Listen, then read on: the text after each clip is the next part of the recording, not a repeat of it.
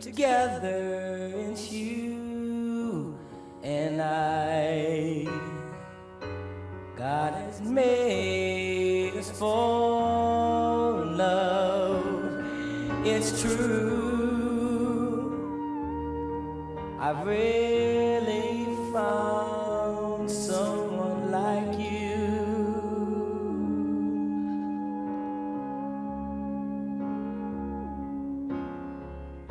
Will it stay? The love you feel for me, will it say that you will be by my side to see me through until my life is through?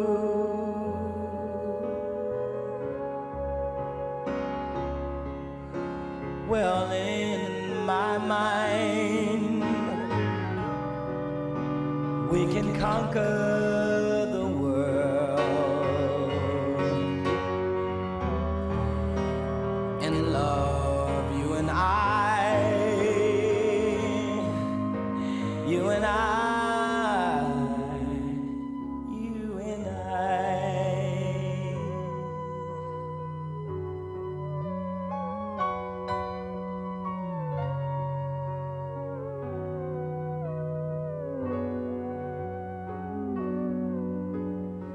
I am glad, at least in my life I found someone that may not be here forever to see me through, but I found strength in you.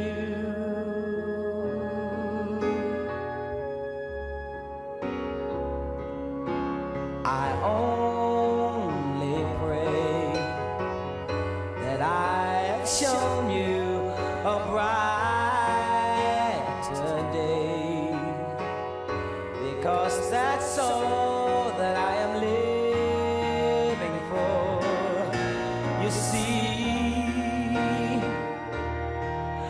don't worry what happens to me.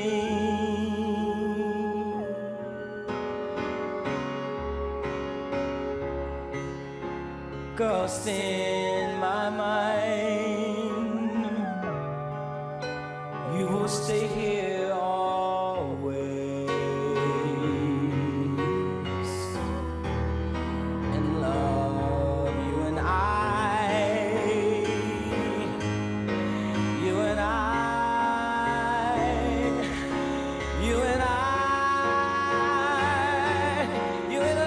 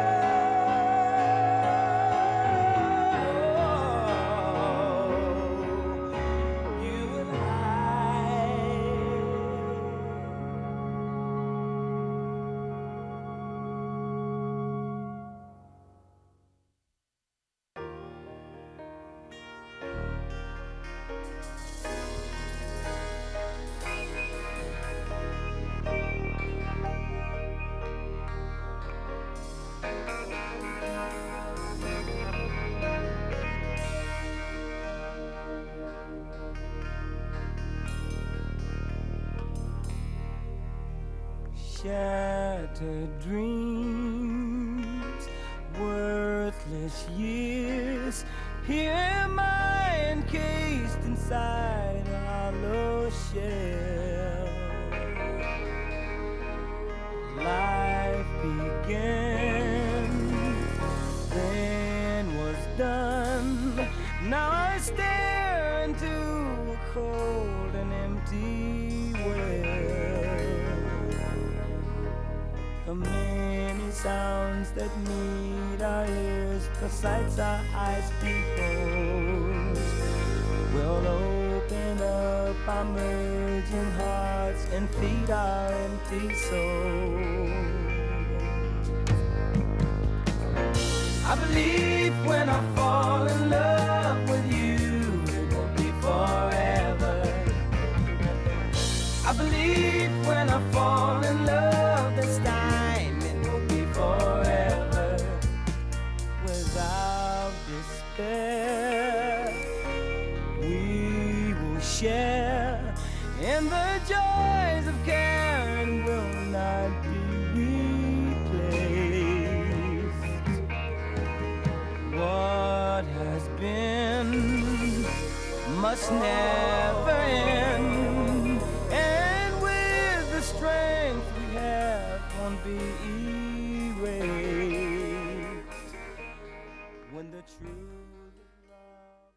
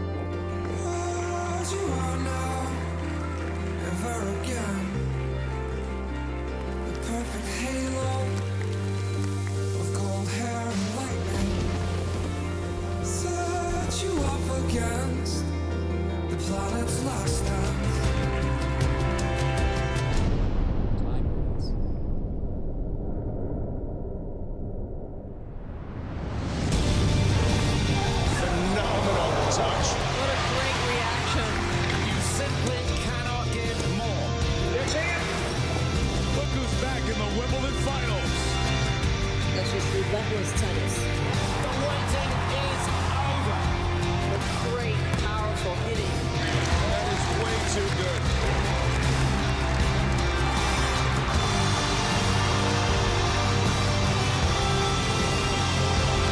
The queen of centre court. Champion of Wimbledon again.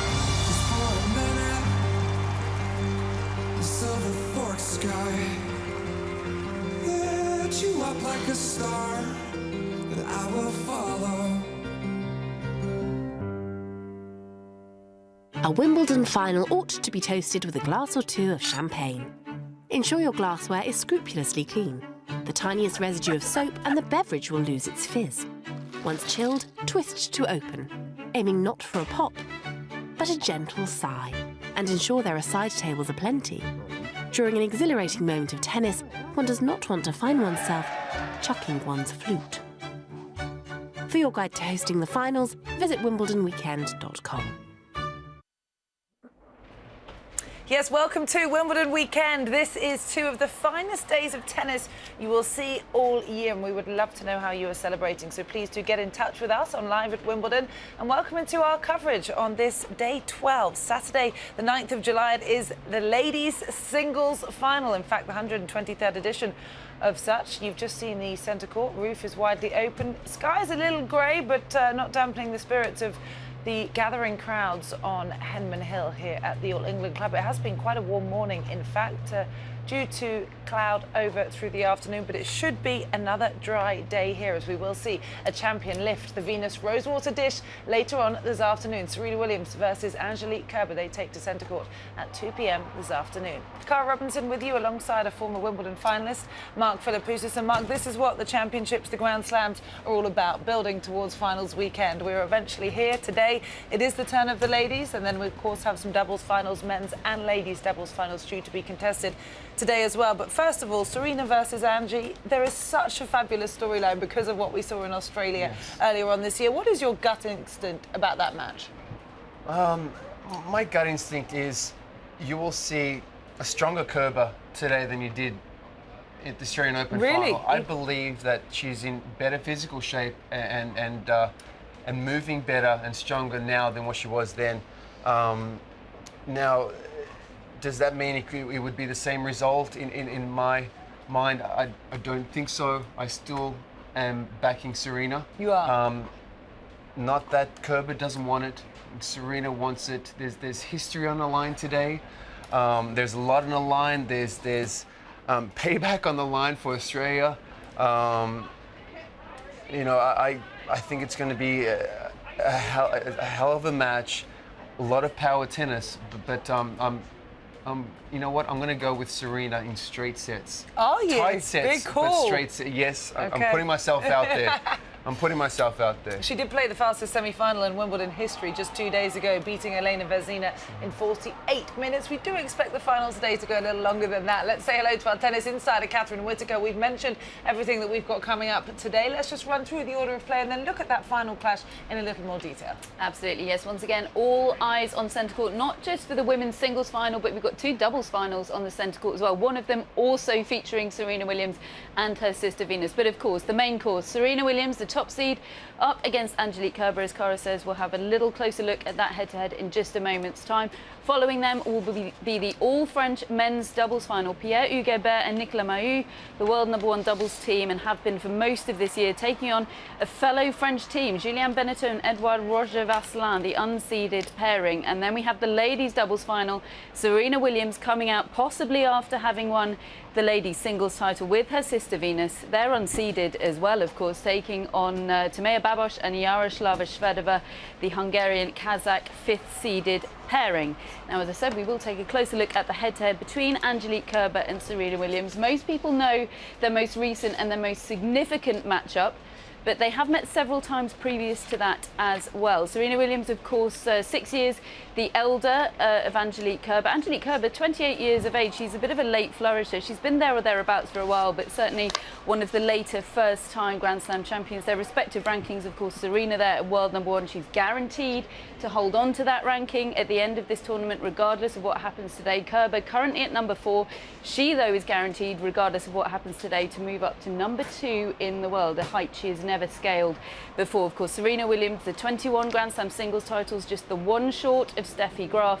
Kerber with that one coming in Australia earlier this year, where she beat, of course, Serena Williams in that final. A thrilling final it was. So their overall head-to-head is 5 wins for Serena Williams and 2 for Kerber. All of their previous meetings have come on hard courts.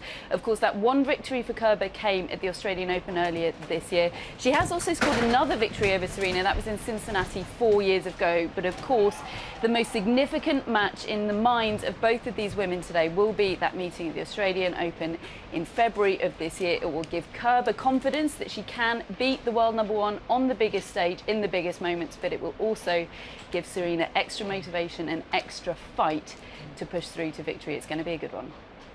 It sure is, Catherine. Thank you. And Serena Williams is on property. This was her just arriving for her morning practice session, of course, choosing to use one of the outside courts, as is the privilege when you're due to play on centre or number 1. You can see the gathering crowds excited to see her arrival. Coach Patrick Mouratoglou there, he's been a huge influence on her life really ever since she crashed out of the first round in the French Open back in 2012. Since then they've had an incredible record together.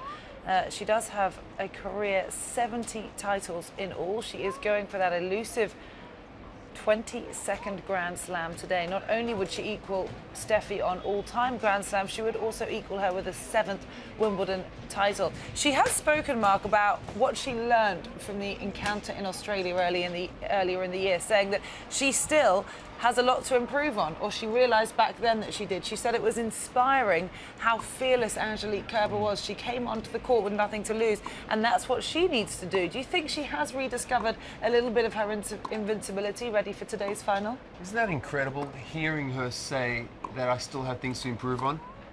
That's why she's who she is. That's why she's a champion. I mean, going for a 22nd Grand Slam singles championship today, I mean, that's incredibly impressive. I mean, for me to think about that she has things to improve on is amazing, but she definitely would have learned something during that match. I'm not saying that she went there underestimating Kerber by any means, but we all know when someone goes out there and have nothing to lose and starts swinging for the fences, how dangerous they can be. And after that match, Kerber did mention that was the best match she had ever played. And what perfect timing for her. But today's a different day. We're on a grass. I don't think they've ever met on a grass court before. I think this is their first meeting on a grass court, which will be very interesting. You know, I think that I would give a slight nod for Serena as well. Yeah, all their previous meetings have been on hard courts, which Catherine told us Serena leads 5-2. She was quizzed, as you would expect, in her press conference following that extremely fast victory in the semi-finals on Thursday. She chose not to do a pre-final press conference yesterday because she's been a very busy lady in terms of the ladies' doubles as well, which she's also reached the final of, as Catherine was telling us, with her sister Venus. And my goodness, that would be quite an achievement if they could capture their 6th doubles title here as well. She was asked in that press conference about perhaps her levels of hunger, having already achieved so much, and she's never one to deal with a question that she doesn't approve of. Yeah, I have no hunger anymore. Yeah, right. Would you say her hunger is more now than it ever was? I mean, I don't know if it's more, but it does not go on. I mean, she is hungry as ever. She is motivated as ever. To say that she had things that she still needs to improve on, and then she kind of saw what they were with that loss against Kerber, shows just how hungry she is and how motivated she is, not only to keep breaking records, but to keep improving while she's breaking records is another thing. Catherine, you've watched Serena, of course, throughout the year, coming through those Grand Slam finals, having 2 big losses in Australia. and in France. Have you seen a different side to her now she's back on the grass at this year's Wimbledon final, her route to the final, and the lady that we're going to see walk out on court today? Is there something different about the Serena than we saw at the previous 2 Grand Slam finals? Yes, for me this is far more similar to the Serena we saw throughout 2015 when she was pursuing that calendar year Grand Slam. The intensity has been there from the very first ball struck during this tournament. And that's not to say the intensity hasn't been there in the French Open and in the Australian Open, but it's there at every single moment. That tension in her body is there. You've seen her clenching her fists and doing that sort of almost pained looking expression. You've seen it from the very first round. We of course saw it in that match against Christina McHale, which was very reminiscent of the match she played against Heather Watson last year. That I'm not doubting that the hunger was there in Australia and there in Paris. The hunger was there, but I think there was still the hangover from what happened at the US Open last year. I think that is gone now, and I think this is a Serena Williams that is ready to break Steffi Graf's record.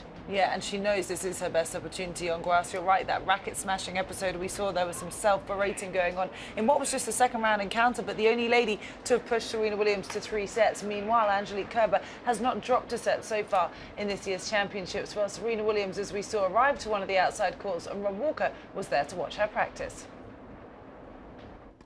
So this is it. It's the day that Serena Williams can finally produce that elusive Grand Slam victory that will tie her with Steffi Graf as the greatest player in the Open era on 22 Grand Slam titles. Knocking up here on court 7, what a treat for the members of the public who won't be lucky enough to be on centre court. Williams' face is a picture of concentration. She's been here so many times before. This is her 28th Grand Slam final, bidding for a 7th Wimbledon title. She's only lost 2 finals, one to Maria Sharapova in 2004 and then lost to her sister Venus in 2008. Both of those defeats came in straight sets, and I think more than a few people would be surprised if it turned out to be a straight sets defeat against Angelique Kerber. It's been a ruthless route to the final. There was one wobble against Christina McHale in the second round, but since then Serena has been absolutely brutal. A classic example of that was the 48-minute demolition of Vesnina in the semi-final. Amazing. She only lost 2 games, 6-2, 6-love. But could this be the day that she finally gets over the line and ties Steffi Graf? We thought she may have done it last year, but then she was surprisingly knocked out in the semi-finals of the US and then lost the Australian Open final to Angelique Kerber before finishing runner-up to Muguruza, who got some revenge for her defeat here at Wimbledon 12 months ago. Serena Williams, behind her is her coach Patrick Mouratoglou, and what a key influence he's been since he's joined the Serena Williams camp. She's won 8 of the last 16 available Grand Slams under his tutelage. Apparently he's encouraged her to put more topspin on her forehand. He used to work with Grigor Dimitrov. He's a cool, calm presence on court and in the players' box. Never usually gives much away. He's got that signature right fist clench when the points go Serena's way. And he's usually prowling behind the baseline when Serena's knocking up. So it's been a key development in her game. And despite the fact that she completed a collection of at least one of the all four slams in 2003, perhaps it's her hunger and her desire to keep going that's proved to be the most astonishing part of this woman's amazing record over the last 15 or 16 or so years. A multiple Olympic champion, singles and doubles. There is nothing she hasn't achieved apart from tying this record with Steffi Graf. And of course Kerber will be hoping to draw on the fact that she beat Serena in 3 at the Australian Open, but Serena Williams was asked about that in a press conference and she said, look, I almost found it exciting in a way. It was a challenge that I knew there were things I needed to go away and work on to get right back to the very top. She will start that match as the favourite, I think. Kerber's the only woman not to have dropped a set en route to the final, but her service games have looked a little bit suspicious. Having said that, she is a brilliant returner of the ball, the German, and she won't fear Serena Williams, even though this is their first meeting on grass. Overall, Serena leads their head-to-heads 5-2 But it is Kerber, with that victory in Melbourne, who has the most recent victory between the two. Fascinating day. They have achieved just about everything in the sport, both Serena and her sister Venus. But is this the day when Serena finally gets over the line and makes that magic number of 22? Real silence here beside court 7. There's normally a few murmurs, a few phones going off, people chatting. But I think there's a sense here that people could be watching a woman en route to sporting history.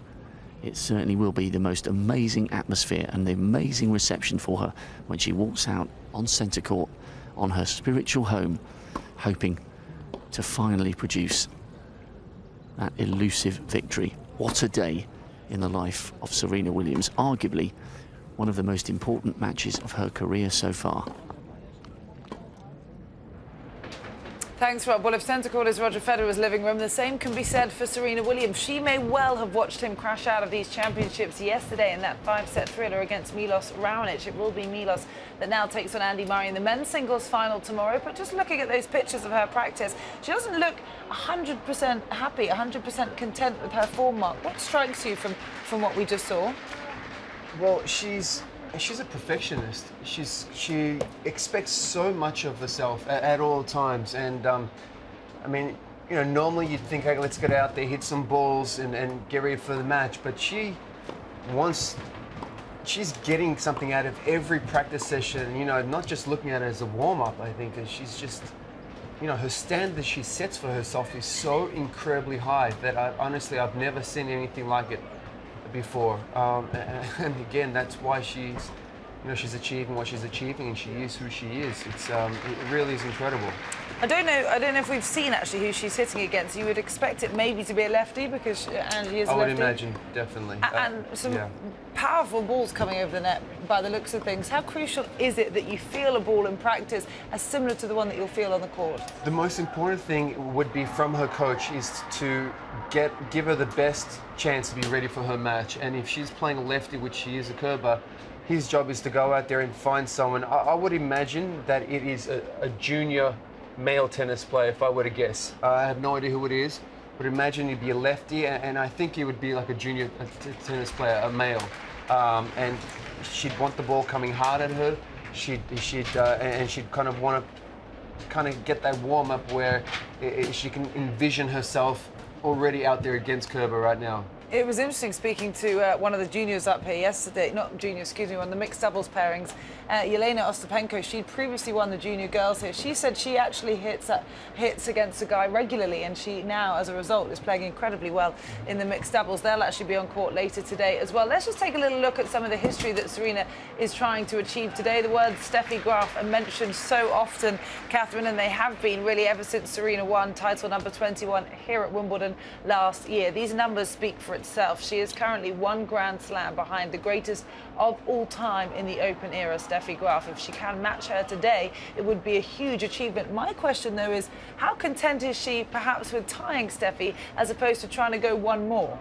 Not at all, not at all. It's just a stepping stone along the way to the real goal. I mean, I've actually got an article up here from the Times today that I was going to talk about a little bit later, but they've spoken to Patrick Mouratoglou, her coach, and he was talking about when she won the French Open title in 2013.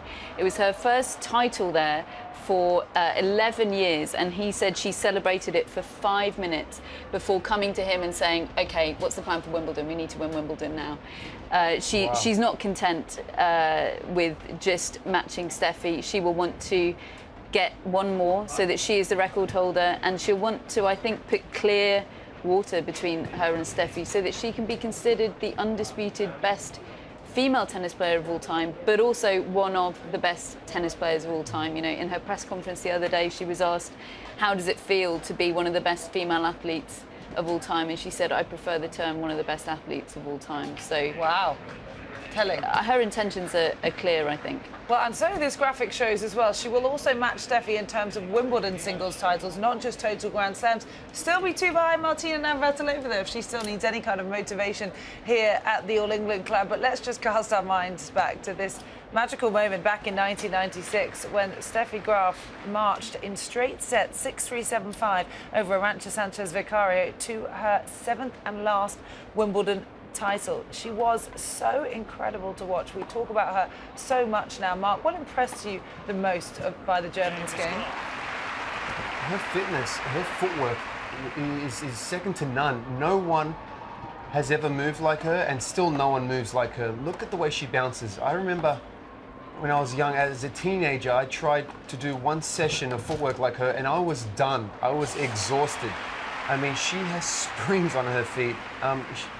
And still to this day, honestly, she's an incredible athlete. But I mean, the way she moves, I mean, she rarely came over a backhand. You know, obviously sliced the backhand all day, and then just used her forehand to put the ball away.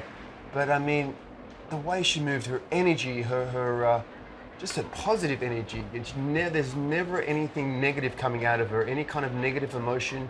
No matter what the score was, nothing changed for her. It was true champion, and still should be someone that girls are looking up to as an inspiration. Well, no one least than Angelique Kerber has been idolising Steffi Graf since she was a child, watching her win some of these 7 Wimbledon titles on TV. And actually, there's a fascinating dialogue going into this final this afternoon, Catherine, because Angelique has been seeking the advice of the great Steffi Graf as Mark sits here with his mouth wide open watching her play. Yeah. No, she just whiffed a smash.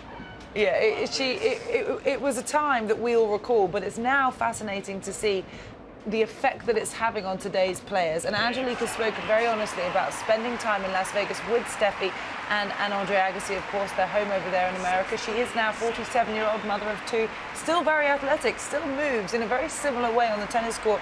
She went and spent a few days with her, seeking her advice and listening to some words of wisdom. That undoubtedly, 4 titles last year and a Grand Slam earlier this year, Catherine, has had a huge effect on Angie. I think it comes back to that B word, belief. Again, I think Steffi Graf probably told her, you can do this, you can go to the next level. Angelique Kerber was known for consistency. She was always there or thereabouts, but never in the conversation to be a potential Grand Slam champion. And I think Steffi said, why on earth not? You know, it's just that one step further. If you work hard enough, why not? You know, the women's game is such that, yes, Serena Williams is dominant, but if she doesn't win them all, there will always be opportunities for other players every now and then, and why can't it be you? And she has worked so hard, Angelique Kerber. I have so much time for what she's achieving, because she's done it through so much hard work. And yeah, that time she spent with Steffi, I think it was in March of last year in Las Vegas. Steffi, of course, doesn't travel that much. We don't see her that much around tennis, but she's still very engaged with it. She just doesn't tend to come to the tournaments that much anymore, doesn't really play much exhibition tennis. Occasionally does the odd thing with Andre Agassi involving their various charity work and their foundations. But generally speaking, she's taken a step back. But as I say, still stayed very much engaged with it. And I know she is a huge supporter and believer in Angelique Kerber. And it's a bit like what we were saying about John McEnroe and Bjorn Borg and Nick Kyrgios and Andy Murray. That quote from John McEnroe saying, I felt most of the world was against me, but if Bjorn Borg had my back, then I always felt like I was okay. I think if Kerber feels like Steffi Graf believes in me, I must be onto something. Well, and it came at such a good time, because you say she'd been the key of consistency, but her career was perhaps beginning to falter a little. She'd reached 2 Grand Slam semi-finals at the US Open in 2011, here at Wimbledon 4 years ago in 2012. Sometimes just great to have high-intensity sessions, apparently, with a former champion and listen to those words of belief. And actually, she had a wonderful line when she won in Australia, and she said, I think maybe I've done Steffi a favour, because she'd saved Serena from equalling her record. If you were Steffi Graf today, Mark, this must be one of the most fascinating matches to watch, as it must have been in Australia as well. Oh, absolutely. I mean, Steffi, I'm sure is incredibly proud of what Serena has accomplished, and I think Steffi would know that it's only a matter of time before Serena breaks her record, let's be honest. But I'm sure that she's very excited about watching Kerber, a fellow German athlete and someone who's just coming off her first Grand Slam win. I love the fact that she went out on her own and reached out to Steffi and Andre, but especially Steffi, for her guidance and just to sit down and have a chance to spend some time with her, to whether it was getting on the court or picking her brain, I think is incredible, and it kind of shows where her mind is at when you're talking about belief, Catherine, and I'm sure she's got plans for the future, and she's not just content with that one Grand Slam title.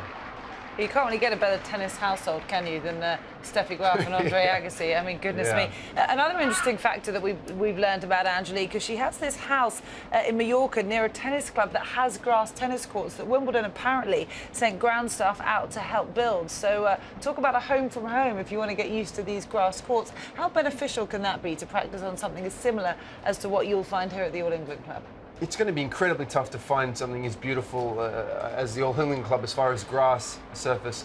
But the fact that there is a grass court service and there's an option for her to be able to train there is huge. There's not too many places around the world where you could find grass courts that are in good enough shape to actually be training on. And I think the weather is so amazing there. I think you know, they could do that, obviously, and the fact that they've sent people from here in order to help build them is a great thing. But obviously she's doing everything in her power to be thinking about the future, to be thinking out the events and what she can achieve and what she wants in her career, and she's putting herself in the best position. I mean, here we go, there's another Grand Slam, second of the year, and like I said, I believe she's in better shape physically now as she was when she won the Australian Open. So this is going to be tougher today than Australia was for Serena, which is tough to say because Serena lost that one. But it's going to be a battle today. We're going to be seeing some great points. Just one final thing. Do you take much from the fact that Angie chose to practice on the Orangi practice courts, whereas Serena took the advantage of coming outside? I think that comes to again what we spoke about athletes being superstitious. Okay. I think she might have been practicing there the whole 2 weeks, and she's very happy with the way everything's going.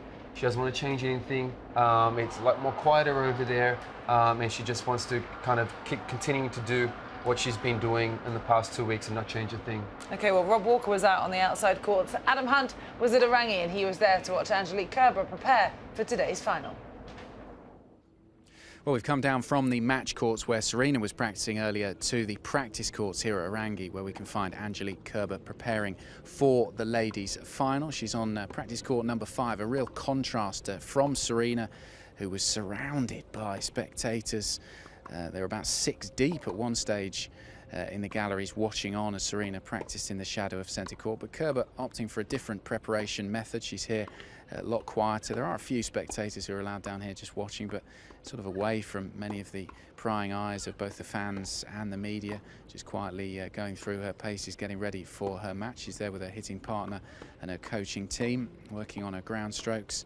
Contrast as well to the practice styles, really, of Kerber and Serena. Serena so intense, very, very focused and powerful in the way she hits her ground strokes in her practice sessions. It almost looks like she's playing a match, whereas Kerber, a little bit more relaxed, just eases her way into it, working on shots from the forehand and the backhand. But it's worked well so far here at the Championships. She hasn't dropped a set on her route through to the final, and she is just so formidable on a grass court. We saw there her stepping into her forehand. That's what she likes to do from the baseline. With so much power. I suppose the question today is how much confidence she'll have taken from beating Serena in their only other meeting in a Grand Slam final at the Australian Open earlier this year. It was her first Grand Slam title, and she said afterwards that she'd achieved her dream to win a Grand Slam title. Can she make it 2 today? We saw there that fearsome backhand smashing the ball into the cross-court position. That's a shot she'll be attempting to do plenty of times against Serena. Today it's also an interesting matchup, I suppose, a right-hander up against the lefty of Kerber. She is able to reach so far out on the forehand side. And it's such a powerful shot, that forehand. It's so flat and it comes through quickly on the grass. In terms of the head-to-head between the two, it's Serena who leads the head-to-head of 5-2. But the last meeting between the two, of course, was at the Australian Open final earlier on this year in January. Angelique Kerber winning in 3 sets. Now, Serena had won the previous 4 meetings to that. The only other time Kerber beat her was on a hard court in Cincinnati back in 2012. But all of their meetings prior to this this one has been on a hard court. So how much you read into that head-to-head remains to be seen, because grass is a lot quicker, especially on a hot day as it is here at Wimbledon. So there is Angelique Kerber, practice court 5 here at Orangi, just getting ready for her ladies singles final and a date with destiny against Serena Williams.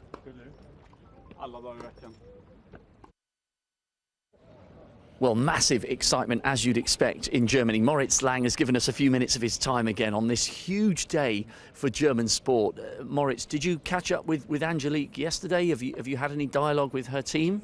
With the team, yeah. I talked to Torben Belz. He seemed really relaxed. He's looking forward to this match, and he said Angelique Kerber is looking forward to this match too. She wants to enjoy the center court. I hope that this is going to happen.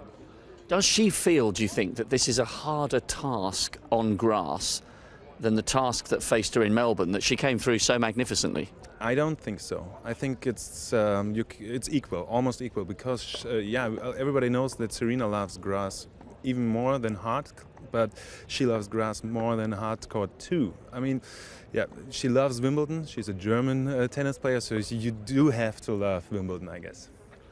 Is there anything in Germany that's getting excited about the fact that Steffi's record might be equalled, or is that just something that us journalists obsess around and Steffi and the Germans don't really care about that? No, people talk about that because Steffi is so important, I guess, for German tennis, and that's why most people care, yeah. So actually it will be a double celebration if Angelique manages to do it, not just because she's done a second slam in a year, but because Steffi's still remaining the #1 player with 22 slams, leaving Serena, stuck on 21 again. I think so. But people, yeah, as I said, love Steffi Graf. Maybe because she's so, she lives in Las Vegas. You don't catch up with her that often. You don't see that many interviews that smart of Steffi Graf, and that's why everybody still, is amazed of Steffi Graf. And I guess the fact that you guys didn't make the final of the European football. Sorry, I had to bring that up because he had to bring up the penalty defeat in 1996 in the semis. But it's all on Angelique this weekend. The whole focus of German sport will be on this match, won't it? Yeah, that's true. That's true. She was asked in press conference if this is pressure for her, and she said she tries not to think about it. And that's the thing to do. Yeah, but yeah, people look after a win. They want to see her win today. And what's your instinct? Do you think this one will go to 3? If it goes to 3, my instinct is very good because she's fitter. She's the better player over long distance. I think, but overall, I think it's 60-40 for Serena. She's in favor. Yeah. Well, it's going to be a great match. The very best of luck, because I know so many people will be watching in Germany. Go for it. Thanks, Rob. Well, it looks like that wraps up Angie's practice session as she makes her way off the courts at Orangi and prepares for potentially the biggest or second biggest match of her life against Serena Williams on centre court later this afternoon. It is the ladies' singles final. Let's find out more with our IBM Tennis Insights.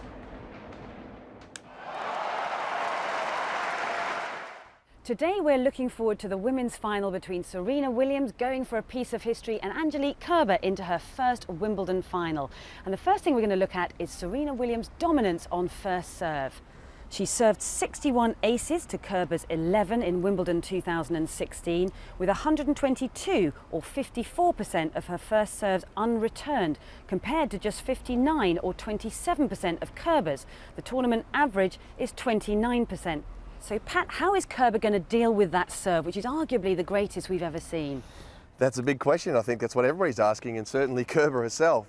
What we see in some of the stats is that Serena is actually going for the aces. She's not hitting any serves into the body. She's got the power, she's got the accuracy, and obviously the confidence. She goes into the serve and up and hits at the highest point. She's aiming for the aces. She doesn't want the ball to come back. Kerber's pretty good at the back of the court, and I think the only thing that Kerber could possibly do is to change her stance position, and in many ways she's just got to hope that Serena misses first serves today. Well, Serena Williams may have been very effective with her first serve, but Kerber, however, has performed better on her second serve. 19% of her second serves are unreturned, contrasting with Williams on 11% for that stat, and the German is winning a total of 54% of second serve points to Williams' 51%. Well, Kerber's second serve must be doing very well, but is it more about the defence behind it? It is very much. Kerber's serve is not a powerful serve, it's quite accurate. Being a left-handed serve, she can certainly move the ball out of the way of the opponent and keep the open court, but her strength is at the back of the court. She's very quick, she gets a lot of balls back, and that's where she is going to have a chance against Serena. She did it well in the Australian Open, and she may do it well again today. Well, she certainly did do it well in the Australian Open final, so let's take a closer look at the tactics. In the 6 matches to the final, Williams played only 25 rallies of 9 shots or more, and yet in the final, Kerber made Williams play 22. Perhaps as a result of that strategy, Williams made 46 unforced errors to just 13 from Kerber, and she also lost a lot more of the short rallies of up to 4 shots she's normally so dominant in, losing points in that category by 52 to 60 in the final. Pat, will she be able to extend the rallies here on grass? Well, that's a good question. I mean, this is her tactic. What she does so well, Kerber, is to get that extra ball back. She plays very well from the back of the court. She's got a good, strong forehand and backhand. But there's 2 things that we need to consider here. First of all, as you said, the grass court, the balls come through much faster, much harder to keep in the rally against Serena. And of course, nerves is the other thing. She needs to get a good start to really put some pressure on Serena to say, look, I'm getting all these balls back. You're going to have to hit a lot of winners. Keep pushing to the lines, and perhaps Serena will make the unforced errors as she did in the Australian Open. Well, we're all looking forward to it. Thanks very much for that, Pat. We'll be back to preview the men's final with more IBM Tennis Insights tomorrow.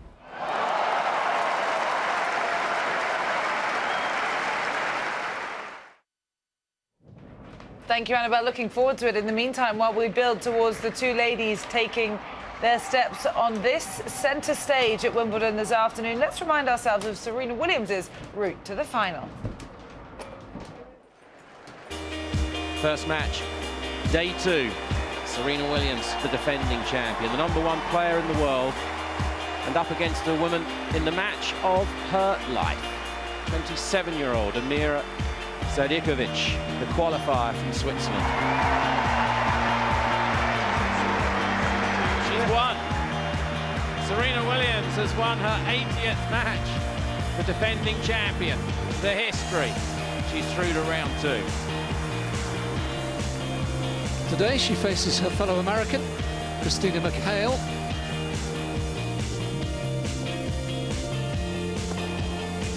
What a way to finish!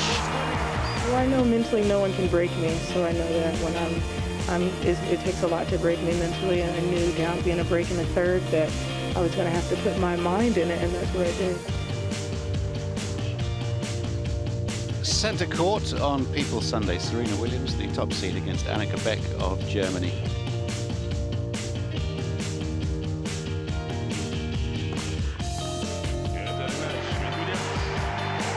Well, it's a 300th match win in Grand Slam championships for this great champion, Serena Williams. Today, she advances into the 2nd week.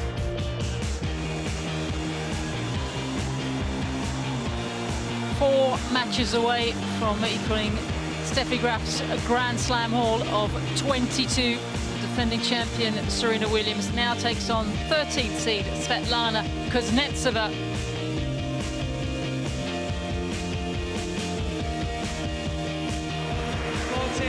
She's been on a mission.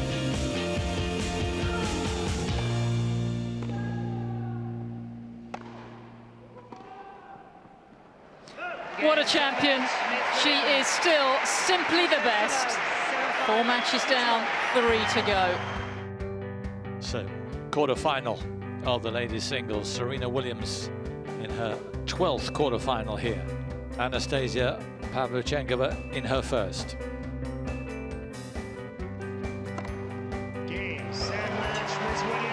Why not finish like that? It seems that she's getting better and better. It's good. I'm excited to being able to win that one and get through, and it felt really good. So huge applause for Serena Williams. Her 32nd Grand Slam semi-final against an opponent who's playing in her 1st. Serena Williams, 3 match points.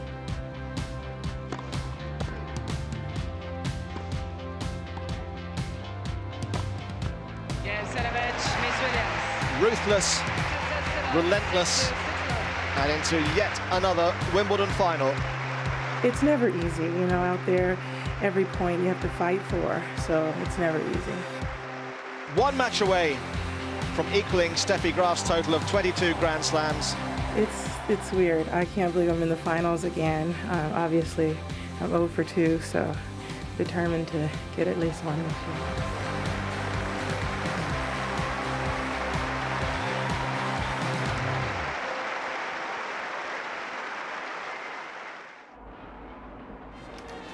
Well, in advance of today's final that we're expecting in just over about 15 minutes' time, the band have been in centre court warming up the crowd and the atmosphere with one of the traditional Wimbledon tunes.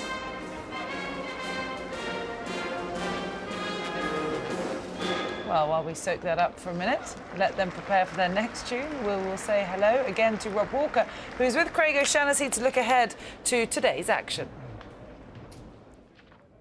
Welcome down here to Orangi for our penultimate hit with Craig O'Shannessy, who obviously thought the diary today said barbecue on the beach rather than a massive showdown on centre court with a moment of history potentially for Serena Williams. Anyway, in the lime green, he's here, and it's not what he's wearing, it's what he's got to say. So Craig, let's go back and do a little bit of analysis on the final in Melbourne. What stuck out for you that day, and how did Kerber get over the line? Yes, I was courtside for that match, and I thought going in that it was basically mission impossible for Angelique Kerber. Serena was so dominant, and where she finds her advantage is in the 0 through 4 rally length. So we need to back up and understand this. 3 rally lengths, 0 through 4 shots, 0 is a double fault, 1 is a serve in, 2 is a return in, 3 we call serve plus 1, 4 is return plus 1. The next rally length is 5 through 8, and the last rally length is everything that happens from 9 shots and out. So at the Australian Open to the final, Serena was plus 117 in 0 through 4, which means she won 117 points more than she lost. It's outrageously high. So that was the battleground that Kerber had to find an advantage, and she actually did. In the final, Angelique won 60 points and Serena only won 52. So I thought that would be almost impossible. And today, it doesn't really matter who wins the 5 through 8 and who wins the 9 plus. It's really the key is that 0 through 4. And from analysis I did at the Australian Open, the match winners, if you won the match, you won about 90% of the 0 through 4. If you won the match, you only won about 56% of the 9 plus. So the longer rally lengths, they stick in our mind more. They're more exciting. They're the highlight reels, but the real winning and losing is going to be done in those short rallies. So that is absolutely something we want to keep our eye on today. How well will Angelique be in those 0 through 4 rallies? Okay, and what has stood out for you from the perspective of each player on their journeys to the final? Serena had that little wobble against McHale in the second round. Angelique Kerber hasn't dropped a set, but what's standing out for you so far here on the grass? Yeah, good point. Let's do some comparisons between the ladies so we get a feel for what we're going to see today. Aces, 61 Serena, 11 Angelique. So the aces just aren't there. She doesn't have the raw power, and it's not about trying to end the point early, it's about setting it up in the next couple of shots. Double faults, Serena 19. That's much higher than we've normally seen. Angelique only 9. We saw double faults played a pivotal part in Roger Federer's loss. In his opening set, he double faulted to lose that service game, and then at 5-6 in the 4th set, 2 double faults leading 40 love. So that really hurt there. Unreturned serve, Serena's 54%. So just imagine going and playing a match tomorrow and half of all serves you hit don't come back. It's so incredibly dominant. The rest of the field, where Angelique is at, it's only 27%. So she's basically 1 out of 4, whereas Serena's half. Break points 1, they're both exactly the same at 47%. Angelique hardly has gone to the net this tournament. She's gone 29 times, 117. 59%. Serena's gone 98 times. So expect Serena to hit those early big ground strokes and follow it to the net. Baseline win percentage about the same, 56% for Serena, 54% for Angelique Kerber. Our good friends at IBM have really dug down for this one. The average rally length when Serena's serving is 3 shots, 3.0 shots. So that's a serve in, a return in, and then a big ground stroke. And that's her average when serving. When she's returning, it's a little bit longer at 3.6. For Angelique, she's at 4.6 when she's serving and 4.7 when she's returning. So Angelique will like the longer rallies. She's got to try and drag Serena into some really extended rallies as much as possible, as well as winning that crucial 0-4 rally length. So those are the things that I'm looking for today. And if you can kind of have that as the lens that you're watching at home or wherever you are in the world, you'll understand the match a little bit better. Surely one of the keys here is Kerber's ability to return, because I was on centre court for her quarter-final against Halep and the semi-final against Venus, and there were so many games in which she lost her serve. So on the one hand, you're thinking it's just impossible for a woman even of her class to beat Serena when she's so lacking in confidence on her own serve. And yet at the same time, it must prove what an amazing returner of the ball she is, that she has advanced to the final with a serve that's looked slightly suspect without conceding a set. Yes, I think the double faults show that it's not necessarily her beating herself, it's just not that big of a weapon. And in the first few games in Australia, I was, sitting at Rod Laver Arena, I'm like, the lefty effect really matters here. So the forehand cross court, instead of Serena receiving it from a right-hander, the forehand cross court from Kerber just trails off the court a little bit more. So that affects Serena. Instead of her putting her foot down the court to hit the backhand, she puts her foot a little more to the side, and she can't put her weight into that shot quite as much. And it's exactly the same with the serve. When you're sliding the ball away from the right-hander's backhand, you're stepping more sideways, you can't put as much on it, and therefore, it doesn't need to be great. I mean, I'm a lefty as well, and we always say, somebody's got to have at least one weapon. Well, a lefty always, that's your first weapon, and then you try and build on it from that. So, the ability to extend rallies, and hopefully for Angelique, the ability to win a bunch of those short points and return well, hit a spot serving, a lot of jam serves, bring it into the body and also drag it out wide. Serena will be standing inside the baseline on every second serve return. Sometimes even on first serve, she'll be standing there just ready to poleaxe that first ball. A lot of return winners, a lot of return +1 winners. And, if Angelique can withstand the fire at the start of the point and get a bunch of balls back, she's got a real chance. And in that Australian Open final, a lot of unforced errors. And I think it's just, she knows she's got to hit extra balls. She knows that Angelique's going to run balls down. She's going to defend so well. So it's, while Serena's big game is a wrecking ball for the rest of the tour, Angelique's game, especially in Melbourne, was a wrecking ball for all of the first strike attacking tennis that Serena is trying to employ. Do you think this is Serena's very best chance to tie Steffi and get that metaphorical monkey off her back and get that 20-second slam? Because the US, the Italians were absolutely on fire there.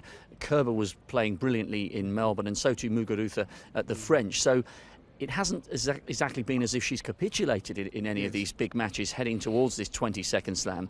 But this is her spiritual home. Is there a feeling that as she begins to get a little bit older, that if she can't do it here, that it's going to begin to become more than a mental struggle?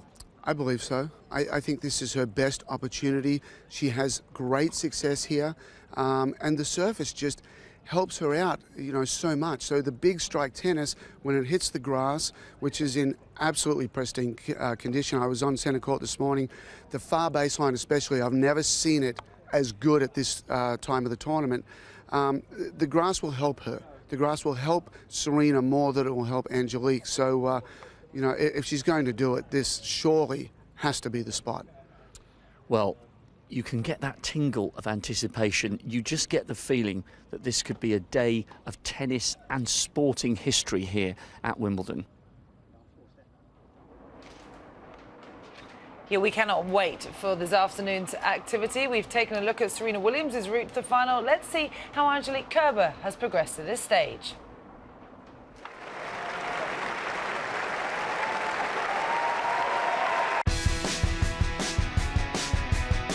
I was a little bit nervous before the match because Laura is a great player, and I knew that I need to play really good tennis to beat her. 2 match points.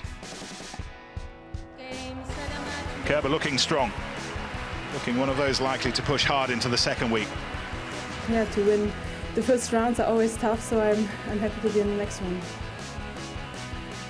Her opponent today is Varvara Lepchenko from Pennsylvania, United States. 52 minutes, and the number 4 seed goes through. Opening the programme on court 2 at Wimbledon today, a German derby in the women's singles. I know that she has nothing to lose against me, and she will go out there being aggressive, and she played really well, and yeah, I'm happy that I won, especially the first set and then the second one.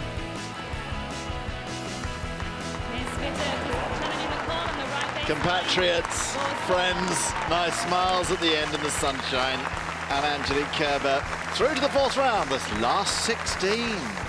We're also on a Hawkeye court, so make sure that your challenges are in a clear and timely manner, okay? Any questions? Welcome to the second week of the championships. Out here on court number 2, our first match features the new Australian Open champion, Angelique Kerber, and she is up against Misaki Doi.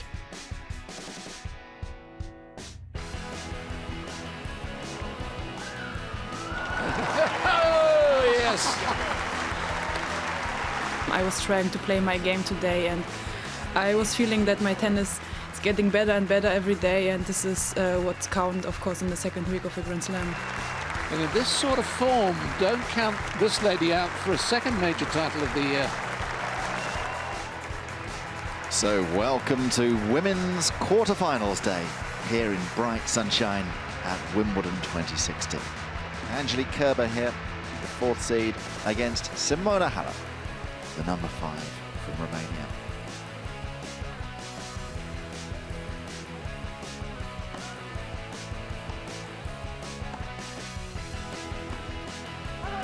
That was some display from Angelique Kerber. Now into the semi-finals, looks so confident.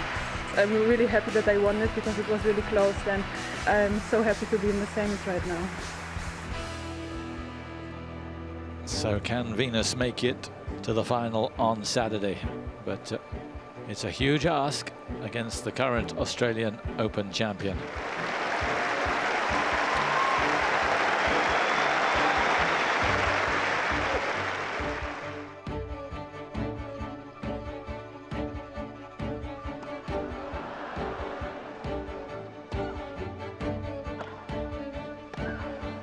Oh, what a winner. And what a way to win. And now a Wimbledon final for Angie Kerber. It's just amazing. I mean, to beat Venus in the semis, it's always a really tough match against her. She's a champion and she won so many times here. That's why I'm really happy about my game and about my first final here in Wimbledon. It's Kerber's moment. She really did keep her nerve when it mattered.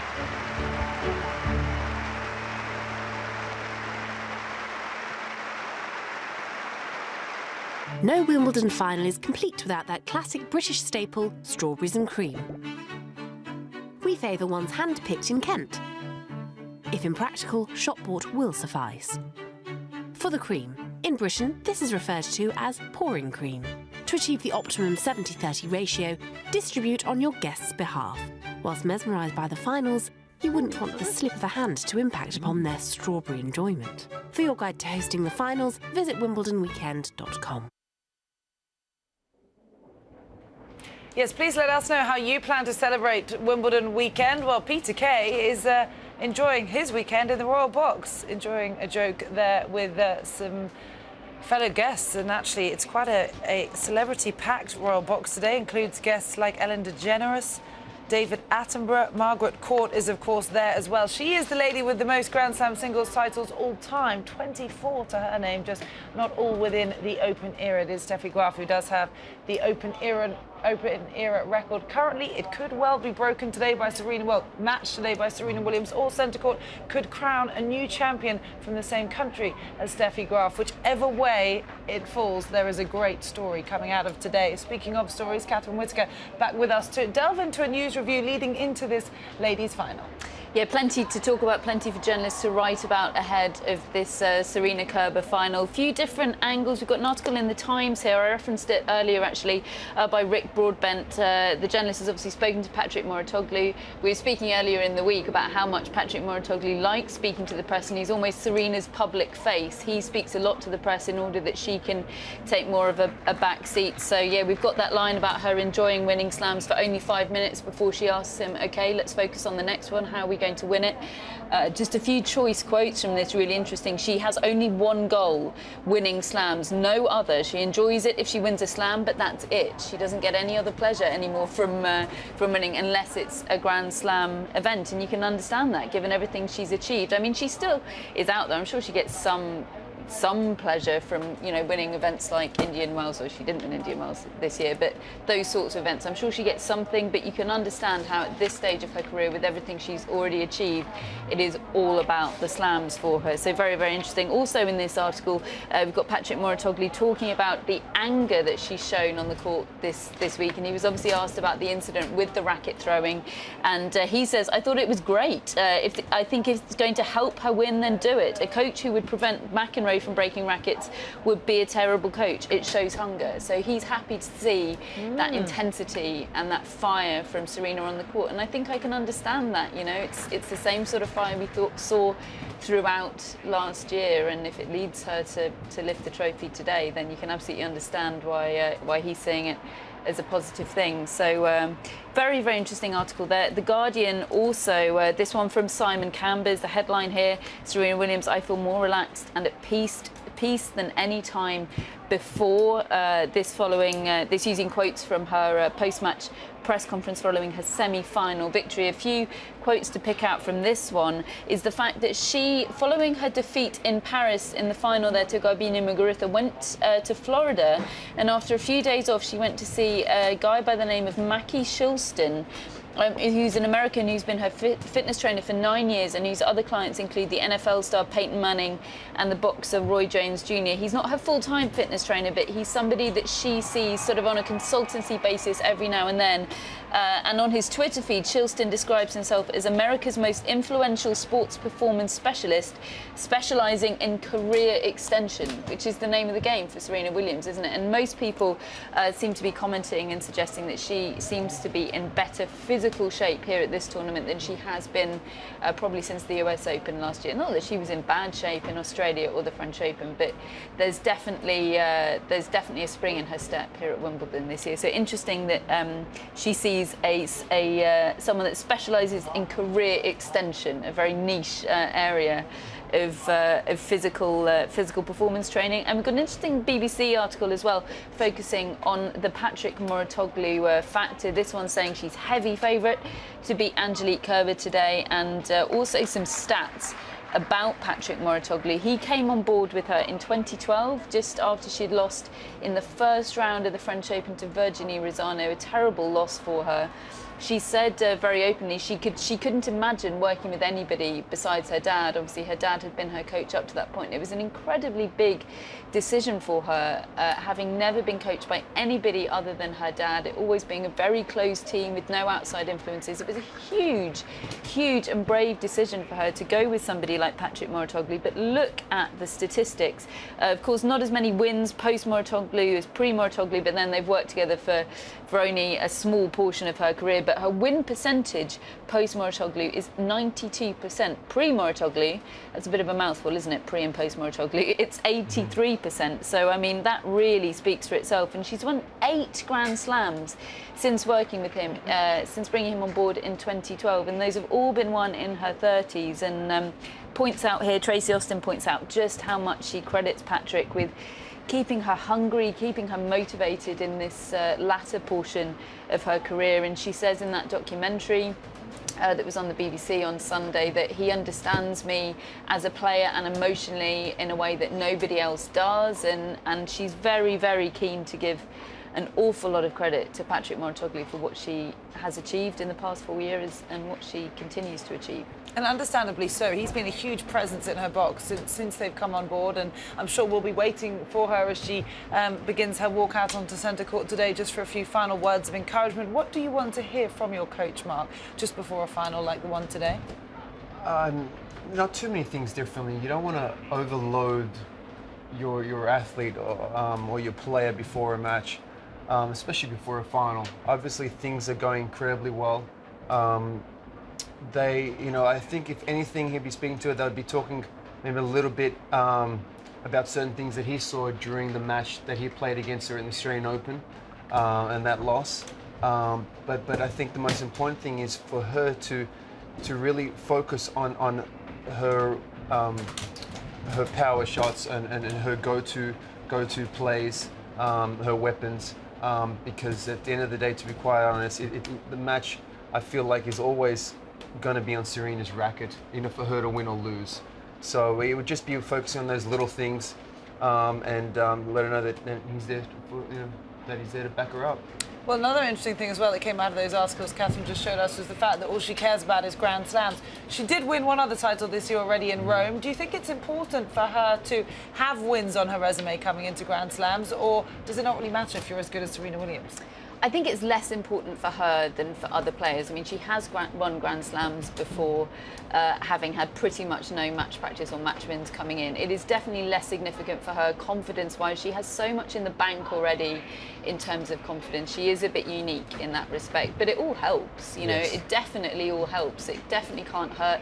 I think probably less so on grass. She doesn't tend to play a warm-up event on grass. Novak Djokovic famously never usually plays a warm-up event on grass. But on the clay courts where she's perhaps slightly less comfortable, perhaps more significant to get the match wins. And yeah, it helps, but it's not as critical for her. Some players really need those bank of matches, and Kerber's probably in that category, actually. The more matches, the more wins, the better for her, playing herself into form. For Serena Williams, it is a little bit different. She may not play any grass court warm-up events. She does come to Wimbledon, though, a good week before the championship starts, plays here over at Orangi, really gets used to the feel again. Lastly, Mark, career extension, Catherine mentioned.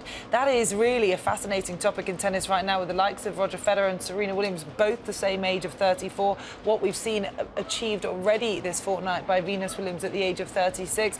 Where do you expect a tennis career to go to age-wise, realistically, to still compete? So many things have changed. When I first got on the tour, guys were retiring in their late 20s. I mean, you were 30 years old and you're kind of considered for a male tennis player as, okay, you're getting old now. And things completely different with technology, with the way that players are learning and having a therapist on board. They'll have a trainer on board. They literally have a whole team around them, and they're really focusing on trying to use kind of every angle to help them become a better athlete and a better player.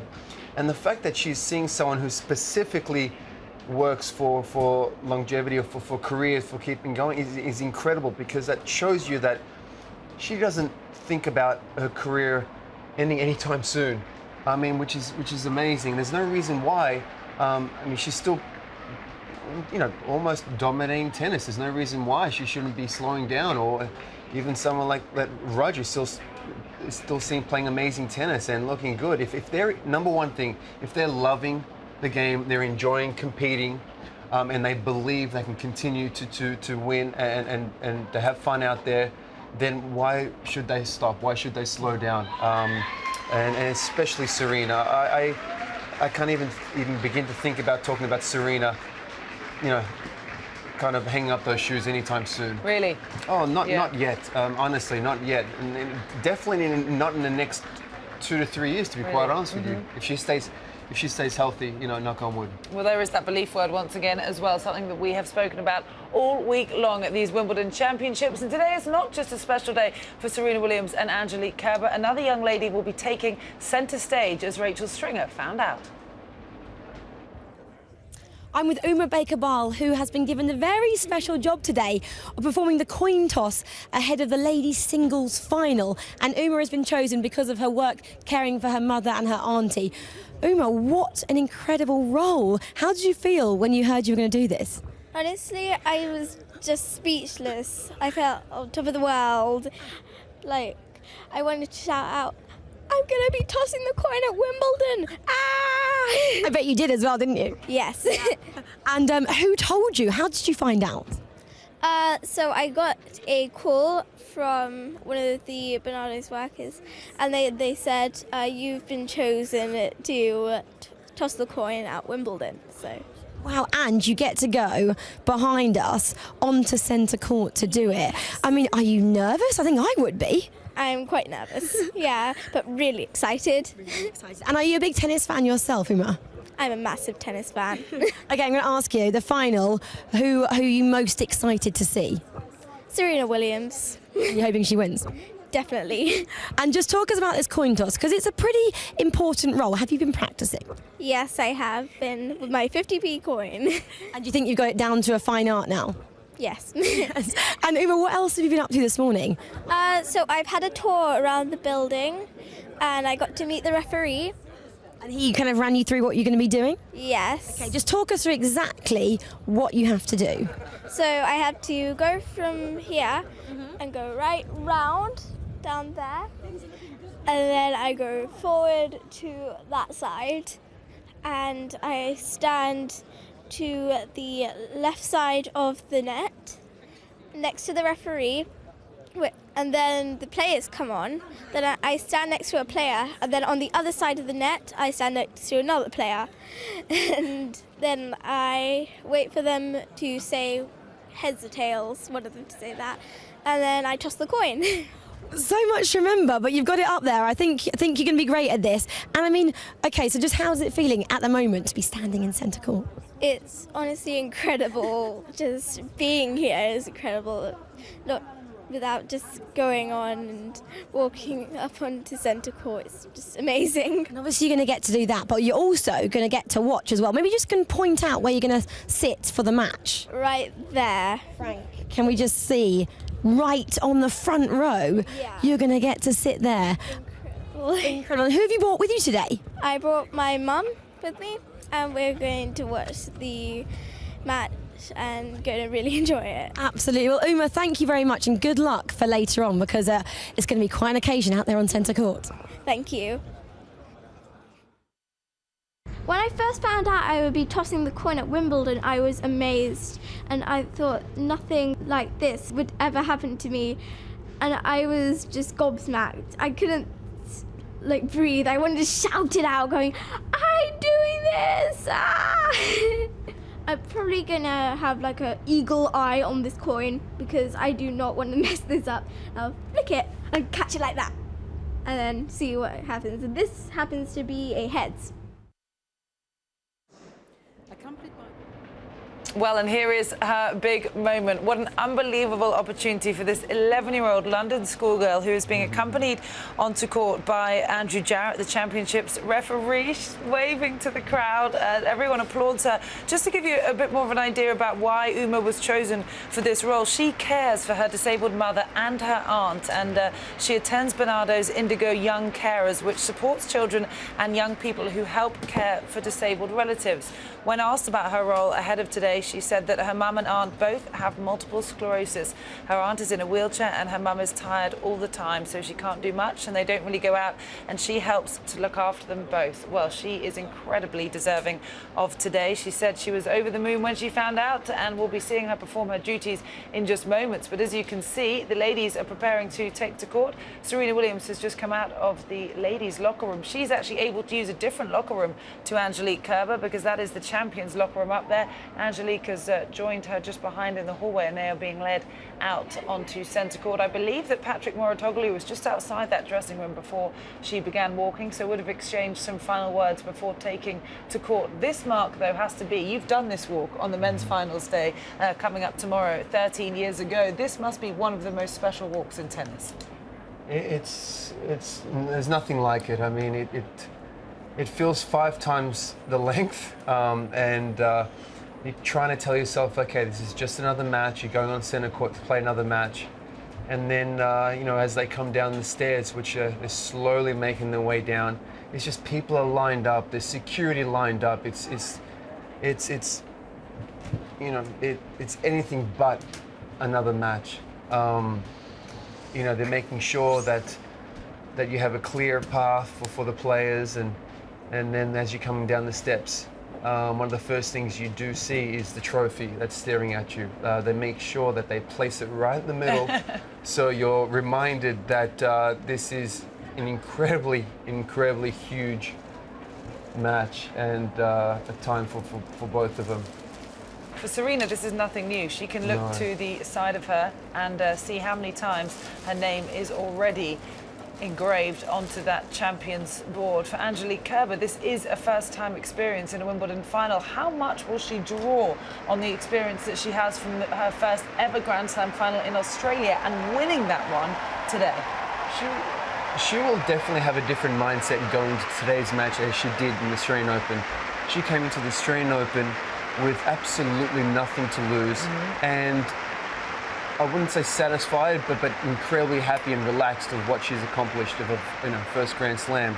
But now, the fact that she beat her at the Australian Open, she's in better shape, she's already a Grand Slam champion, and we keep using that word, but we know how incredibly important it is belief. She has the belief that she belongs there. She has the belief that she can beat Serena today. And we both know how dangerous, how important belief is for an athlete. Would you say that this time around Angelique Kerber does have something to lose and therefore has a bit more pressure on her than she did at the beginning of the year? Now, the pressure would be, she's putting the pressure on herself. I still think and believe that everyone thinks that Serena should be, should win this match if you ask the majority of people. But that doesn't matter. What matters is what you, the belief you have in yourself, and if she's the only person that believes it, that's all that has to happen. And it is going to be, I mean, the first set is very, very vital, the start. It needs to be a very good start for Serena. Serena needs to think about getting all over this early.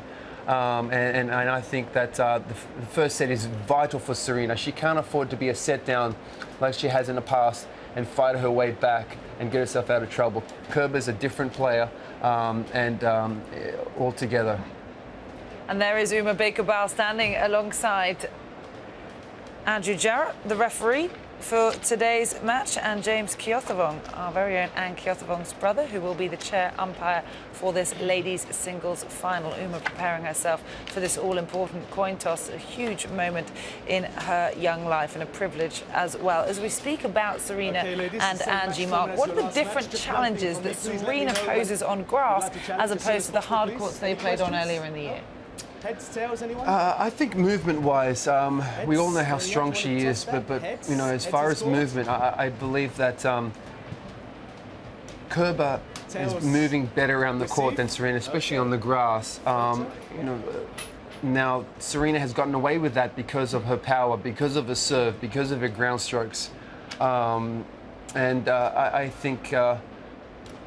It's very important. I think when you're nervous, both girls are going to be nervous. Doesn't matter how many Grand Slam matches or Grand Slam events you've played and won, you are going to be nervous. This is a final, and normally what tends to happen is when you're nervous, those feet are just a step too slow, or they don't move as quick as you want them. So it's the first couple of games. It's about getting out those nerves, ironing out those nerves, and getting those feet moving, and trying to get settled as quick as possible. Well, you saw some game faces on court there. These ladies mean business. If you want to watch live action from this match, you can do so on BBC or ESPN. Well, whose side are you on? That's the big question. Let's send it to our reporters to find out. Sublime Serena back at her spiritual home, queen on centre once more. Angelique Kerber, potentially the final hurdle in Serena's quest to make history. 177 consecutive weeks as world number one, 21 Grand Slam titles, just a single win away from equaling you-know-who. Steffi Graf, her idol's growing collection of Grand Slam titles, inspiring Kerber to begin her own journey for glory. Serena so powerful from baseline and net, the ultimate intimidating force in performance and personality. An aggressive left-hander with an all-court game, Kerber packs a punch from any baseline. Serena's second season on tour brought her maiden Slam title. 17 years old, she wins in Flushing Meadows. All those years later, she's still going strong. No one expected it to last this long. A promising junior, she turned professional at just 15, her heart already set on reaching the top. By 2003, she'd won all 4 slams, but after more than a decade, her desire undiminished, achievements to transcend her sport. Her rise up the rankings was slow but steady, a first Grand Slam semi at the US Open in 2011. A scare against Christina in round 2. Since then, Serena's been back to her brutal best. 48 minutes against Vesnina for a place in a 9th Wimbledon final. Her route to the final here has been more serene than Serena's. Not a single set dropped. The only nagging doubt for Serena, the memories of Melbourne in January, where Kerber enjoyed her finest hour to date, beating the legend in 3. But Serena's the global icon for all the right reasons. This must be the day for her magic number, 22. Kerber's glory would be hers and Steffi's, a first Wimbledon title and a record defended. Well, the hill is ready by the looks of things for this all-ladies final clash to begin. They are taking their seats. It's a wonderful atmosphere here at the All England Club, actually, on what is Wimbledon weekend. 2 of the finest days in tennis you will ever see. Well, everyone at home is probably watching. Please do tell us how you are enjoying Wimbledon weekend. You can contact us at live@Wimbledon. Craig O'Shaughnessy is now in the studio with us after meeting Rob Walker down at the courts earlier on. Rob, many people are going to be sitting down, Craig, excuse me, to watch this match. What should we be looking for, though, if you're sitting at home? Yeah, so I want to help educate your eye so that when you're watching this match, you're picking up some new things. And IBM have come out with new analysis. It's all about rally length. So there's 3 different types of rally length: 0 through 4 shots, 5 through 8 shots, and 9+. So I give them nicknames. 0 through 4 is first strike tennis, and that's where Serena Williams dominates. She's incredibly good there. It's a 0 is a double fault, 1 is the serve, 2 is the return, 3 I call serve +1, and 4 return +1. 5 through 8 is where the patterns of play get involved. It's where the chess of the game is comes out on a tennis court. And 9+ are the extended rallies, the longer rallies. And a lot of times there I look at it as like, I just hope you miss before I miss. So Serena Williams at the Australian Open this year, and these 2 ladies played in that final. At the Australian Open, Serena was plus 117 points. She won 117 more points than she lost in 0 through 4. Completely dominant there. But in the final, she actually lost that against Angelique Kerber. Angelique won 60, Serena only won 52. So that is the #1 statistic today. When you're watching this final, rallies that last only 4 shots, whoever wins that rally length will be the champion here at Wimbledon. And the reason I say that is that when we look at all the match winners, we say, okay, all of you won your match. How does that correlate with winning 0 through 4? It's over 90% of the time that the 2 go together. When it's in the 9+, it's only about 56%. So let's look at some points here from both Serena and Angelique to see what we're going to expect in the final with their patterns of play. First off, we're going to start with Serena. Again, a lot of short rallies, deep down the middle, and ending it as early as you can. A lot of offense, so many return winners. She really doesn't want to get into an extended rally where things get far more even in the matchup. Prowling the baseline, and we see here, most times when we get open stance behind the baseline, this isn't really a time to go down the line. That would be a secondary pattern for most players from that court position and that balance, but not so Serena. She sees the opening, good ball down the line, nice touch there at the net, backs up, and overheads are much more about wrist. Serves are more arm and wrist, serves more a serving motion or throwing motion. Overheads are more like basketball. Moving forward, love this play inside the baseline, hitting behind. The better you become as a player at all levels of our sport, you will not chase the illusion of the open court. Now, this is a classic pro point. The first thing that Serena has done is attacked right down the middle of the court. The best players in the world do this. There's no sideline in the middle of the court. You go straight at the opponent. And this works on centre court at Wimbledon, and it works wherever you are around the world at all levels of the game. The ball will typically rebound right back down the centre of the court, and then you want to look for a forehand. You want to upgrade. And what happens here is we take the forehand to the backhand. It feels like 9 times out of 10, this is where this ball goes. And you attack with that big forehand, come into the backhand. And right there, the opponent went the other way. That's a really good pattern in play. Use depth before direction at the start of a point. Most players here, gee, that's a good ball. Most players will try and take that cross court, but it was just outside of her reach. Got to cover down the line. This time Serena's going for a backhand, attacking well, and really nice touch at the net. So I really expect Serena to get to the net as much as she possibly can in this final. She doesn't want to be back trading in long rallies against Angelique. It's a lot of first strike tennis, a lot of playing behind. We see it here, inside the baseline, playing behind the opponent, moving forward. These are all of the qualities of the best women's player in the game at the moment. This is a little bit of a longer rally, and once again, we think Serena should be on defense. We've got some offense right there down the line. So we're going to go now and actually have a look at some points from Angelique Kerber. Angelique, in these rallies, you're going to see, Serena was all about doing things very short. Angelique likes to extend the rally. So at the Australian Open this year, Serena, the average rally length for Serena was around 3.1 shots, some of the lowest rally lengths for the entire tournament. And Angelique was around 6.8, some of the longest rallies. So let's have a look at the game style here from Angelique Kerber. This is from the match against Serena's sister, Venus. Again, good deep down the middle. You notice Angelique is quite content to stay a little bit further behind the baseline. More balls to the middle of the court. She's testing the opponent's shot tolerance. Side to side, phenomenal defense. Looking for that today. And just giving the opponent the opportunity to beat themselves. Great cross-court ball there. And you see where she sets up shop in that brown area down the other side of the court where the court is a little bit more worn.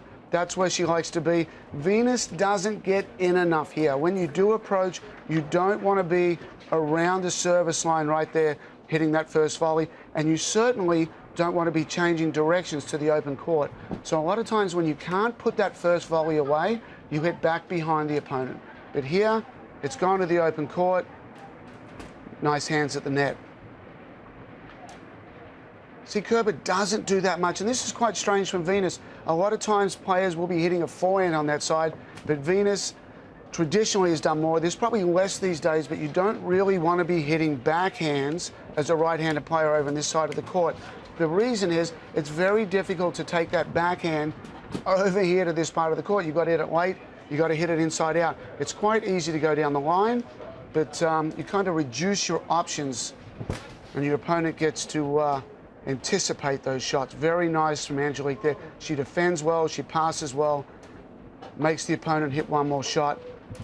And as we see through this highlight reel, a lot of balls down the middle of the court. One of the advantages of that is the boomerang effect. When you go down the middle, the ball typically comes down the middle, and then you can start spreading the court and going wide. Good jam serve, good serve +1 forehand, attacking the backhand wing, depth first, direction second. Good left hand, or opposite hand, she's left-handed, so it'll be a right hand up in the throat of the racket. Body weight leaning on the ball. Like the depth. She's so strong out there. The lefty gets pulled out wide and just plowing it cross court to the backhand. Backhand cage tactic here. That's 4 backhands in a row for Venus until we finally find a ball to stretch her. Excellent depth. So already we've had direction in the rally, we've got consistency in the rally, and there's fantastic defense on match point right there for Angelique Kerber. So as we're watching this final, and you go and look through the first set and the second set, and even the men's final tomorrow, look at it by rally length. Who's winning those shorter points? And quite often our eyes are more attracted to the spectacular tennis and the longer points and the points that will, end up on the highlight reels. But the points that are in 0 through 4, which is typically around 70% of all points, whoever wins that is typically going to go on and win the match. Thank you, Craig. Appreciate your insight as always. Just to update you on the score currently on centre court, Angelique Kerber has faced a couple of break points in her opening service game. She does currently have game point just to take it to 1 game all. Very early stages of this ladies singles final here on centre court. But let's take you out to court number 17, where there's a fabulous match going on. It is the final of the wheelchair gentlemen's doubles, featuring the #1 seeds from France, Stéphane Houdet and Nicolas Pfeiffer, against the #2 seeds from right here in Great Britain, Alfie Hewitt and Gordon Reid. Gordon Reid has already gone on to win the final of the gentlemen's wheelchair singles. Let's see if he can make it too. We'll join them in a third set tiebreak on court 17.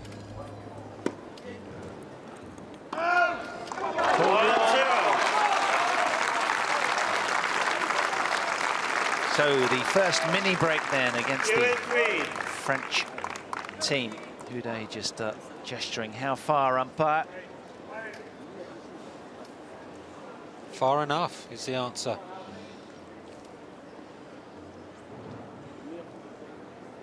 So can they find a way across the finish line here, having served twice and been denied for the match? Have to remain aggressive.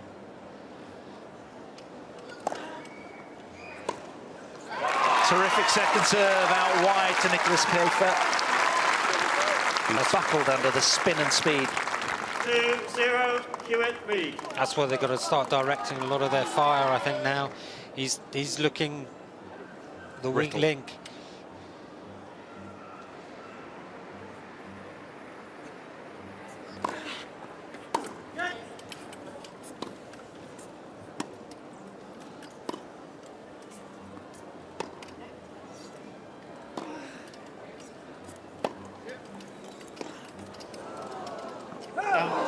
Just being behind him a little, tough to control.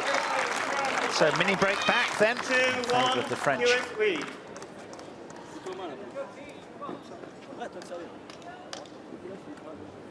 He's been a bundle of energy throughout this match, commendably.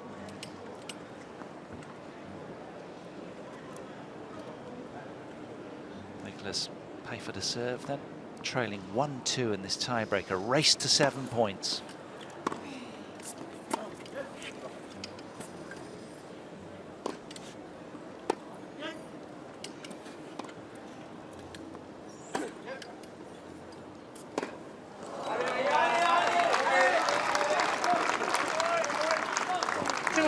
Nothing between them again on the scoreboard after almost 2.5 hours played now. Yeah, I think Alfie really just needed to. He was right, sat right back on the fence, just top spin it back in to give himself time and his opponent time to get settled into the point.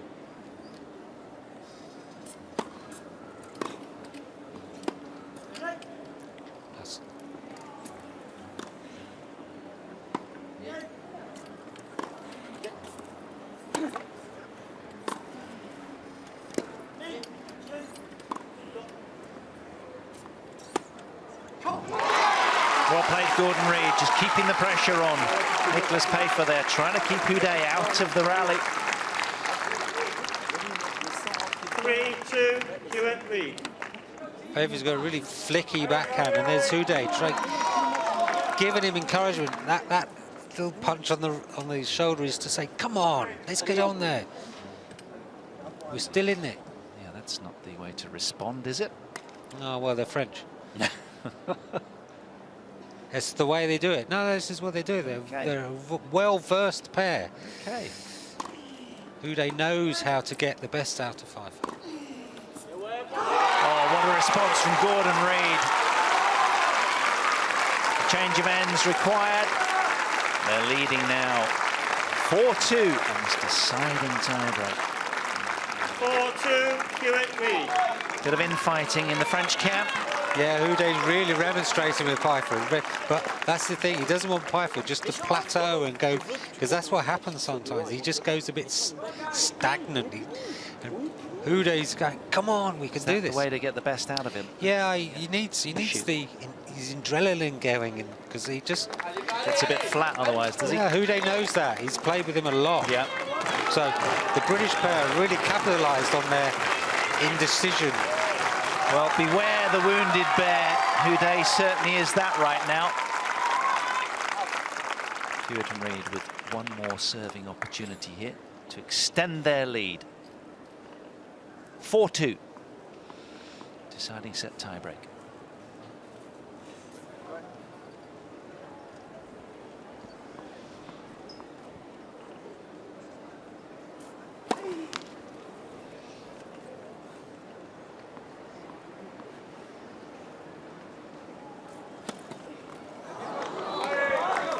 It's a yippee elbow. Oh dear. Really difficult. 4-3. Or if we're given the benefit of doubt, just a little gust of breeze, perhaps. Okay, good first serve here, Gordon. This is what we need. Yeah, if he was serving. It's the French now, though, isn't it? Oh, yes. So here we are, then. In my excitement, I've lost track of the score. Exactly. Houdet to serve. 3-4.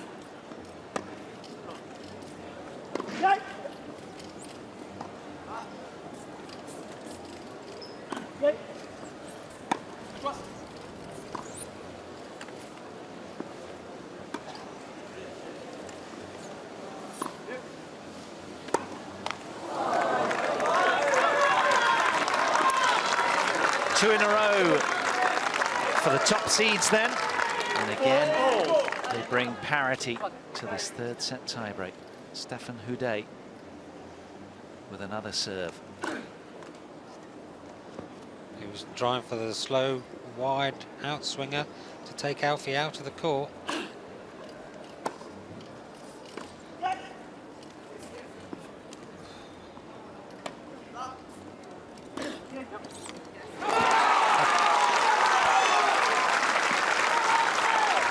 Oh dear, you can see what that meant to Houdet. Well, he has been so solid throughout, Stefan Houdet. A rare error, giving just a glimmer, a shard of light at the 11th hour. Tightening up his heels again.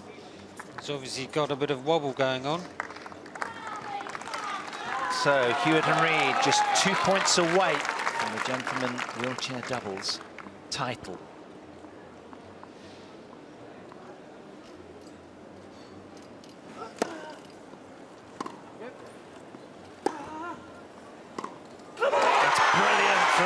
Hewitt, a thunderous forehand behind his serve, and now 2 championship points.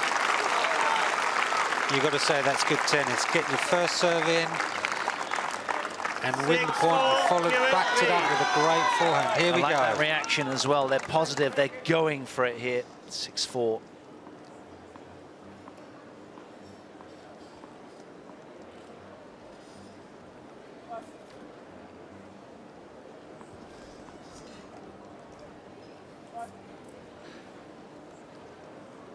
Take your time, Alfie Hewitt.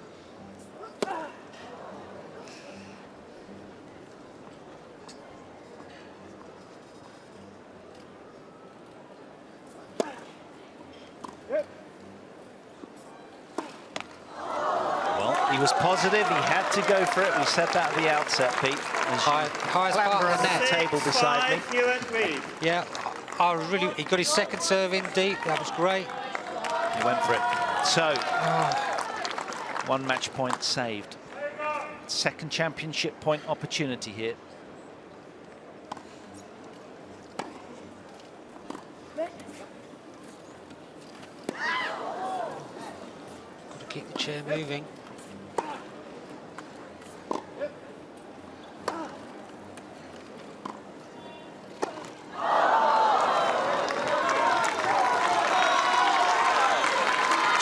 Points have come and gone, and they'll need to change ends again in this tiebreak. Just over 2.5 hours on court now in this tense, deciding set. And you can see in the previous, when they switched over last time, Houdet was remonstrating with Pfeiffer and going, and you can see it's worked. Houdet knows how to get the best out of his partner. Can't split them, can you? No, it's been such a tense, close, deciding set, and a real treat to be part of it, frankly. Good body language then amongst the top seeds here. Nicholas Pfeiffer, 6-all. This tiebreak will be decided by 2 clear points.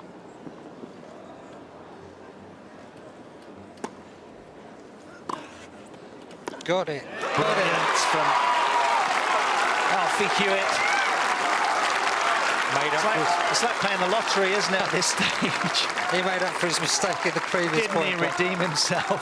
Saw the short second serve, and he came in, walloped it down the tram lines. Absolutely, put the pressure back onto the French. So now, on that Gordon serve, is it? Yep. Okay. Lefty now, is he going for the typical lefty Slider. swinger, the slider out Got to. wide? Let's see what he can muster here. Third championship point. Yeah. Oh, he's got it!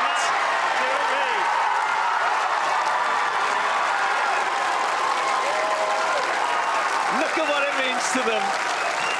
Don't break his back. 4-6, 6-1, 7-6.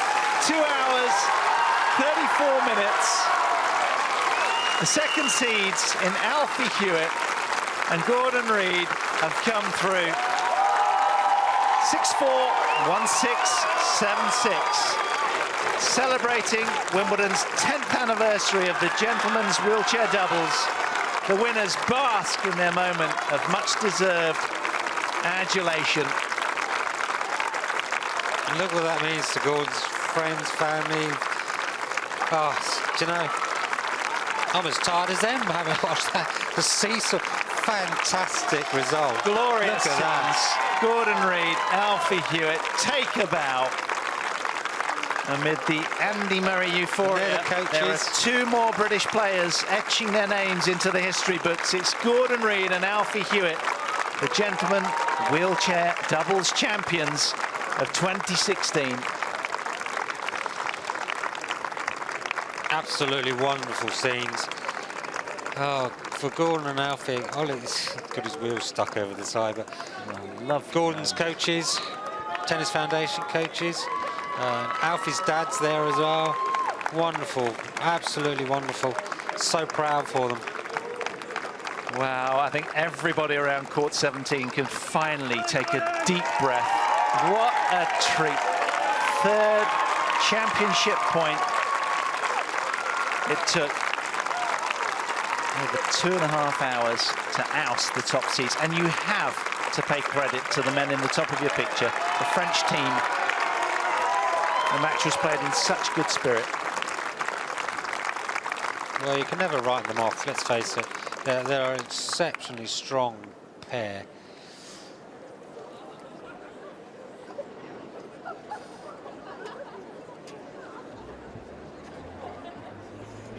Well, brilliant scenes there on court number 17 for fans of the British pair. An amazing performance from them to beat the top seeds there on court number 17. A truly wonderful point, and right to see them win it at the end there was brilliant.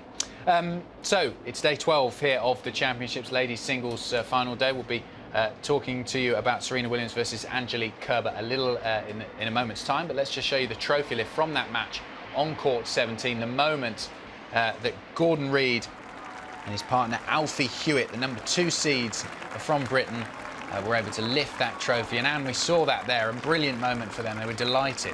Yeah, you can see how happy they were and what it meant, not just to them, but their families and the support team. A brilliant achievement. And also, as you were saying there, their families alongside them. A huge number down on court number 17. We've seen some great matches on that court throughout the tournament. I know it was where Marcus Willis won his first round match. I suppose that, in some ways, outside of the show courts, has been the court of the tournament where we've seen some upsets and brilliant moments. And just great to see so many people down there watching this match. It is, and to see what these guys are capable of doing on the tennis court. You know, it's been entertaining for everyone, and you can see how many people are interested in this, and again, brilliant for British tennis. Absolutely, and the tournament isn't over actually for Gordon now, who's on the right of the screen. He is playing in the gentleman wheelchair singles final. He's got that to look forward to tomorrow. He beat the number 2 seed, Joachim Gerard of Belgium, yesterday, 7-6, 6-4, to take his place in the final. And Stéphane Houdet, the Frenchman, who was playing against Gordon Reid in that doubles final, the top seed, he lost yesterday in the semi-finals against Stefan Olsson. 6-3, 3-6, 3-6. So it'll be Gordon Reid up against Stefan Olsson in the final there in the gentlemen's wheelchair singles. Now let's take you back to centre court where we're focusing on the ladies singles match there between Serena and Angelique Kerber, and we can join Rob Walker and Renee Stubbs. Yes, good afternoon and welcome to Centre Court on Women's Finals Day. Renee and I actually were just really enjoying that magnificent moment for the lads in the doubles. Absolutely ecstatic scenes, and one of the two women we've been lucky enough to be watching for the last 6 and a bit games will be similarly roaring with delight when they win this match. But Renee, brilliant so far, because in the second game, this has probably been the most significant thing that's happened so far. We would have expected Serena to come out and win her first service game. She did. But in the second game, Angelique Kerber held serve, but did so managing to withstand 3 break points. How significant, and it's 3-all at the moment. Serena's serving 40-30 for the 7th game. How significant, Renee, do you think that hold of serve could prove to be for Angelique Kerber? Well, now with the scoreline at 3-all and 40-30 for Serena, it was a huge moment in this particular match for Kerber to start out the match not losing serve, because Serena's the type of person, if you give her a lead, particularly when she's serving well, which she's done throughout this entire tournament, she can really start to put some pressure on and serve you off the court. And you as a server then start to feel some serious pressure to do something special. And this game at 3-all has gone back to deuce. And Serena's showed a lot of anxiety so far in this match. She's sort of really fired up, getting a little bit upset at herself, looking up at the box quite a bit. So there's an opportunity for Kerber after that game to go 1-all, to really put some pressure on Serena in general. And we're seeing the matchup we hoped for, which was a really contested first set, and hopefully the whole entire match will be like this, because it's been very, very good tennis so far. Serena's gone to advantage, even though they're tied at 3-all. So a key moment here to see whether she can hold serve and get over the line right towards Kerber's baseline here. It's brilliant exchanges from both of them. Lovely ground stroke from both players, really using the line. But Renee, you called Serena's nerves. Before the match began, Serena looks as though, yes, Serena's taken that game, so she leads 4-3, but she was made to work pretty hard for that latest service game. You called it, Renee, when we were chatting before the guys came to us and before the match started. You sensed that Serena was a little bit nervous. How were you able to do that, and why do you think she's nervous, contesting a 9th Wimbledon final, going for a 7th title? She's won everything. Why the nerves, do you think, and how were you able to spot that? Well, first of all, Serena's always nervous before every match, first or second round or finals, and particularly now that she's getting up into the mid-30s and in the quest for the 22nd Grand Slam title, as Venus Williams now has gotten into the players' box, who will be playing doubles final later on with Serena. But I just noticed the first couple of service games, they weren't as crisp, the first couple of serves that she hit weren't very crisp. They were into the net, a few of them. And when she starts out a match by hitting 1 or 2 very good, easy first serves and getting some free points on the serve, you then start to feel like she's relaxed enough and she has the service motion and she's hitting her spots, and she didn't do that in the first game. Now, since then, she's actually served quite well, as has Kerber, to get out of some trouble. But there's been one major adjustment that I've noticed, that when Serena's coming into the net like she did at the Australian Open, she was burned cross-court with the forehand passing shot several times. And it was either a clean winner or Serena made the error on the backhand volley. Today, she is 100% prepared for that shot. So there's been some good tactical changes for Serena in this match. But I got to tell you, this match is very competitive. Yes, it feels as though the weight of history is bearing heavy on Serena, because the journalists and commentators like us and pundits, we love to talk about, could she tie Steffi Graf on 22? It's a lovely talking point for us, but it just adds yet more pressure to Serena as she edges closer, because she was beaten by Da Vinci, as we know, in the semis at the US, and then Angelique played really well against her in Melbourne, and Muguruza played wonderfully well to deny her the 22nd at the French. Do you get the feeling, even though she's still so powerful and so strong, do you get the feeling that she's aware that time is definitely running out? And do you think if she doesn't manage to make it 22 here today, that a wonderful, wonderful, and possibly her best chance of doing so has gone? Yes, I actually do. I mean, listen, if Serena stays healthy, then there's no question she's going to be in the latter parts of most Grand Slams. But having said that, this is this is her best opportunity.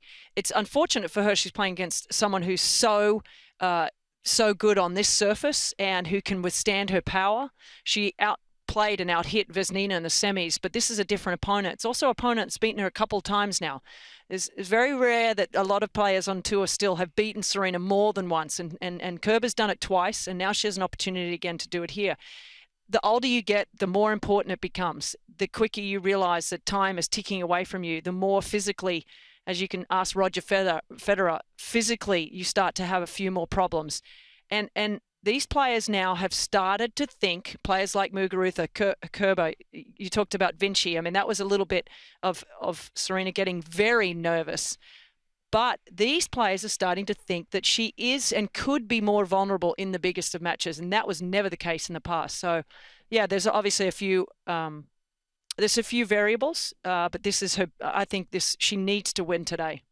Wow. Okay, just bear with it. Let's see if she manages to get a break of serve here, because it's 30 all, and if you've been following the championship, you'll know that Kerber has been a little bit vulnerable, but that was better there from Angelique Kerber. She's moved to within 1 point of taking this game, and she has been a little bit vulnerable on the serve. She demonstrated that not only against Halep in the quarters, and that was teed up to be a great matchup, seeded 4 against seeded 5, and she did it again against Venus in the semi-final, albeit playing brilliantly towards the end of the match. Well, she's answered the questions there. It's 4 all here, and that was a really good end to what could have been a shaky moment for Angelique Kerber. 4 games all, still no breaks of serve, but we're edging closer to the conclusion of the opening set. This is absolutely fascinating, and it's beautifully poised, this match, whichever way you look at it, whether you want Serena to make this piece of history and tie Steffi on 22, or whether you'd love to see a fresh young player coming in and winning 2 slams in the same season. This has got a lot of mileage left in it, this match. Come back and join us in a little while. In the meantime, we're out and about catching up with Rachel. We're on court number 2 where there's no action happening on this pitch because it's all happening on centre court. I found some ladies over here who have travelled from all corners of the globe to watch the ladies' final here today. Obviously, it's Serena Williams versus Angelique Kerber. Ladies, who are you going for? Definitely Serena Williams. Serena Williams. And there's a nice story here. So can you tell me why you're here and where you're from, please? Sure. I'm here for my 50th birthday celebration and, of course, to watch Serena play. And where have you travelled from? All the way from Jamaica, sunny Jamaica. And you're here in this glorious British weather? Wonderful. I mean, liquid sunshine, literally. Do you genuinely think it's wonderful, or are you just, acting up for the camera here? Acting up for the camera, now. That's what we like to hear. And ladies, okay, not as glamorous over here. This is Milton Keynes. Absolutely, absolutely. I love the British weather, right? And I embrace whatever comes, yeah. And how are you enjoying being at Wimbledon? Oh, I love it. I just love the whole atmosphere. Just love the colours of Wimbledon. Loving every minute. And are you also a Serena Williams fan? Oh, of course, definitely. Serena, come on! Absolutely. Then we're going to go over here because we've got someone from Sacramento, USA as well. How are you enjoying Wimbledon? Your first time? My first time here, and I'm just loving it. Yeah, and kind of just talk us through the atmosphere and what you've experienced so far. So far, it's been nice. The people are warm.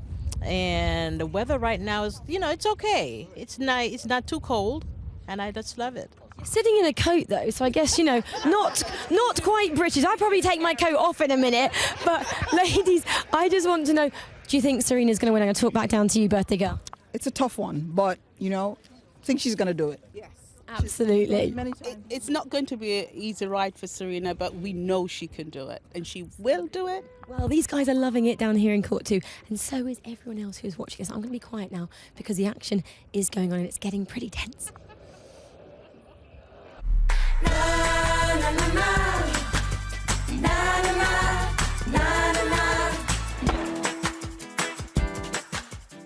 Men's semi-finals. Yes, men's semi. I'm very excited. Well, being here, I kind of think makes you proud to be British.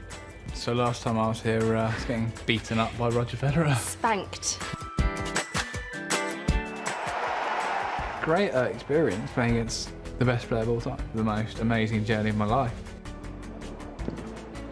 Is this the love? This is player of the day. I like this one.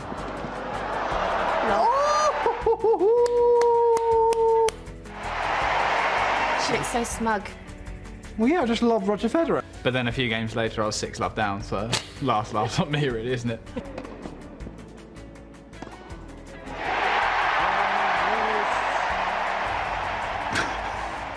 Get in. It's as if I've won the match and I've won one game.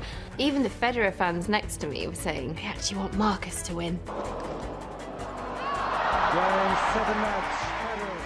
Didn't play badly. It wasn't tragic. No. But 6-love. Raonic versus Federer. It's the one we Semi-final waited for time. semi-finals. This is probably his last chance to win a Wimbledon Championship now. This is it. With his legendary backhand. What's he going to do with that when he retires? Knocking vases over in his house. He's just going to be walking around just going, I haven't used this for a while. Bam! Wow! No way! That's ridiculous. That's point of the tournament so far, I reckon. Yeah. Apart from my lob, obviously. So this is match point now.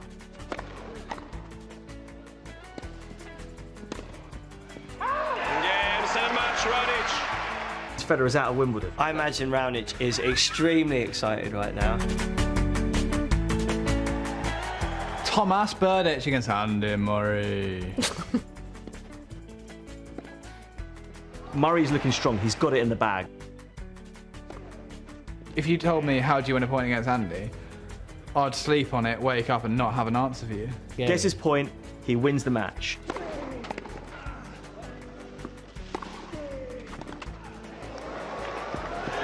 Yeah! Go on, Murray!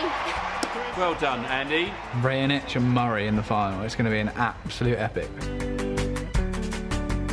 Murray in the final. Should we have a party? Who are we going to invite? I think the Will Bombers deserve a call-up, don't they? Jean next door. She'd like to see it. And some Murray masks. Shoes off. Yeah.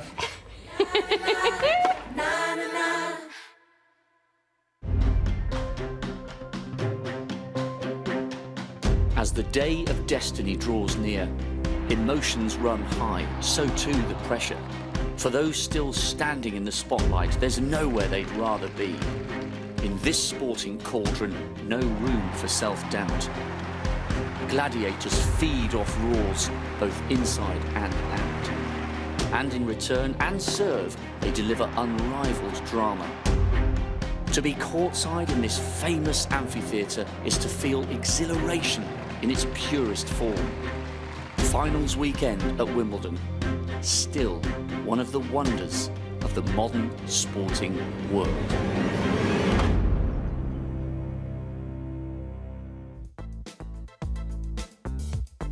From Canada, you come all the way here, and a Canadian winning it, that would be the perfect weekend in Wimbledon. Lots of sunshine, a nice glass of Prosecco, and Murray winning on Sunday. Probably a stretch limousine, too much champagne, and front row seats in centre court. This man does a great barbecue, but you call it a We have a braai. We have a braai, and we watch it on TV, and it's magic. Sunshine, you have to have the sunshine. Yeah, sunshine. Centre court. Yes. Up close and personal. Oh yeah, well, I'm traditional, yeah, but strawberries and cream, hymns and lemonade, maybe a glass of Prosecco, and then Andy Murray win the Wimbledon. Where will you be watching it? I won't be able to watch it on centre court, so I'll probably be around my mum and dad's on Sunday, having a roast dinner. Yeah, watching tennis. We'll be at the pub, I think. Yeah, at the pub watching it, watching the final. That sounds better. Home Hill for now, and then the pub for the final. Well, my perfect Wimbledon weekend would be lots of strawberries and cream, lots of pints, watching the match. Mine would be to sit and watch Murray all the time, to be honest. I think he's great. Winning, yes. The Wimbledon finals are coming. To recreate the social occasion of the year at home, begin by inviting your guests. For some, a traditional invitation will be necessary. For others, it is perfectly acceptable to craft and send a snap chat. Invite sent, it's time to put the champagne on ice and prepare the cucumber sandwiches. For your complete guide to hosting the Wimbledon finals, visit wimbledonweekend.com. What are you up to this Wimbledon weekend? You can let us know at Live at Wimbledon on social media. Now, let's take you out to court number 1, another trophy won here on day 12 of the championships. Love 15. And it is Anastasia Potapova serving for the match against Diana Yastremska, the number 7 seed from Ukraine, on court number 1. We can join the commentary here.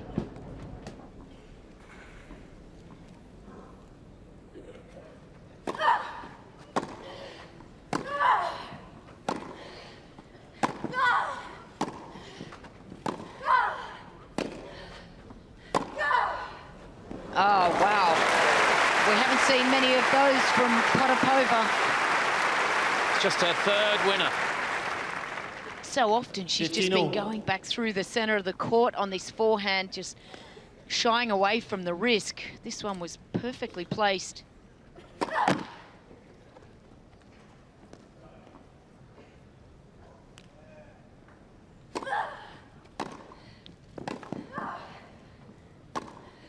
Well played.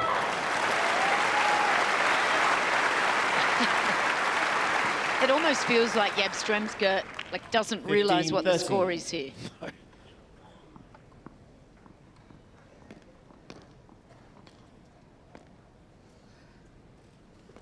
Just fumbled the ball on the serve there, Potapova. Or pause.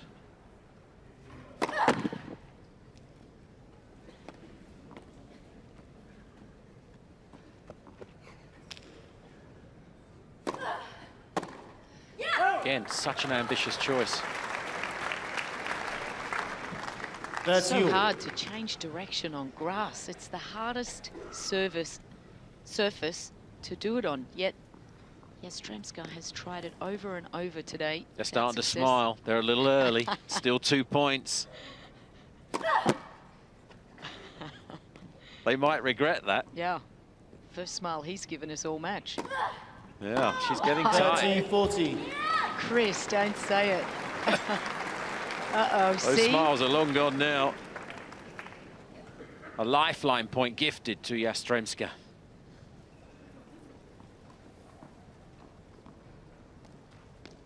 That's just made her more focused, more angry. Yeah, first serve straight after that. That is terrific. Juice. Great attitude, Potapova. Gee, she's going to go a long way with that mentality. If she was a stick of rock, she'd have winner written right through her. Yeah.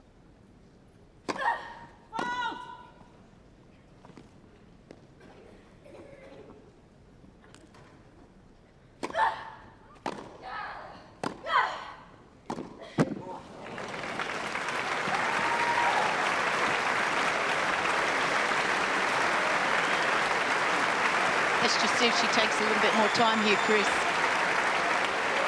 Championship point. Advantage, Miss Potapova.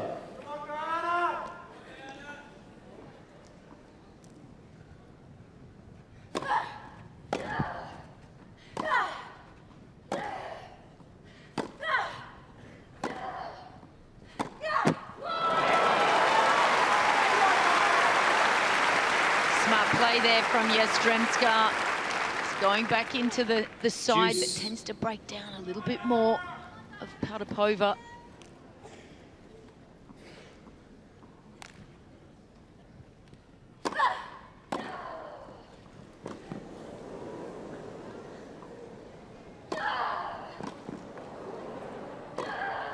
Well done.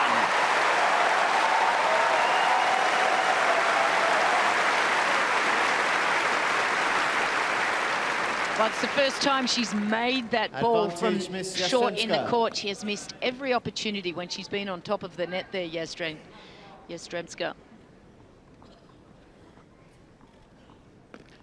Another chance to hang in this final for the Ukrainian.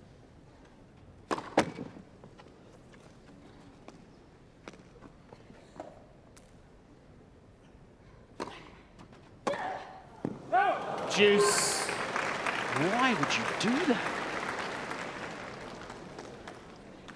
She's stubborn, that's why. That's why. They've both got that on their side.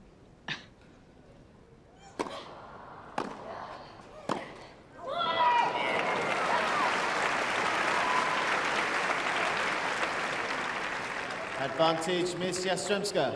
New position for the coach. It's called suffering.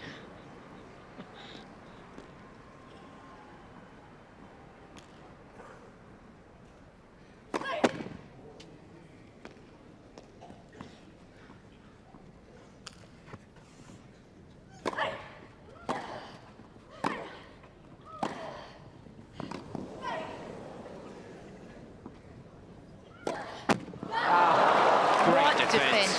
Amazing pickup, wasn't it? And didn't take the dry volley on. Juice. She had a lot of time to think about that. She did. Probably too much time.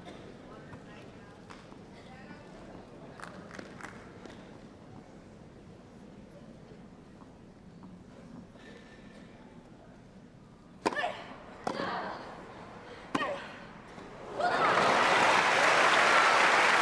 kid's got it, hasn't she? Wow. Advantage, Miss Potapova. Second chance to say, I'm a Wimbledon champion.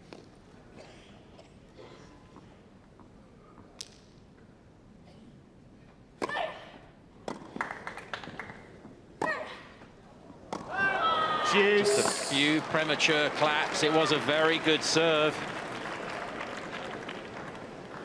This is on a knife edge. It is so hard watching.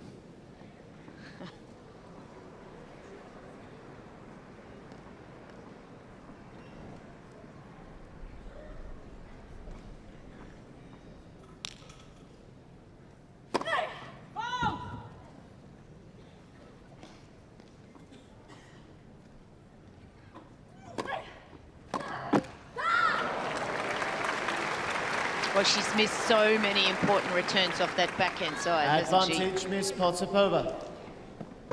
It's a sensible serve. Third chance to win the title.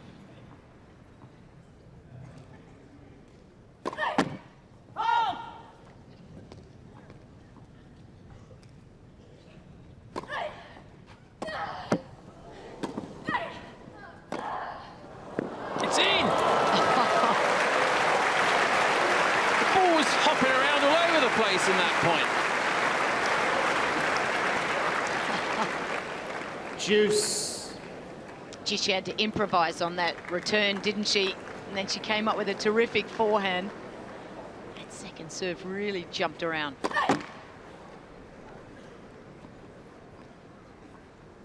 Wait, please.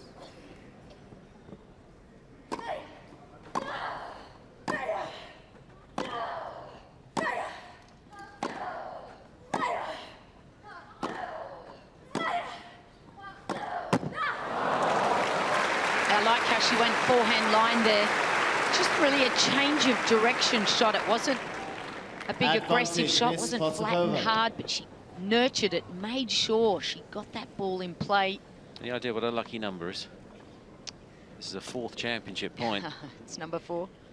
I think it could be.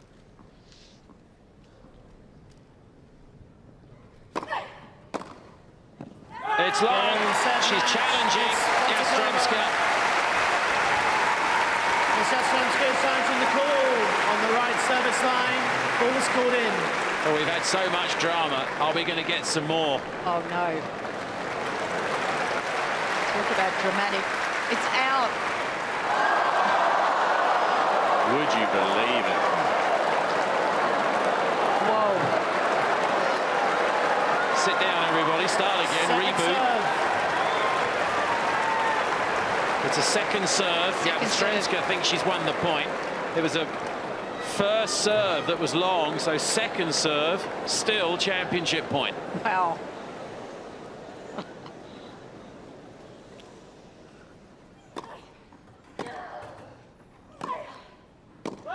The match continues.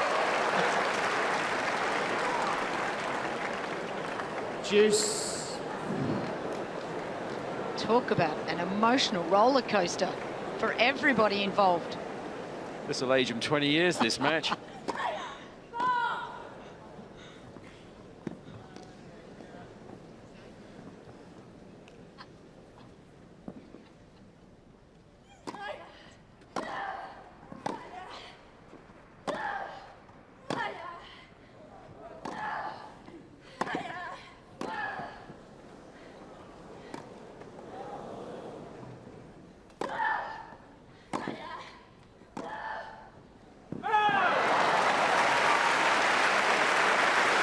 Well, it's her hard work ethic, Potapova. Incredible. What to put behind you? Advantage, the handshake. Miss Potapova. Thinking Incredible. you've won the title. Yeah. And you've got to regroup. Championship point number 5. Nets, first service.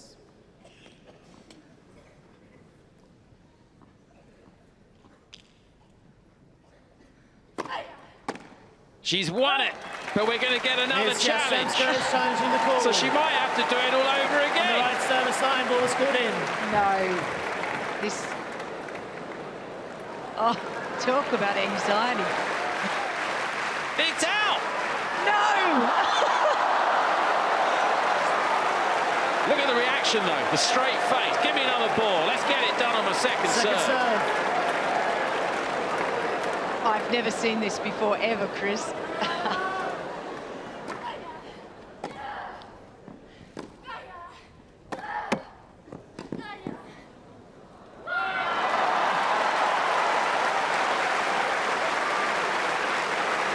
Amazing. Juice. Wow. Well, she is fighting, this young lady. How are the nerves for Potapova?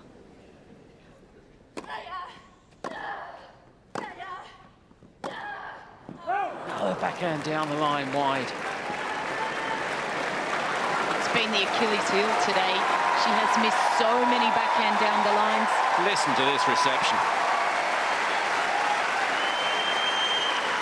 They're sitting at the moment. I think many will stand when this is done. It's a 6th championship point.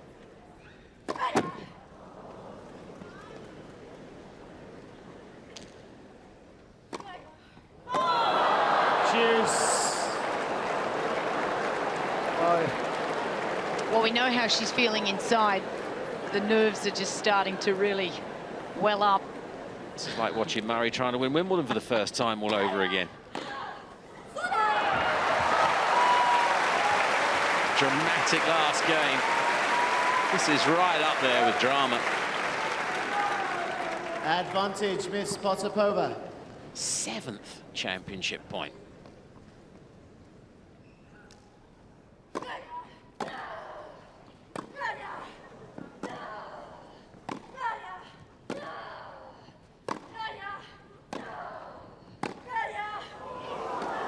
She's got it this time. Tears flow. She is the junior champion. 6-4,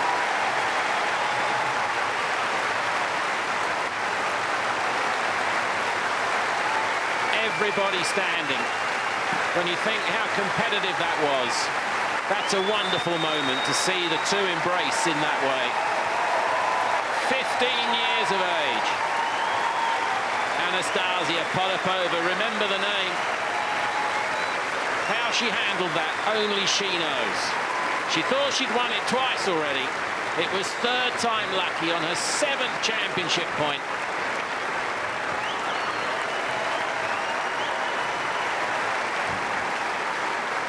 This is why you coach tennis, isn't it? To be a part of this. What a wonderful moment. They've all put so many long, hard hours into this young lady. And that's the reward. It is just beautiful to watch.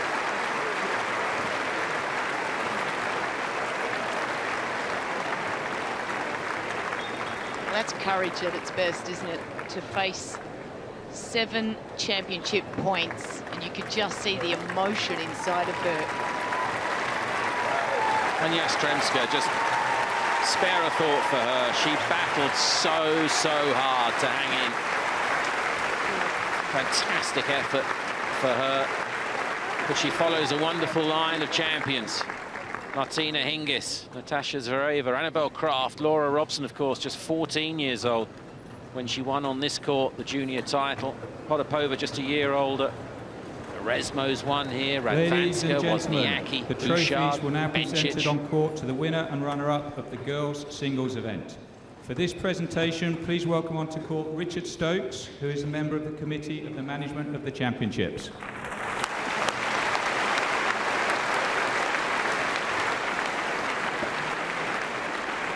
Well, amazing scenes there on court one, and a great performance from Anastasia Potapova of Russia to win her first girls Grand Slam 6-4, 6-3 over Diana Yastremska. But before we talk about the result, Anne and Catherine, we must talk about the circumstances in that final game. Have you ever seen anything like that? Never, never, ever. I mean, what scenes? It's just so much drama. I mean, the poor girl thought she'd won it twice.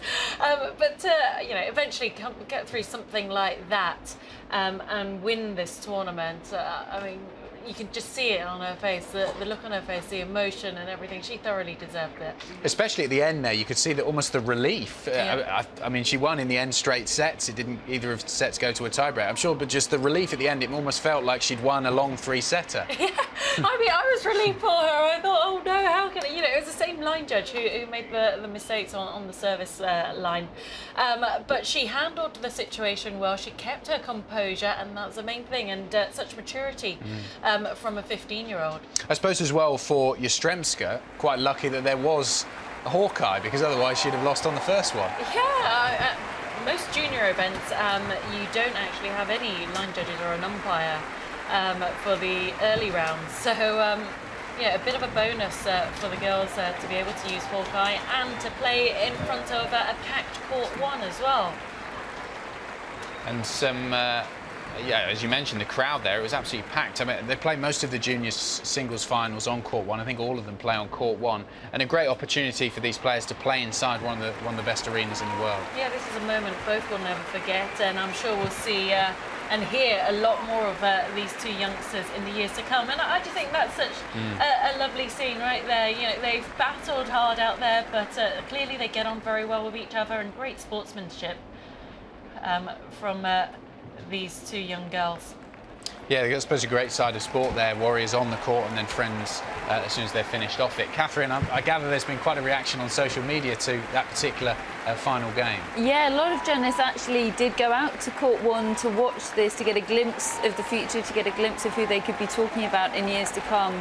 And the general feeling seems to be that these two are ones to watch for the future. Of course, a lot of attention on the manner in which Anastasia Potapova won it, and those two Hawkeye overalls, incredible stuff. Carol Bouchard, and she gets it.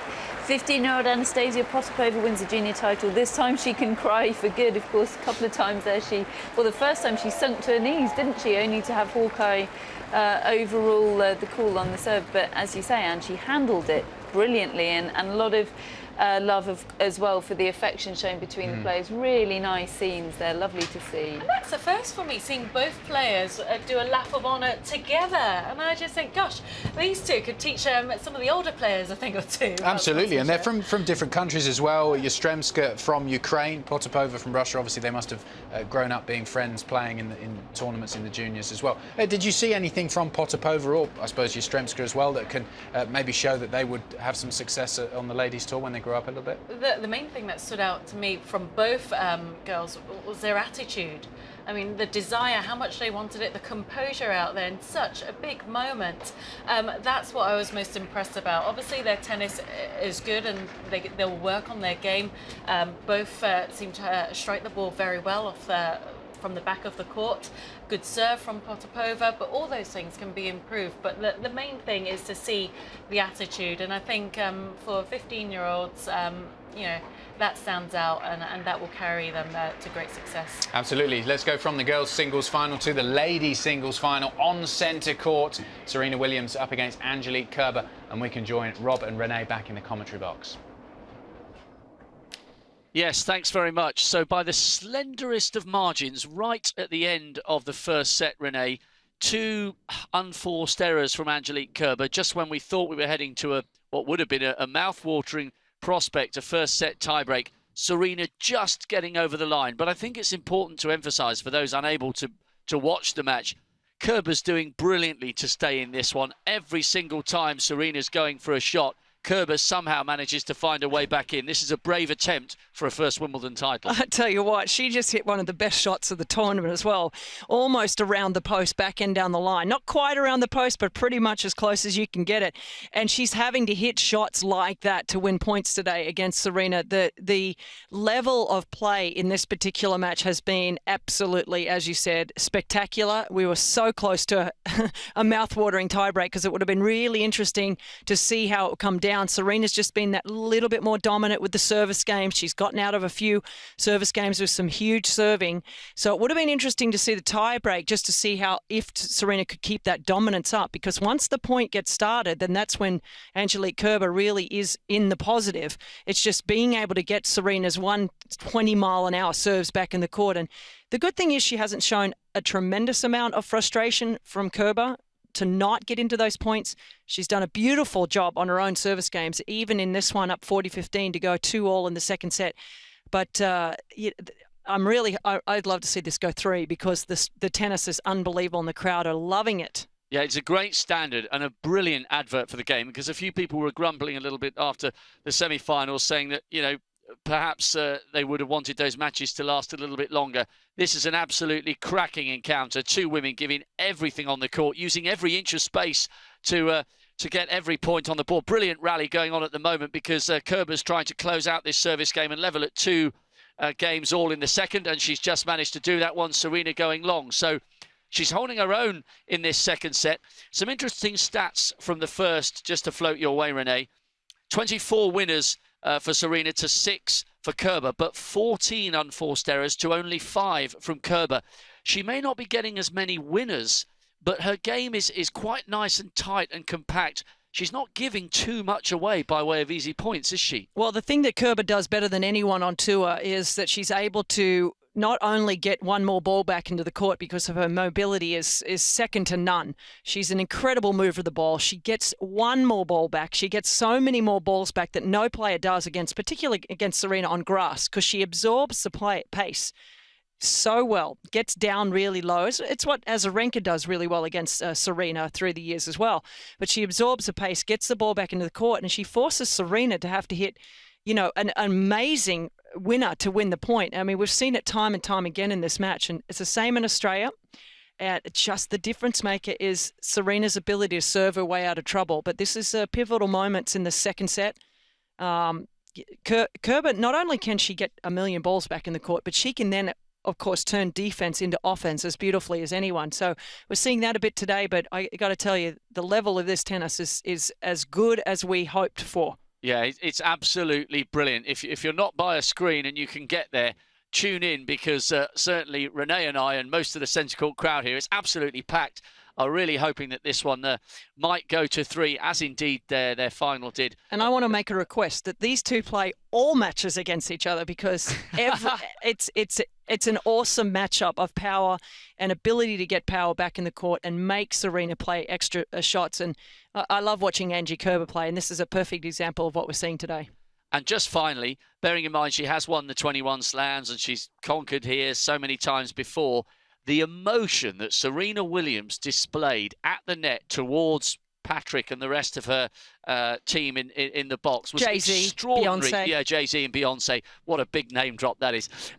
Just extraordinary. She was reacting at the end of the first set at the net to her box as if she'd just won the match. That is how much winning that first set meant to her.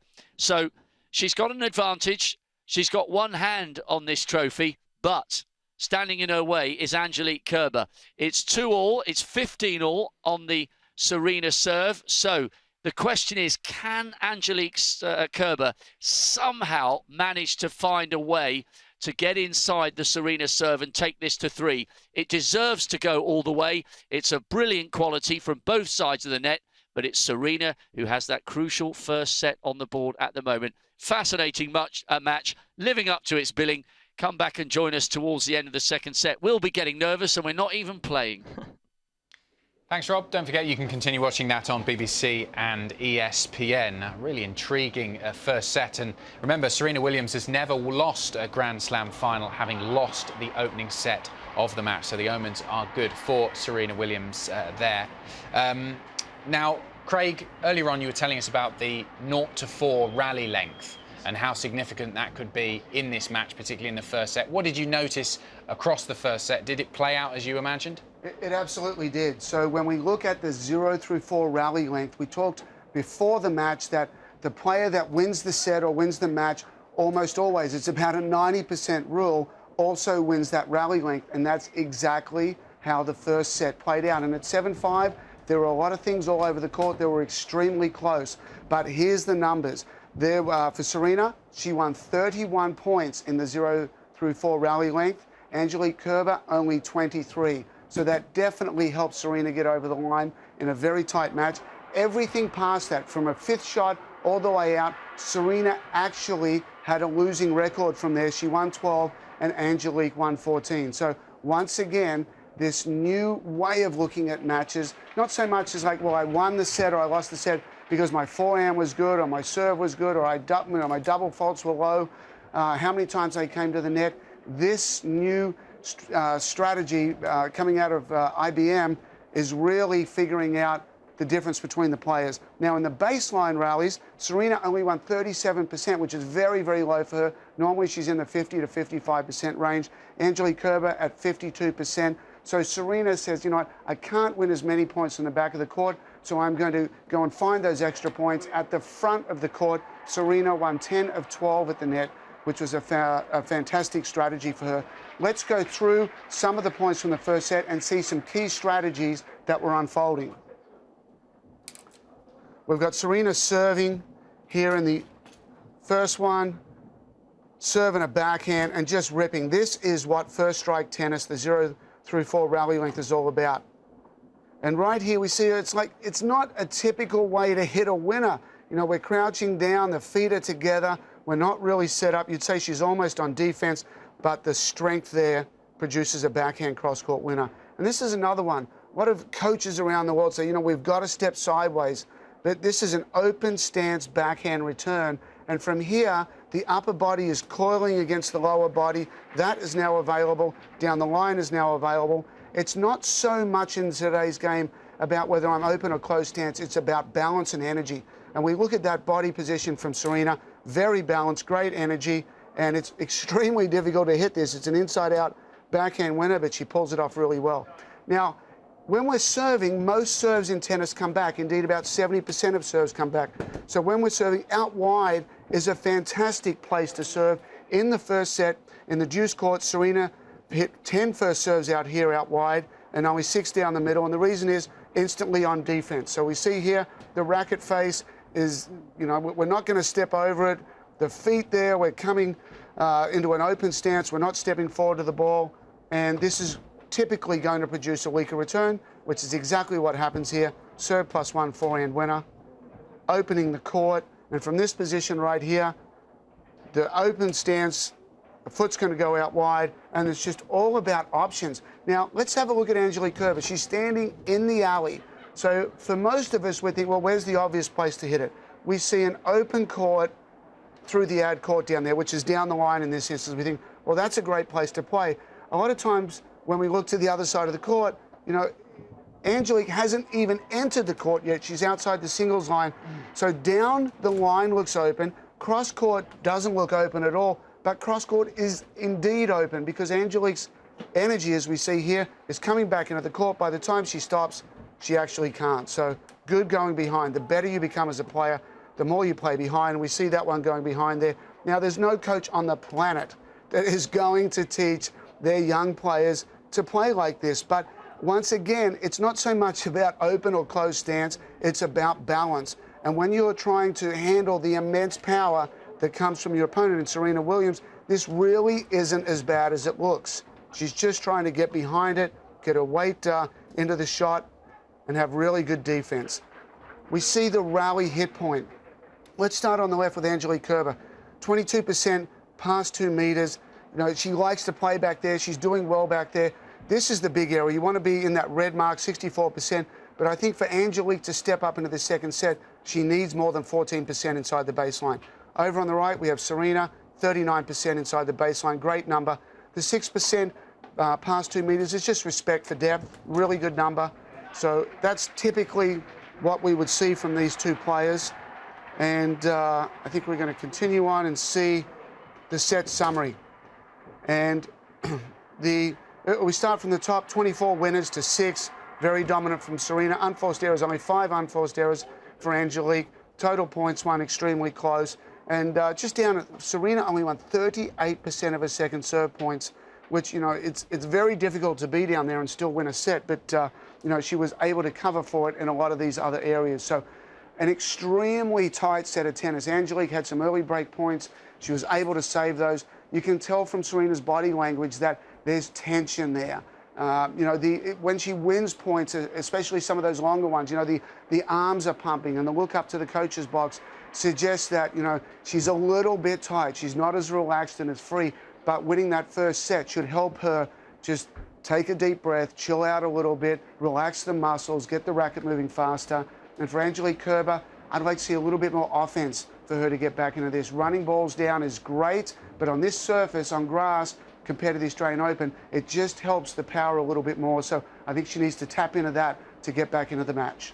And Craig, a really interesting statistic you mentioned actually early on there. You said that Serena had actually only won 37% of baseline rallies. Yes. So Kerber has the edge, I think over 50% of baseline rallies won. So in this second set as it continues, what can she do to get more in those situations? Because that's clearly where she's beating Serena, from the baseline in the rallies.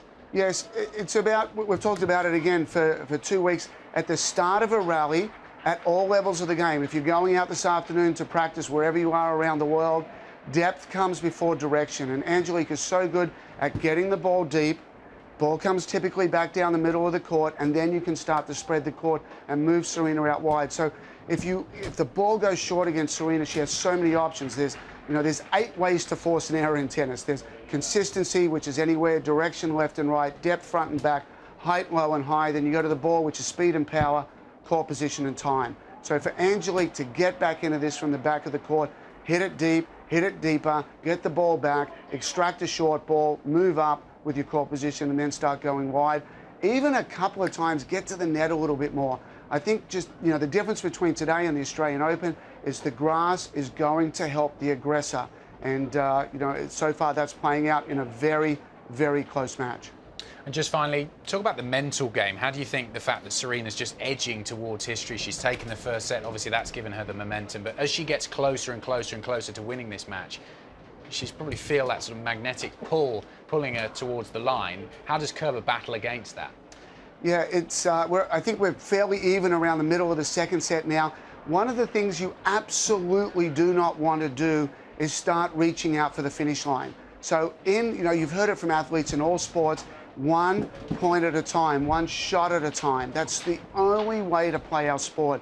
So every time Serena, wins a point or Angelique wins a point, you'll see them quite often going back to their strings, and they look at their strings, which is like a notepad, and they're taking mental notes. So for Serena, she'll be filling that notepad on her strings with stay aggressive, stay around the baseline, go for my shots, finish points in the first 4 shots. And on Angelique's notepad, it's going to be extend the rally, get the ball deep, find angles, use my lefty craftiness, slide that serve into the body, frustrate my opponent. So these are the kind of things that you want to be thinking about early in the set. And when the end of the set comes, you look down to your notebook and you've already got the winning patterns of play. The last thing you want to do as you're trying to close out a Wimbledon title is reinvent yourself and come up with something that's absolutely spectacular. The closer you get to the finish line, the less you think about the finish line, and the less you try for the new things or the spectacular things. It's just, I'm going to serve at the body, ball comes back middle, and then you start to develop the point with your primary patterns. Thanks, Craig. Intriguing analysis as always. Let's just update you with what's happening on centre court right now. It's on a knife phase, the second set. 3-all at the moment. It's currently deuce. Kerber has just had her first break point of the match, but Serena managed to save it with a huge ace out wide. So Serena is clinging on in the second set. 3-all on her service. She now has a point at advantage to lead 4-3. Catherine, what's the reaction been on social media to this match so far? an enormous amount of praise and appreciation for the quality of the match, the competitiveness of the match, lots of comparisons with what happened in Australia. That also a fantastic match, of course. Ben Rothenberg here saying Kerber winning all sorts of side-to-side rallies, just like in Melbourne. Deja vu, hashtag Wimbledon, of course. We have got credit to Kerber. So few people can hang with Serena like that from the baseline. Carl Bierlich pointing out Serena Williams often says that her opponents bring their absolute best tennis when they face her. And that has been true now in all 3 of the Grand Slam finals this year. Kerber in Australia, Muguruza in Paris, and Kerber today have all played fantastic tennis matches, regardless of what goes on to happen here. Kerber has been a very, very big part of this final so far. But of course, it is Serena who leads by a set and 4-3 on serve in the second set. She is halfway to history, as David Law points out here. Chris Clary pointing out Kerber can reboot a rally with the best of them, but Serena's operating system proves superior. 7-5 first set, 1 set away from the big 22. Andy Schuler pointing out what you did, Adam. Oh no, somebody else pointing that out, but Serena is 266-8 when winning the first set of a Grand Slam match. Kerber 6-27 when losing the first. And Matt Roberts here pointing out what you did, Adam. Serena has never lost a Grand Slam final when she's won the opening set. She's 19-0. So the stats are in Serena's favour, just as Craig was telling us as well. There's a lot of attention, of course, away from the stats and what's happening on the court. There's a lot of attention on the fact that Beyonce and Jay-Z are in Serena's player box. Everybody tweeting that. Lots of journalists having a competition to see who can get the most Beyonce song lyrics into their tweets. I won't share those with you, but I'm sure you can imagine what's going on Twitter. And one other thing for you, there is one person who is most definitely not watching, well, 2 people actually, who are most definitely not watching this ladies' final, and that is Dominika Cibulkova and her now husband. Of course, she was a quarter-finalist here. She lost out to Elena Vesnina. She was worried that if she did get further in the championship, she'd have to cancel her wedding. Well, the one upshot of losing in that quarter-final was that she was able to get married today, and there are the happy couple. All the singles ladies, but not in her case. You get it? See? I tried. Sorry. You're not the first person to make that joke, Adam. OK, we'll come back to that one in a second. That match continuing over on centre court. 4-3 to Serena in the second set. But let's show you match point from this match on court 18 a little bit earlier. It's the semi-finals of the girls' singles. Kaja Juvan and Iga, doubles. Kaja Juvan and Iga Swiatek of Poland, the number 3 seeds, losing to Marian Bolkvadze and Katie McNally, 6-1, 6-3 in that match. And we can hear from Rachel now, who's caught up with the winners. Katie and Mariam, the junior girls 2016 double champions. How does that sound? Sounds great. I hope it will happen tomorrow. Absolutely. Katie, how are you feeling? Yeah, that'd be amazing. Yeah, I mean, Wimbledon champion, nothing can beat that, so. Just talk us through how the matches have gone so far for you this week. We started, it was quite hard because this is the first tournament we're playing together, but I think we're playing well now, and it's going to be all right, I think. How would you work on building, the relationship? We just put both our game styles together. I mean, she's lefty. There's things that can contribute to my game that can really make us a really good doubles team. So I think we know that, and during the points, we know how to put them together. And just talk us through that match earlier. 6-1, 6-3. You kind of made it look easy. I'm sure that wasn't the case out there. No, it wasn't easy at all. I think they played really good tennis as well, but I think we played good one as well. So it was a good match. And just taking a little bit of what you've just played there, how do you build on your performance going forward? I think we did a lot of things really well. There was things that we could have done better, so I think we both know what to work on, and then we'll make it better in the next match. Absolutely, and just looking around, how beautiful is it to play at Wimbledon? The hill is packed, the atmosphere is great. How was it out there for you on court 18? It's so beautiful, and the atmosphere is great as well. This is my first Grand Slam, and I'm loving it here. Absolutely. Katie, same thing? Yeah, this is my first Wimbledon, and nothing beats it, as I said. The atmosphere, everything, it's beautiful. It's perfect. Absolutely. And compared to other tournaments, how does this actually compare? I don't think we can compare it to anything else. And depending on results going forward, does this look like partnership for the future, ladies? Definitely if we play like similar tournaments. I know she's playing a bunch of like pro stuff, so if I work my way into there, yeah, possibly. Absolutely. Katie, Miriam, thank you very much. Thank you. Well, a great performance there from Marion Bolkvadze and Katie McNally, the unseeded pair, winning the girls' doubles 6-1, 6-3. And now as the ladies' singles continues, the final continues on centre court. The crowd there on Henman Hill enjoying that match from the big screen on the side of court number 1. Let's find out a little bit more about both players' games in our coaching corner.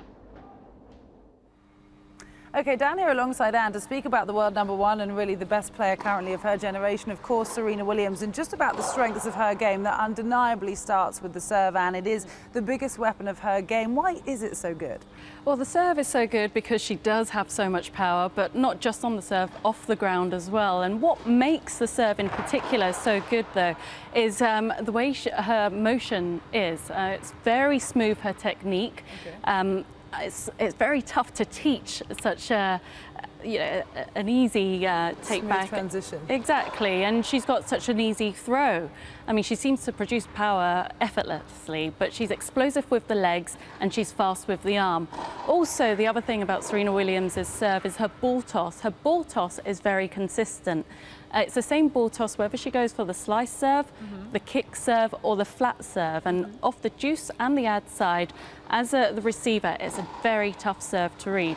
So it's pretty hard to judge if you're the receiver trying to guess what serve it might be. If you are facing Serena Williams' serve, then as a lot of ladies will be in these next 2 weeks, what can you possibly try and do? Well, as the receiver, you've got to make sure you change your court position. Whenever you're up against a big server, it's important to give them a different look. Sometimes stand a little further behind the baseline, sometimes stand further wide. And you've got to find ways to just get into their mindset. To, yeah, get them thinking and...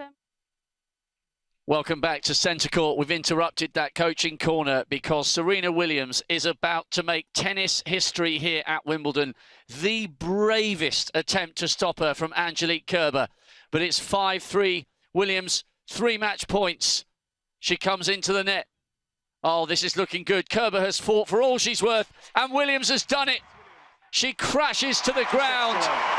The record breaker, the history maker, and finally, after being stuck on 21 Grand Slam titles for a year, Serena, on her favourite surface, on one of the world's premier sporting courts, has done it. She has tied Steffi Graf on 22 Grand Slam titles, and she has done it against a magnificent opponent. Angelique Kerber survived some brutal points from Serena Williams. But what a moment for the whole family. Venus and Mum up in the box. It's a standing ovation for a moment she and the crowd will never forget. Serena Williams is once again the darling of Wimbledon. Wow. She takes a 7th title here. And finally, that metaphorical monkey is off her back. And she joins Steffi Graf as a 22-time Grand Slam champion. And what a way to do it. Yeah, what a moment. 22 Grand Slams. And the great thing about this is that to break, or sort of break that monkey off her back and get that 22nd Grand Slam title that's been eluding her since that US Open loss to Roberta Vinci last year. And to do it the way she did today was quite remarkable, because it was a fabulous match. It was as good as Angie Kerber could have brought to the match today. The obvious serving difference between these two, Serena's ability to be able to serve her way out of trouble and her ability to be able to even serve that match out the way she did, just shows you why she has been so dominant, not only here at Wimbledon with her 7th title, but to win 22 Grand Slams. And she's now chasing that woman on screen with 24 Grand Slams. And can she now reach Margaret Court's 24 Grand Slams? 22 was the record in the Open era with Steffi Graf, but that has now been equaled. And Patrick Mouratoglou, her coach, and she's now won 9 titles after the age of 30 at Grand Slam level. So a remarkable, remarkable achievement for somebody now in her mid-30s. What a pleasure to still have her here with us playing. And now has another chance to win another Grand Slam title and doubles later with Venus. Yes, there's Venus. A brave run from her to the semi-finals, and she just shakes her head with a lovely smile of disbelief, but a positive one. Serena Williams has at last done it. Semi-finals of the US, beaten by Kerber in Australia in a match of equal quality. Ladies and then beaten in the final it's time of the now French for the trophy Open. But this is her spiritual home. This is the centre court arena that she has helped make so famous. She's a woman whose achievements have transcended the boundaries of her sport. Yeah, just incredible. I've known Serena since she was about 10 or 11 years of age, and it's just remarkable what she's done. And what a great crowd we had today. We had some serious superstars in the crowd with Jay-Z, with Beyonce, Ellen DeGeneres. I mean, it was a hot ticket to have today, and they got to see history with 22 Grand Slams now under Serena's belt. And the way she did it, as Philip Brook thanks the wonderful ball kids. I tell you, there's no better ball kids in the world than the ball kids here at Wimbledon. They are amazing. Well, Serena applauding the presentation party, His Royal Highness the Duke of Kent, President of the All England Lawn Tennis Club, Philip Brook, the Chairman, and Kathy Sabin, President of the Lawn Tennis Association. A word for Kerber, I think. She was just absolutely superb in that match. Those two unforced errors to give Serena the sniff. One break point she managed to save. And can we just say, Anne Keothavon, your brother did a fabulous job in the finals, because there he is. He's receiving the trophy. Well done. Well done. The Keothavon family has done a seriously good job at Wimbledon today. Yeah, he seems like a good lad as well. Hopefully he might get a glass of something rather fizzy and bubbly. He's Serena's lucky charm, because last time I saw him do a final here was my final in doubles against Venus and Serena, and they won that match as well. Well, listen to the reception for Angelique Kerber. She deserves it. Well, she survived an absolute onslaught from Serena, arguably the game's ultimate talent. And Kerber, well, she is a huge star for now and for the future, because although we rightly applaud what Serena has achieved here today, the future belongs to young women like this. And what a future it will be for the manner in which she got to the final and the manner in which she hung on in a way that we've rarely seen against Serena. Yeah, and her mum got to see that today. She was not in Australia, and here she is, one of the greatest of all time.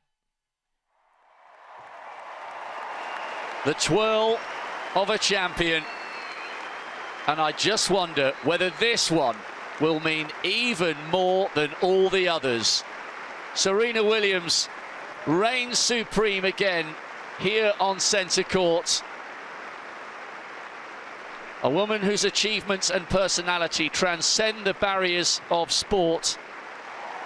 Williams is the darling of Wimbledon here today. Just the most marvellous moment for her, her coach, and all her family. Wow. Angelique, you must be so... Well, we step away here into the booth just while the official on-court interviews are being conducted. It was those two moments at the end of the first set, because wouldn't it have been nice... by the way, we're trying not to be greedy here. We loved that final. It was an exceptional standard. And if you didn't see it, you must try and watch a rerun. It was absolutely brilliant. And but for those two moments of weakness, we would have had a first set tiebreak. And maybe that would have been different. Yeah, that could have been the difference maker. But really, you know, we're sort of, we can get an idea of what Angie Kerber's saying. It's just overwhelming when you play against Serena and you go up against her serve on this particular court. And I said it in the preview that the difference between Serena's serve at the Australian Open and today was that Angie could not get the break of serve. She couldn't put enough pressure on the return of serve to really hurt Serena. And Serena played, it's as well as I've seen Serena play as well here. She played fantastically against Vesnina in the semis, but it wasn't the same caliber of player. And Kerber, I think, would be although upset that she didn't win this match, I think she would be very, very happy with how she played. And like you said, there was a drop just a little bit at the end of both sets where she made a couple of unforced errors, something that Serena did not do. And if Serena made an unforced error on her serve, she was able to serve her way out of it. And that is something that Angie Kerber cannot do. So comparing this final to the marvellous one you witnessed over 3 in Melbourne, was the Serena serve the difference here today compared to January? Because the ground strokes from both was sensational. Yeah, the actual playing of points in Australia was as good as what we saw today. But the difference was that the serving was just the difference maker with Serena. She won so many more free points. And her respect level for Kerber was quite obvious at the end when they hugged. And I'm sure that Angie said it was a privilege, it was a pleasure. You're incredible champion. They were very respectful of one another in Australia as well. And again today, I hope we see them play more matches in the future. We hope that Serena sticks around for another couple of years, because if she does, we're going to see her play Kerber, because that's as good as you get. Amazing. Right. So it's always so difficult to compare players from eras and pros like you. You know, you've been around for such a long time, and you will know both players. There's just a confirmation. Well, interesting that they've put Serena at the top of that graphic, tied on 22 with Steffi. Is it a moot point to even compare those two players? Are they so different? Are they from different eras that we should celebrate both of them in different ways? Or can we start talking about Serena as the greatest of all time in the Open era? Well, I mean, if you look at Serena, who are now at 22 with Steffi quit at the age of just under 30. She wasn't even 30. Serena's won 8 Grand Slams after 30. So you can say, well, maybe if Steffi had played another 5 or 6 years, she could have won a few more. Look, the bottom line is I hate to compare. They're both incredible champions. They both are deserved for being talked about as the greatest players of all time. And so, look, if Serena surpasses it by 2 or 3, 4, 5 Grand Slams, then you can just say she owns that title for sure. But until that happens, we just have to put them in their own category. They are 2 of the greatest players we've ever seen. And how joyful that we had them so close together, really close together. After Steffi retired, Serena just started playing. I'm thankful that I was around for both of them, and I know both of them very well. And the thing that they both have in common, as much as they love to win, they hate losing, and they hated losing more than they loved winning. And that was the difference. The same thing with Steffi and the same thing with Serena is that their bar was set by them, and they jumped over it together. And it's been a pleasure to see them play over the last 40 years. 30 years that they've been out there. Brilliantly put. Let's talk about the question of motivation, because Serena's just finishing her on-court interviews, and now she's getting the opportunity to parade the trophy, and hopefully there'll be a nice word between her and Angelique Kerber. And I think there is a huge amount of respect there, Renee. You're quite correct. Does there get to a point now where there's no better place for Serena to have secured the 22nd? A marvellous quality match, highlighting, you know, the benefits and the advances that women's tennis have made, and she's been a huge part of that. I wonder at what stage there comes a point where the hunger will not quite be there, because she's waited a year to tie Steffi on 22, semis in the US, and then so close in Australia and so close at the French. Do you think there might come a time quite soon where she thinks, do you know what? Metaphorically, I can't top that. I might win a 23rd, but to do it in the manner in which I did against an opponent who beat me in January, is this as good as it gets for Serena? Well, no, I think that Serena's very aware of 24 now. I think now that Margaret Court's 24, Serena wants to be the greatest of all time. Sorry, even though Courts was not in the Open era. It was not in the Open era, but still, it's still talked about as 24. Yeah. That 24 Grand Slams is the mark now for women's tennis, and Serena has from day one wanted to be the greatest, and there's never a doubt in her mind that she is the greatest, and she wants to do that. Now the pressure's off in some respects, because she's tied Steffi, so she's done something that nobody probably ever thought that someone could do, which was get to 22 Grand Slams. So the pressure's off her now. And as I said, she's won 8 of these after 30. to think that she was able to do that after 30 is quite spectacular. Now she has to stay healthy, but she has a great competitor in Angie Kerber to push her to be even better. And Azarenka hopefully will be back from injury, because she pushed Serena earlier this year. She beat Serena in a final. So hopefully we have some of those great champions back and pushing Serena to go further, because this young lady, as you see on screen, what a great final. Honestly, it's as well as she could have played today. She just was outgunned, period. And I think you got a sense of that from the crowd, because it's a funny thing witnessing different crowds on centre court. It's almost like each crowd is a person and has its characteristics, but you can always tell when a crowd are slightly disappointed or frustrated that a match hasn't been tighter. And you could absolutely get the sense, even from behind the soundproof glass here in the comms box, you could absolutely get the sense that they were enthralled by that, and that even though it didn't go to 3 sets, that was a match of exceptional standard under the most difficult pressure for different reasons for both women on either side of the court. I think that was a brilliant spectacle, and the people who've been here to witness that match will remember it for a long time. Well, not only will they remember the match, but they will remember history. That's the bottom line.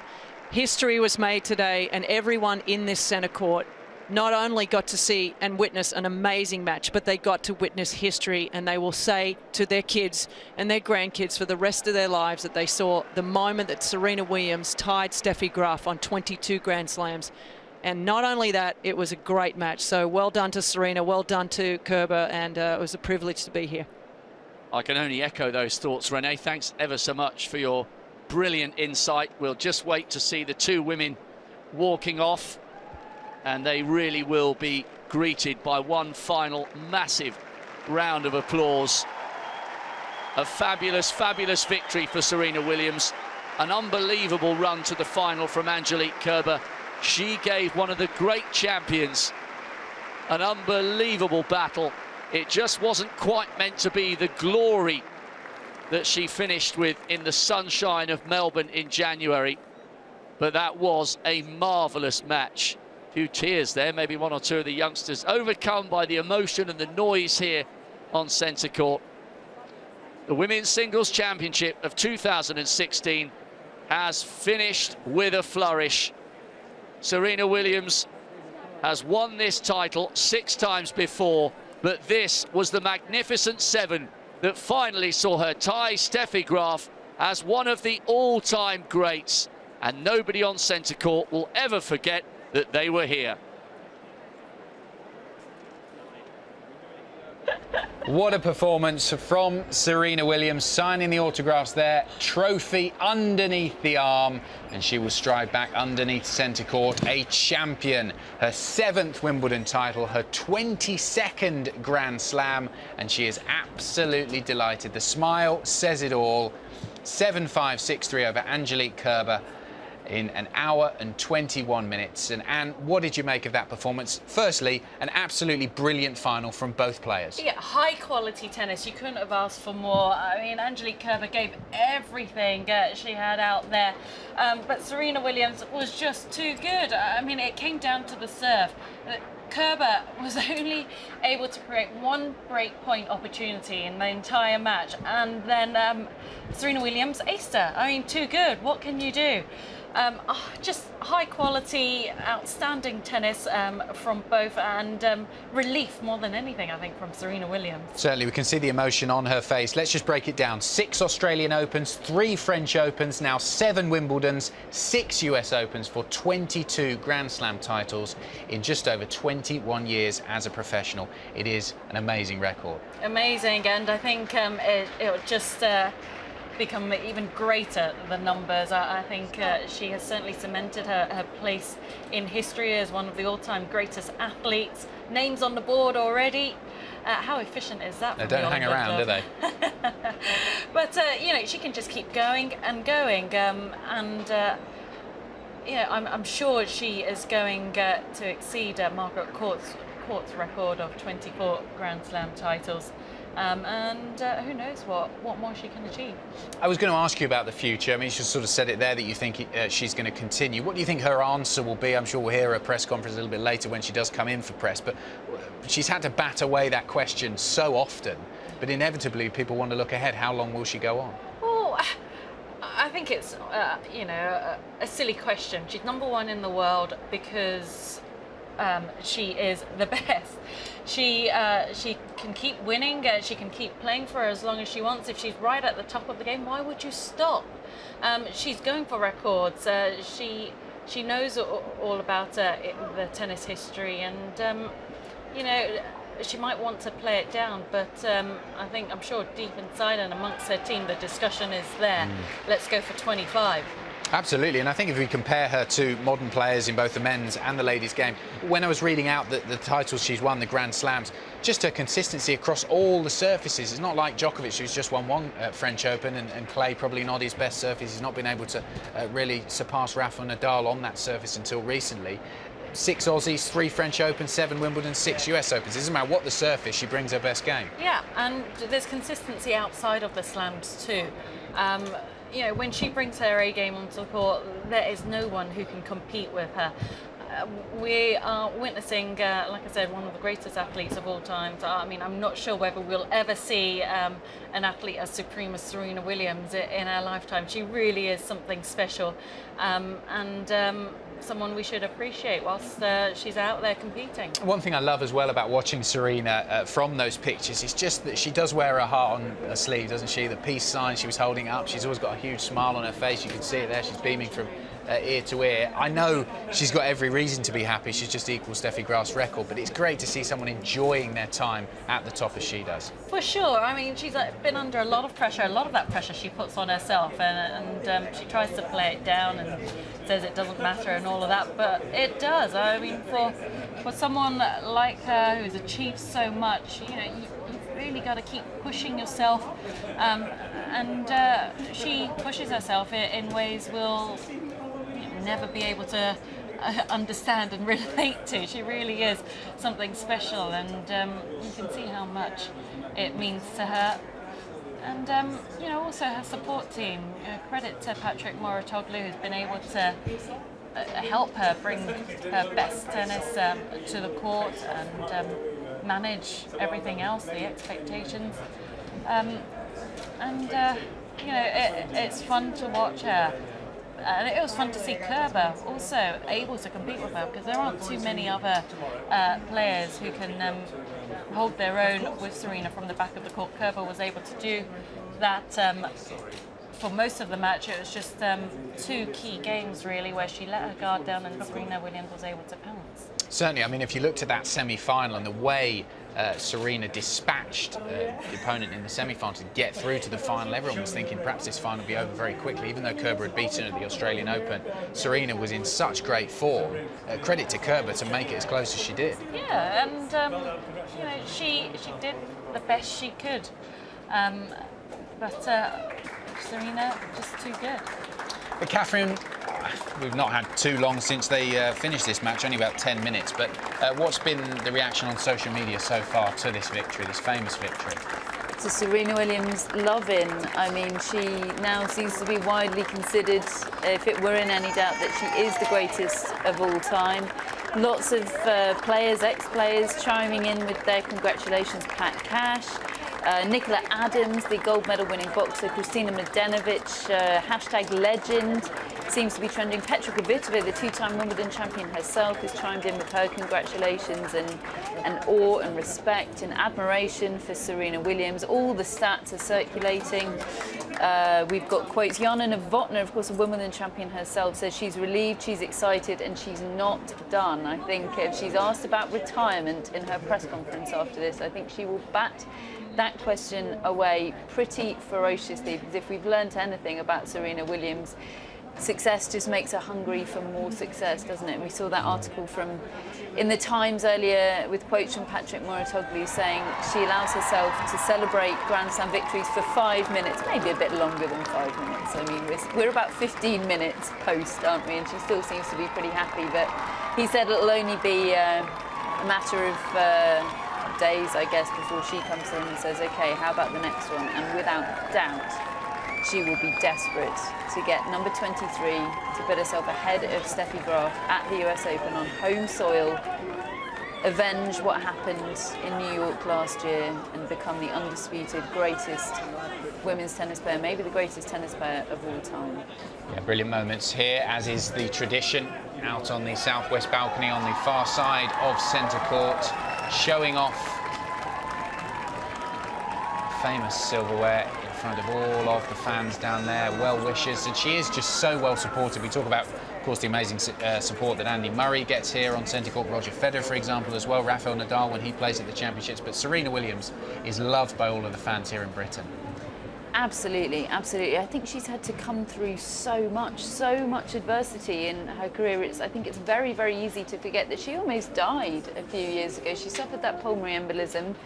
Her dad, Richard Williams, said he genuinely thought she was going to die, and here she is, winning a 22nd Grand Slam title. She obviously suffered the death of her sister. I mean, she's been through so much.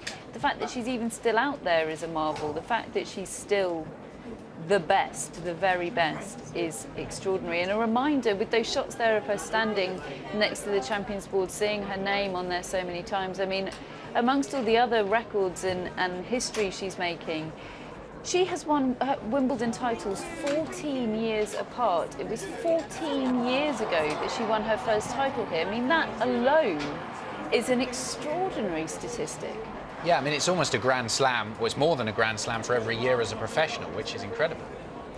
I mean, there's statistics, records, history everywhere you look with this woman.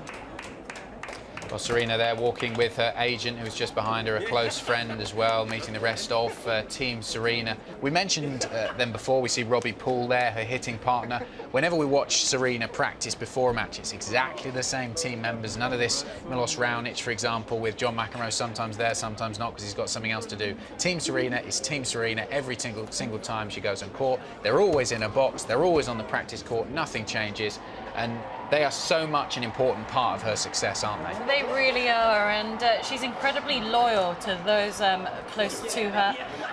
You know, throughout her career, she hasn't had many coaches. There's been her father and Patrick Mouratoglou, and that's about it.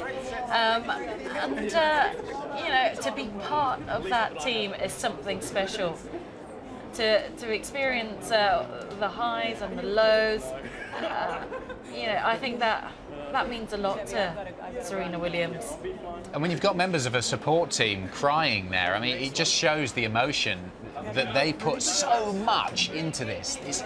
Clearly, Serena tries her hardest, and she's an amazingly talented athlete and sports woman, but you can just see the emotion there. Patrick Mouratoglou, a coach, a hitting partner, Robbie Poole in the background, almost close to tears. This means so much to them because they've put their heart and soul into making her the best tennis player that she can be. Yeah, I mean, they've given up so much of their time, and these are great scenes here.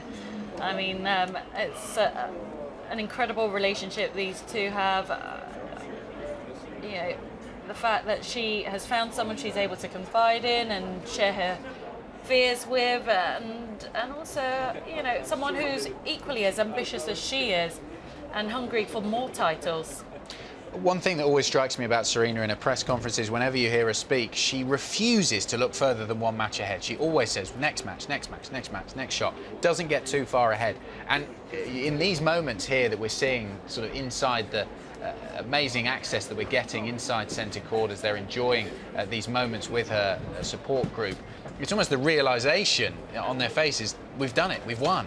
We've done it. Yeah, this has happened, but the work doesn't stop. It's, yeah, I'm sure in a couple of days they'll be able to discuss the future and what the next goal is. And Catherine, on social media and amongst the journalists that have been talking about this match already, is the feeling that she will continue? Is that the general consensus? Without question. I think it would be the biggest shock in the history of tennis if she were to stop now. I don't think she's going to stop anytime soon. I think she's going to go to New York with her sights firmly set on that target. Maybe that's what she's chatting about Patrick with now. Maybe they're devising their game plan for New York. Perhaps a bit too soon. But yeah, I mean, I think, as I said, success makes her hungry for more success. Why would she stop now? She's the best tennis player in the world. And yeah, with every Grand Slam, there will be new records now. You know, they're tumbling all the time. She's making history almost with every match that she plays. Why on earth would she want to stop now? It's extraordinary stuff, and amazing seeing Billie Jean King. There was a moment there where Billie Jean King just casually walked past, and I'm reminded of a moment in that documentary about Serena Williams when she was going through the anguish and the anxiety that she experienced all of last year and the quest for that calendar year Grand Slam. And Billie Jean King caught up with her here at Wimbledon, actually, and she said, remember, Serena, pressure is privilege. And that really, really was something that Serena took on board, and she said, I always try and remember that when I'm feeling at my most stressed and my most under pressure, that pressure is privilege. It's something that only the greats and those going for history and trying to be the best that they can be experience. Some great shots here, captured on centre court, the slow motion. You can see the emotion on her face at winning that 22nd Grand Slam title, her 7th Wimbledon, and that was the moment she lifted the famous silverware. What a moment for Serena Williams. Now, as we were talking, her affinity with Wimbledon is clearly so great. She's had so many great moments on centre court, 7 Wimbledon titles now. But you mentioned wanting to win 23, and almost written that she would do it at the US Open. If she is able to do it at Flushing Meadows, it would be so special for her to do it at her home Grand Slam. It would be perfect. It would be exactly, I mean, if you could write the story, that's how you would write it. Just as last year, her achieving the calendar year Grand Slam, it would have been perfect to do. And there's going to be the same amount of attention this year now at the US Open as there was last year. Of course, there was so much attention on the fact that the ladies' finals tickets for the first time sold out before the men's finals did. I mean, it was a huge, huge deal in New York last year. Serena Williams was everywhere. She was on every billboard. That story was on the front page of all the papers and all the magazines, and it just an unimaginable amount of pressure for her, and it's going to be the same this year. Obviously not the calendar year Grand Slam, but as I say, breaking clear of Steffi Graf, that would be as big an achievement, I think, overall. And there's going to be the same amount of pressure, and if she could do it, I think the scenes would be just so special. Arthur Ashe Arena, I mean, we talk about centre court being a special arena. Arthur Ashe as well, one of those great stadiums in tennis. To see that, her winning the 23rd inside, that'd be amazing. It would be, and I certainly believe that there'd be an extra edge, extra motivation, as if there couldn't be any more motivation, to put things right this year at the US Open and put what happened last year behind her. I do think it, in some ways, as much as we talk about how much pressure there will be on her to achieve 23, I think 22 has been such a huge relief for her, and the fact that it won't be a calendar year slam, in some ways takes a little bit of edge off, and she'll be able to play with a bit more freedom. And just quickly, a line on Angelique Kerber. In her 2nd Grand Slam final, she's won a Grand Slam title. Do you think we'll see her in more Grand Slam finals to come? For sure. I think she's proved to everyone that she isn't a one-slam kind of hit wonder, and she showed some fantastic tennis throughout the championships here. She didn't drop a set on her way to the final today. She just came up against someone who was even stronger and better. But for sure, we'll be seeing a lot more of Angelique Kerber. She loves the hard courts, and I'm sure she'll have a stronger US hard court swing. Well, a thoroughly entertaining match there on centre court. An hour and 21 minutes it took for Serena to win her 22nd Grand Slam title, 7-5, 6-3. But that isn't the only ladies' singles final taking place on the grounds here at the All England Club today. This is action from out on court number 17, and Griffon versus Van Koot. And we can join it at 5-4 with Griffon serving in the 3rd set. Love 15.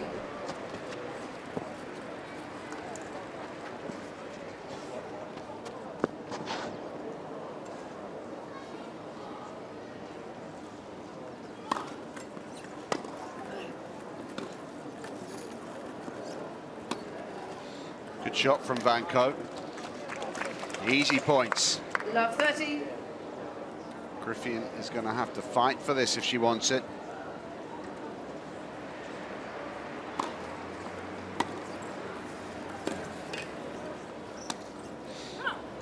That was poor. 15, 30. She's not had much joy with that drop shot today, Van Koot.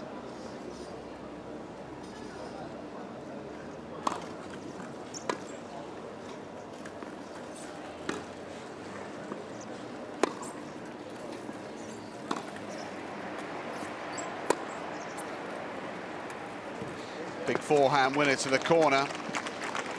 15-40. A couple of points to level the score in this final set.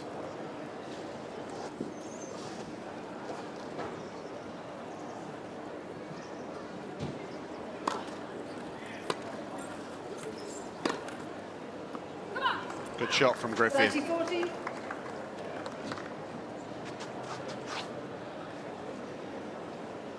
Another break point to defend right here. 30-40. Oh yes, lots of heat on the forehand. Griffin pulling out all the stops to prevent this match being tied.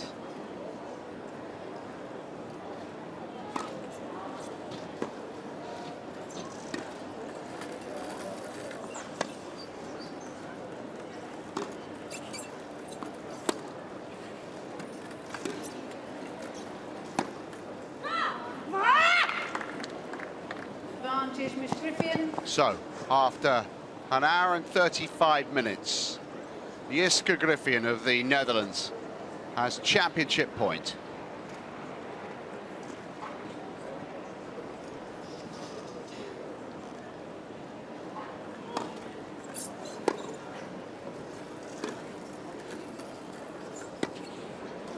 Griffin with a chance to go down the line for a winner, and it's a chance she takes. There's our champion. By 2 sets to love. A little bit of history. 4-6. Jiske Griffin 6-love, 6-4. becomes the first ever ladies singles champion here at Wimbledon with a 3-set win over her doubles partner Aniek van Cote in an hour and 36 minutes. Griffin takes the title. 4-6, 6-love, 6-4.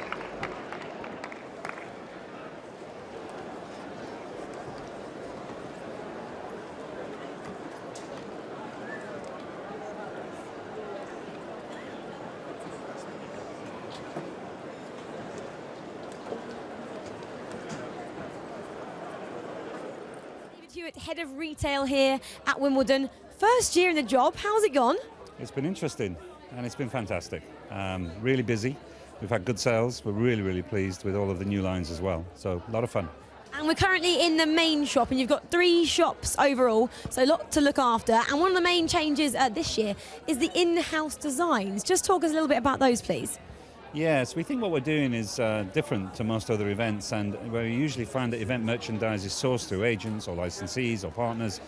And last year the club took the decision to do something different. I joined so that we could design everything in-house, and actually it means more than you might usually think. We took a piece of paper, we made our own patterns, we made our own swatches, we went to the factories, we looked at the prototypes we made, the samples, we did lab dips, we did everything as you would do normally in a medium premium fashion brand. And I've been lucky enough to wear them. Everyone said they've looked great. How have they been received from everyone in here buying them? People like them. They have a big act to follow, because this is still one of the world's premier events where people come to look for that piece of event merchandise. And what we've tried to do is give everybody that product they've always had, and also say, now look at this is telling you more about the brand, about the story. And it ties in with that In Pursuit of Greatness story at the Champs this year. The fact that we want to be able to say to people, if we can talk lots about 8mm grass and technology and world-class partners, why would we not also have something to offer you as a piece of apparel, that's where we started, that is also as wonderful as we can make it ourselves, and it's a part of us. And David, can you just talk about maybe the most popular products which you have on offer here, maybe for children and the adults as well? Well, firstly, we have to be clear, towels sell, towels are popular. But we've had a little input into that even, because we've started looking at how we can perhaps throw a little bit more colour into some of the towels. So they're popular.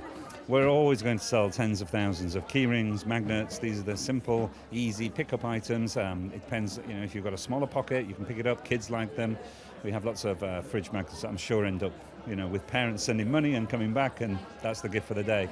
The caps are always extremely popular, and this year we went a little bit crazy. We've probably done 50% more ranges than we normally do. They've been selling incredibly well because people see it as a fun item, but it's also a quality one.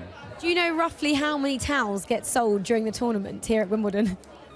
That's one for you right now. Off the top of my head, No. Thousands, I should think. But thousands and thousands. And it's just slightly more men's towels than ladies. Well, they are iconic, aren't they? So maybe we'd expect that as well. And personally, David, what are you most proud of in terms of an item here in the shop? I think there's probably two things. There's something that I'm a bit obsessive about and everybody knows, which is the Panama hats. Actually, Frank, I think, David, turn round. This is what we're talking about, is it? That is the Panama hat.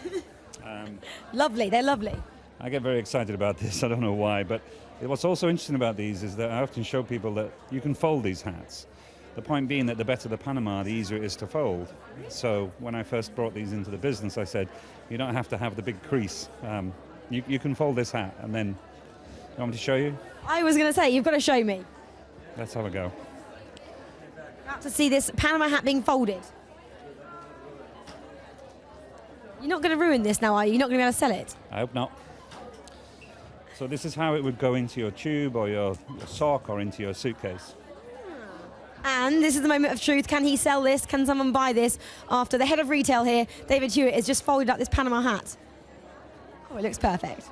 There we go. I think the answer is yes. Let's put that one back over there. So, David, that was one of the things you really liked. That's my personal passion. I think that the fine knits that we've made as well for the ladies' wear range is a really, really high quality product, and it's probably sending a little message about some of the things we're going to do in future.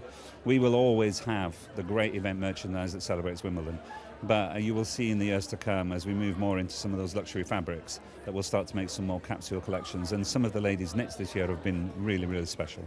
And if someone was coming here for one of their first times, when their friend hadn't been here ever before, what would they buy? What would you recommend them buying for their friend to kind of just say, this is Wimbledon? It's a towel. I think it's a towel. But I think that, again, I mentioned earlier the caps, because at least there's, like a towel, you can use them over and over and over, they're good quality. There are some really quite nifty little bits of jewellery here, there's some nice bits of glassware, there's a real memento or a keepsake as well.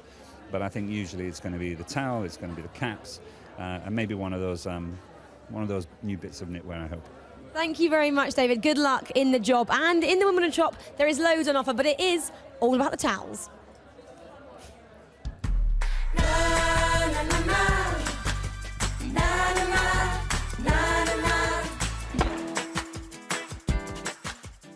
Men's semi-finals. Yes, men's semi. I'm very excited. Well, like being here, I kind of think makes you proud to be British. So last time I was here, I was getting beaten up by Roger Federer. Spanked. Great experience playing against the best player of all time. The most amazing journey of my life. Is this the love? This is player of the day. I like this one.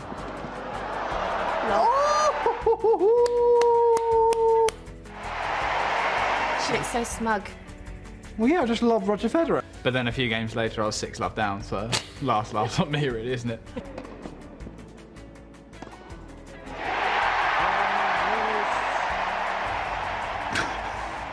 Get in.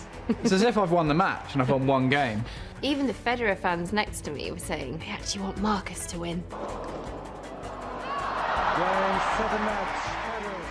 Didn't play badly. It wasn't tragic. No. But 6-love. Raonic versus Federer. It's the one we wanted for Semi-final time. semi-finals. This is probably his last chance to win a Wimbledon Championship now. This is it. With his legendary backhand. What's he going to do with that when he retires? Knocking vases over in his house. He's just going to be walking around just going, I haven't used this for a while. Bam! Wow! No way! That's ridiculous. That's point of the tournament so far, I reckon. Yeah. Apart from my lob, obviously. So this is match point now.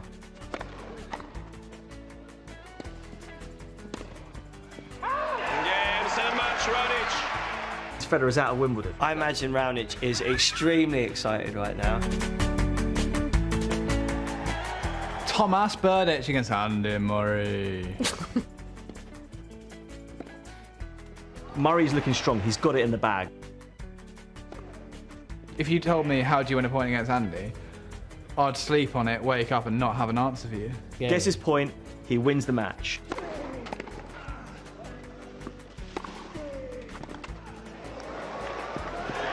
Yeah! Go on, Murray! Well done, Andy. Raonic and Murray in the final. It's going to be an absolute epic. Murray in the final. Should we have a party? Who are we going to invite? I think the Wheel Bombers deserve a call up, don't they? Jean next door. She'd like to see it. And some Murray masks. Shoes off. Yeah.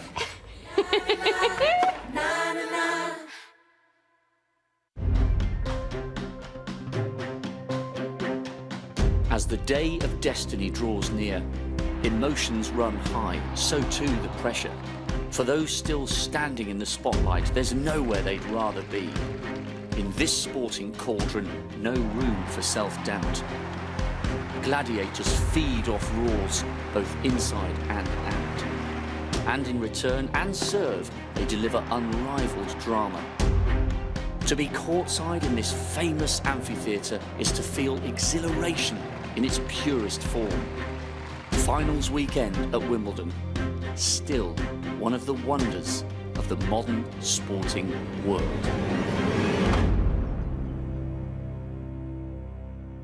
The cucumber sandwich is a quintessential part of watching the Wimbledon finals.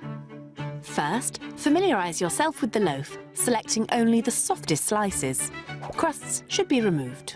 Next, spread each slice of bread with an even layer of butter. You're now ready to embark upon the cucumber. Slice on your best stainless steel mandolin. Arrange a lovely pattern of cucumber, overlapping just a fraction. Place a second piece of bread on top, ensuring it is accurately aligned. A misaligned cucumber sandwich is not a cucumber sandwich. With a steady hand, apportion the sandwich into neat quarters. And finally, arrange these about a 3-tiered stand before announcing to your guests, "Terribly sorry to interrupt, but I've made some simply resplendent cucumber sandwiches you must try." We've been refining our hosting skills for more than 130 years. For your complete guide to hosting the Wimbledon finals, visit wimbledonweekend.com.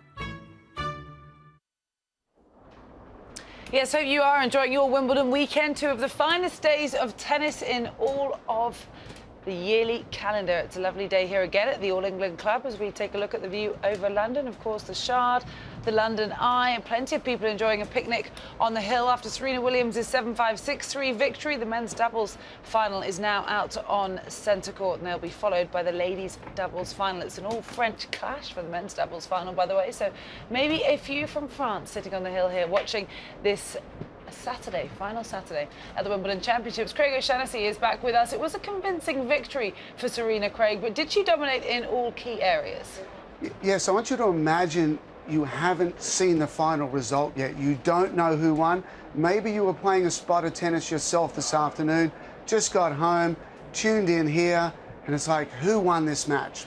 Well, I'm going to give you some stats so you can figure it out for yourself. Second serves is always a key battleground. Against first serves, you average winning 1 out of 4. It's very tough to do well there. But second serves is about a 50-50 battle. So in this match, as you try to figure out who won, Angelique Kerber won 68% of her second serve points. It's off the charts good. Serena Williams only won 39%. So right now you're thinking, that's advantage to Angelique. Maybe she won the match. Let's go to the baseline, which is another key battleground. Angelique won 52%. She won 41 of 79 points at the back of the court. Really respectable, really good. Anything above 50% is great. Serena only won 38%. So 39% second serve points won 38% from the baseline. So it's like 2 real key battlegrounds you give to Angelique Kerber. So right now you're thinking, oh, for sure, Angelique won this match. I got one more for you. In all the rallies that went past 5 shots, so a 5th shot had to be hit in the rally, and you grab all of those and all of the long rallies, Serena had a losing percentage. She was -5 in the rallies of 5 through 8, and she was -1 in all of the rallies of 9+. So 3 key battlegrounds, Serena did not do well. In fact, Angelique outperformed her very well there. So who won the match? Well, Serena got over the line. And the big key in tennis is you don't have to be good at everything, but you've got to be good at something. And Serena absolutely dominated the short rallies of 0 through 4. She was +18 in that area. The winner's side of it, 39-12. So it was all about first strike tennis. It was all about aggression. It was all about stepping up and going for it. And what was very interesting was her patterns on her first serve. So in the deuce court, 17 sliding out wide. That was the primary pattern, none at the body, and 10 down the tee. So the secondary pattern, the surprise serves were down the tee, and when she went down the tee, she had 7 aces in the deuce court down the tee, only 1 out wide. In the ad court, again serving out wide was the dominant strategy there. 12 serves out wide, only 4 down the tee. And the reason she's doing this is to spread the court and to open up her holes to immediately attack. So again, it's in the 0 through 4, let's go wide, let's stretch the opponent, let's bring the ball back to the middle of the court, and let's get after it. So Serena's not out around the edges of the court to start the point. So we've got some highlights, especially from the second set here, that we'll go through and see exactly the strategies that Serena did so well with. We've got Serena serving here. Good at the body, good defense. And we see Angelique down the other side of the court. And a lot of times in the middle of a rally, it's like, well, who really wins and where did they get control?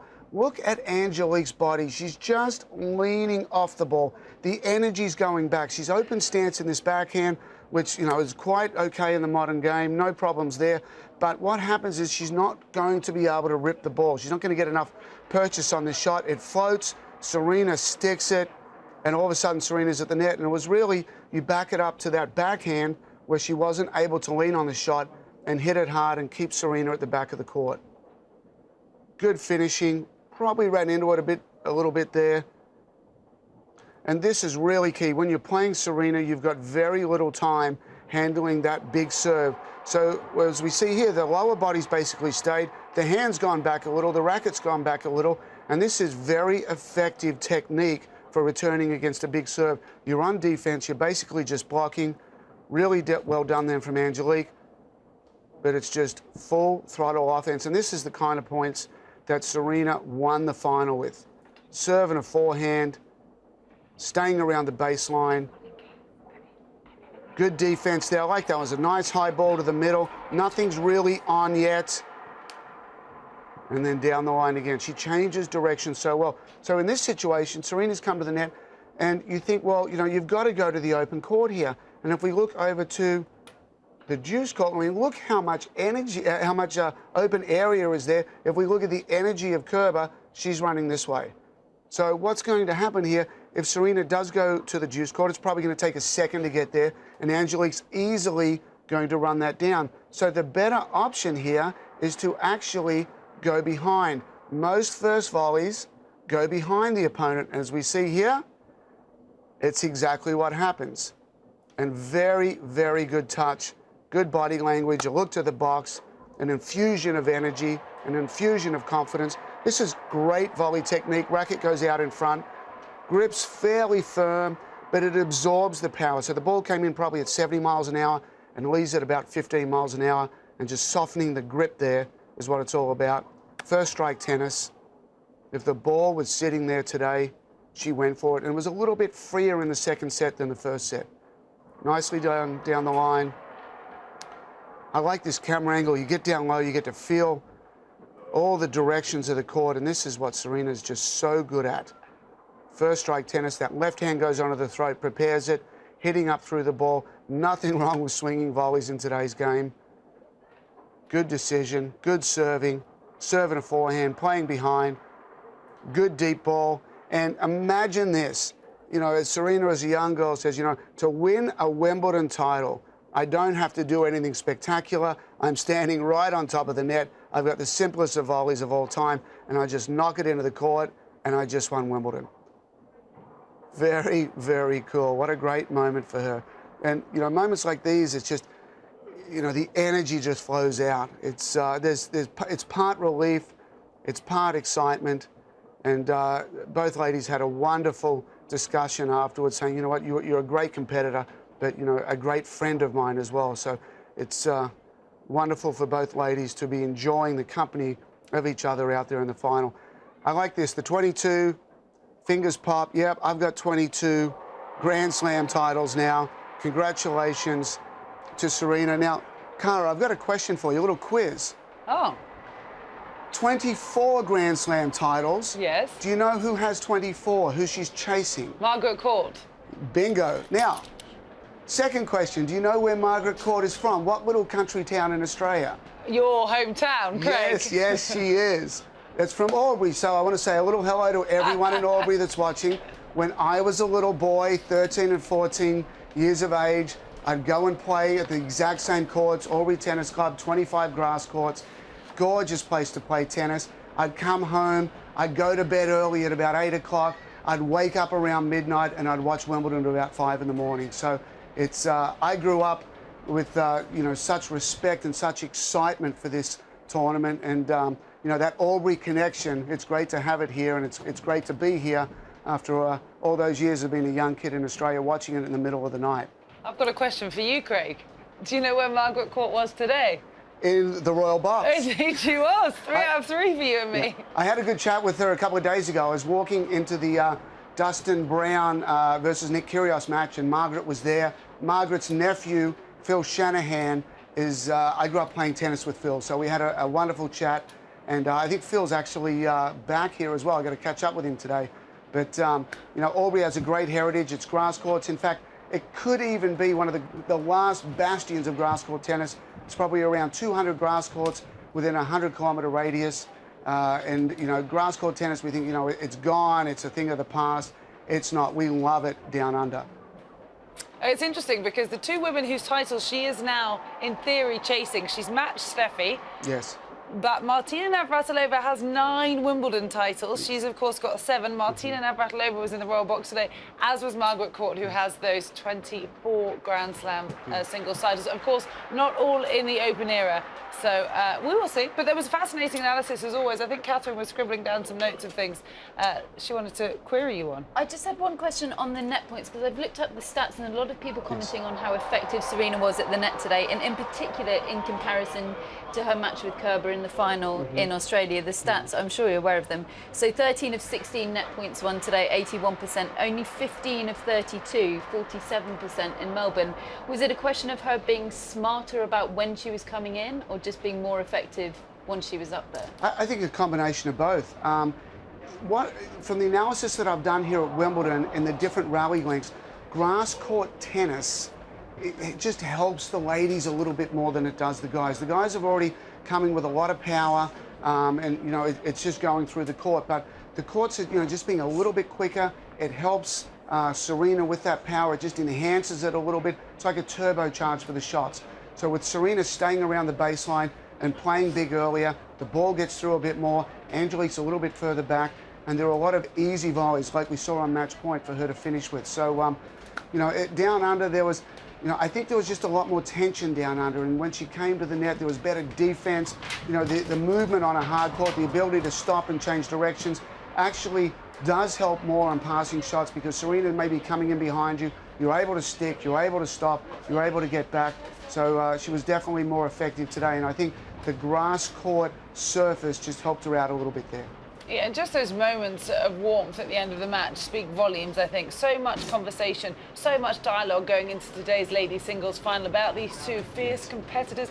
It's funny to look at the embrace between them at the beginning of the match compared to the end of the match. My goodness, it's totally a story of two ends of a match, which of course it is. Serena came out on top. She has created history here at the Wimbledon Championships once again, but don't be fooled. Angelique Kerber, I'm pretty sure, Craig, would you agree, will lift a title here on grass one day soon? You know what, I think so.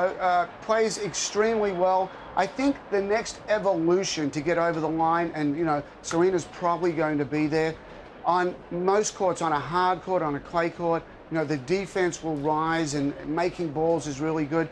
I think there needs to be a slight adjustment here. There needs to be a little bit more offense, because your offense will be more rewarded on a grass court than any other court. So I think for Angelique, excuse me, how about that? For Angelique, I think it's a little bit more about using her lefty craftiness and a little more sliding at the body, a little bit better around the baseline, a little bigger at the start of the point, push Serena back, and you know, if she can get that right mix, I think she can definitely win a title here. It's the shirt throwing you off, Craig. I'm joking. You know, I like the pink. Now, you don't like my green, so I've got to come with something a little different We don't tomorrow. mind your green. It's keeping us awake, as is my pink. Bright colours in the studio today. Shall we move on? Superb analysis, as always, from Craig O'Shaughnessy. Do you know what? This finals weekend is spectacular because we get to see some of the best and most beautiful trophies in all of tennis. Let's see how some of them are made.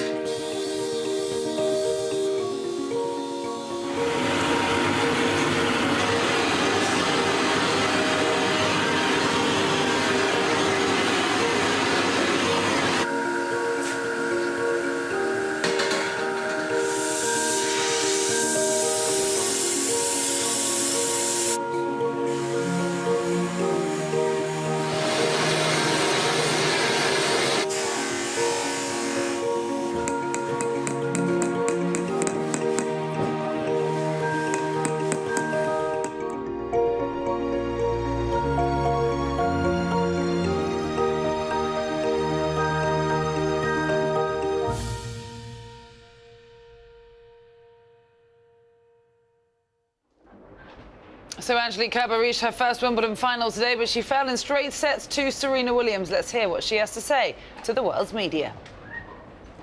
Ladies and gentlemen, Angelique Kerber, if you could raise a hand if you'd like to ask a question. English questions first, Yusuf.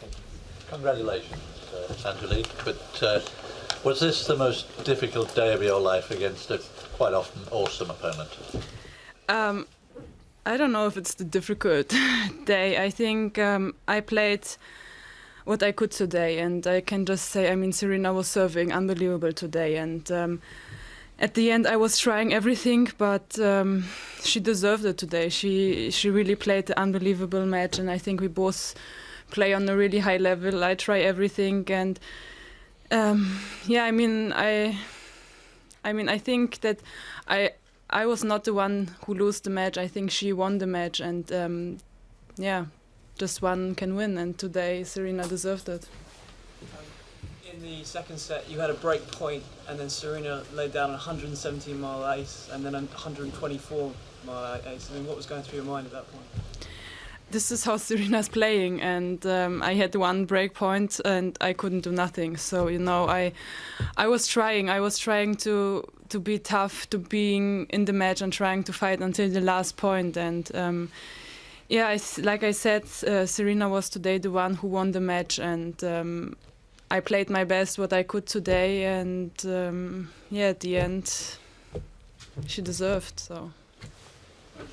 You didn't play your best game in the first set, at the final game of the first set. What happened there? Did you just lose it a little bit mentally, or? No, I think I was still playing not bad, but I think Serena was returning better there, and she was just going for it. And I played two points a little bit too short, and she was there, and she goes for it. So yeah, I mean, she did everything right. Still, Angelique, it was a great final. I mean, one of the best I remember in the last years. Does it give you a partial consolation, or I mean, of course, I went out there today to win the match, that's for sure. But at the end, I tried everything, and this is always what I told myself when I going to the match. I mean, I was a little bit nervous at the beginning of the match, and after this amazing 2 weeks, I just can say that I give everything, and of course I'm disappointed, but at the end I'm also proud about that, what I did also after Paris, and I reached my second Grand Slam final in this year, and it was an amazing final. I really enjoyed the final today, and it was a great atmosphere out there, and I will never forget the feeling. Serena has said that you're fun to play, and that she said out there that she enjoys playing you. Is that mutual, or is it in the moment frustrating? I think I also like to play against her, because she, I know that against her you have to play your best tennis, and she is putting me to playing 100%. And she's a great opponent to play, but also a great person. She's a champion, like I said on court. She's also a great person.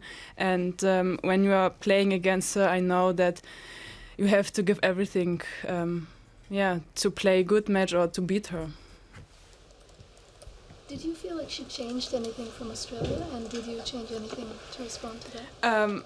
Actually, today, just her serve was much better, and on grass the serve is also a little bit strange because it's tougher to return it, and that was, I think, the only thing which changed from Australia. Just to put things in a little bit of a bigger picture, she's tried now 3 times to get the 22 mark, and obviously she lost to you in Melbourne. Now she's come through. What did she really show from New York to now? Talk about that. I don't know. I mean, she's always a tough opponent when she's playing like today, and I think today she was really focusing from the first point, and and today was the serve the key for the match, that's for sure. And I think in Australia it was amazing match as well. And I just can say that, like I said, I give everything. So, yeah. Okay. You have youth on your side, Angelique. Can you see the day when, she is 34 now. There won't be much longer. Can you see the day that you'll follow in her footsteps?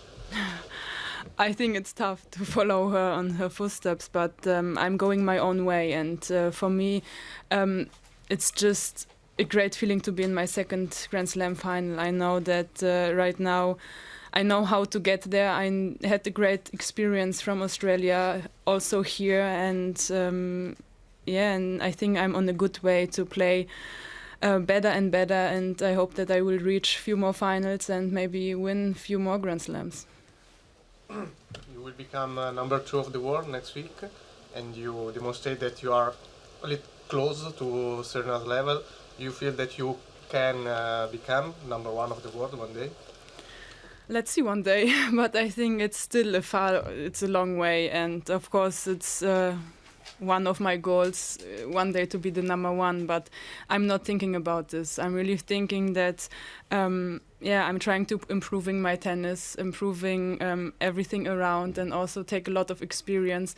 Now I know how to handle the pressure and everything when you win a big tournament, and also when you reach a Grand Slam, and I think this is the most important thing for me, to handle this and find the middle and the way how to do everything.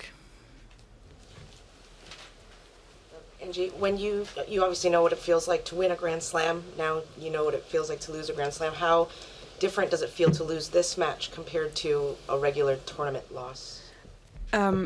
Of course, it feels disappointed, that's for sure, but also I know that I played a good final. I lost against a really strong Serena today, and this makes it a little bit better that I know that she won the match, that not I lose the match, because she played very well and I also played a good match, so that makes it a little bit easier for me. When you were a kid and a tennis player starting your career, you had dreams. What was your main dream? To win a slam, to become number 1 in the world? Wimbledon more than other tournaments, or any? My dream was to win a Grand Slam. That was actually any Grand Slam, and then to be number 1, of course. But my first dream was to win the Grand Slam. I won it already, and I know that I have the game and all the experience to win a few more Grand Slams. Of course, Wimbledon is a really special tournament, but I know how to get here, and I will hope that I will get one day the chance to play another final here. What did Serena say to you at the end of the match when you embraced? I just said to her that congrats and that she's a champion, and she just said that that I'm as well a champion, and it was a great match, and she was congrats me too. Just one last English. Oh, could we go there? One last English question. Thank you. Different one, but Is it right that your coach stopped shaving in Australia? Fantastic Yes. performance. Have you made him continue doing that, or have you allowed him to shave, or is there something going wrong with this one? I think that's his ritual, you know.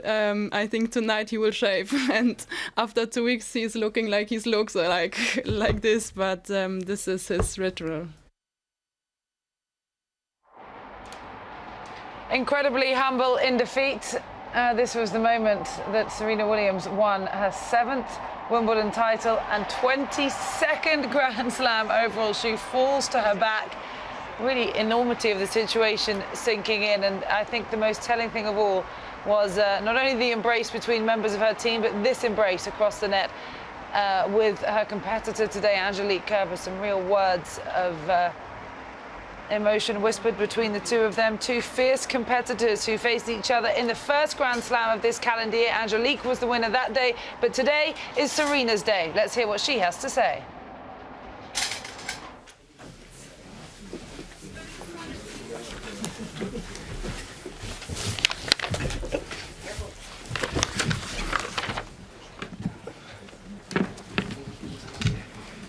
Good afternoon. We have the 2016 Wimbledon Ladies Champion, Serena Williams.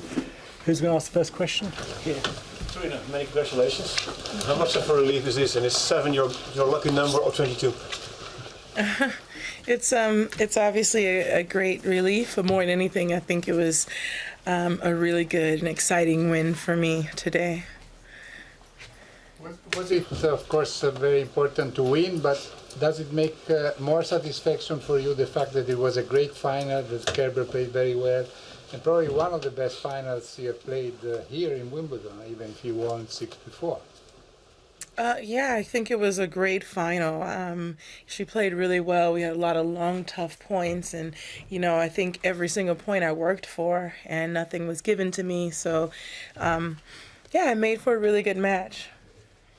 Serena, have you had a lot of sleepless nights in the past few months with everything that's been going on? And does this take a lot of tension off?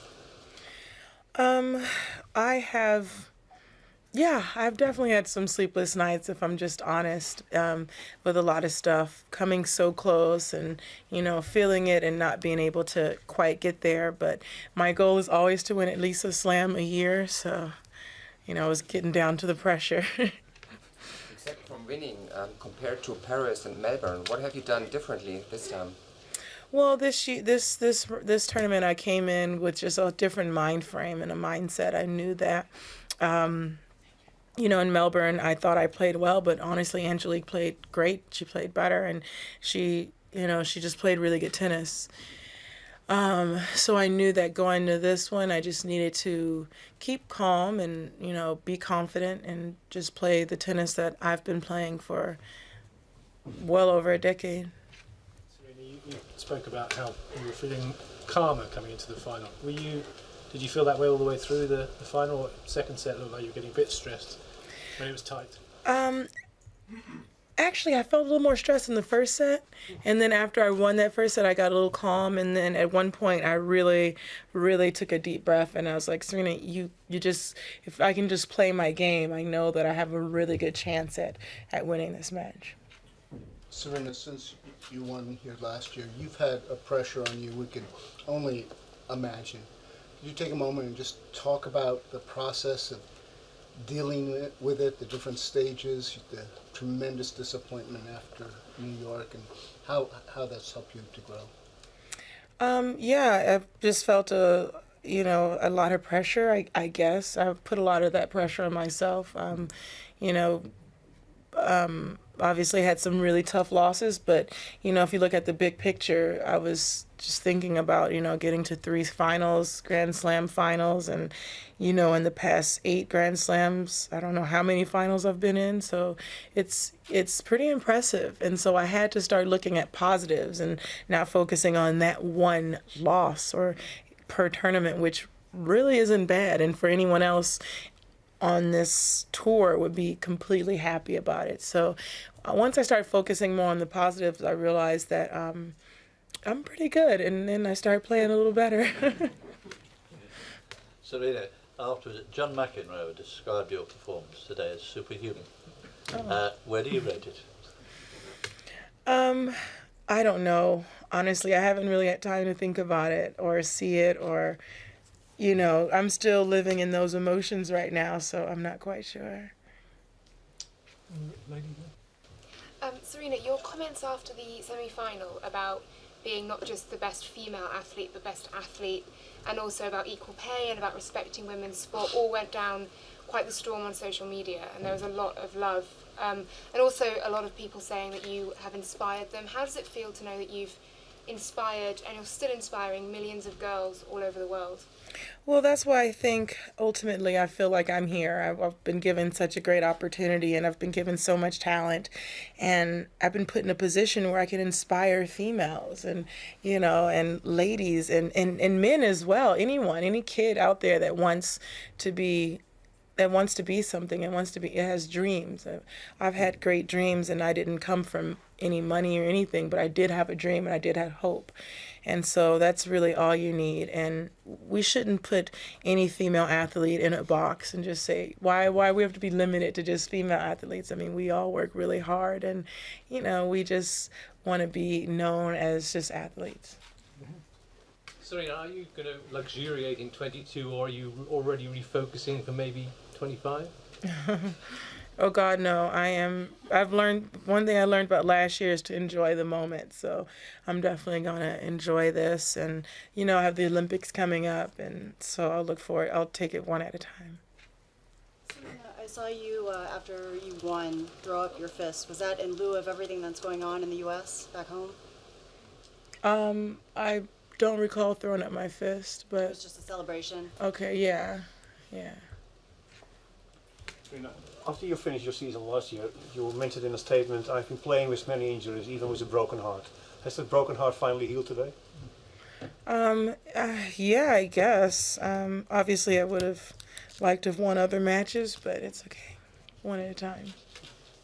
Serena, did you learn anything specific from the finals in Melbourne and Paris that helped you prepare for a day and get off to a particularly good start, I guess, maybe better than in those matches? Well, I think in Melbourne I learned a lot in terms of how to play, and in Paris I just needed to be more. It was just a lot of stress for that moment for whatever reason.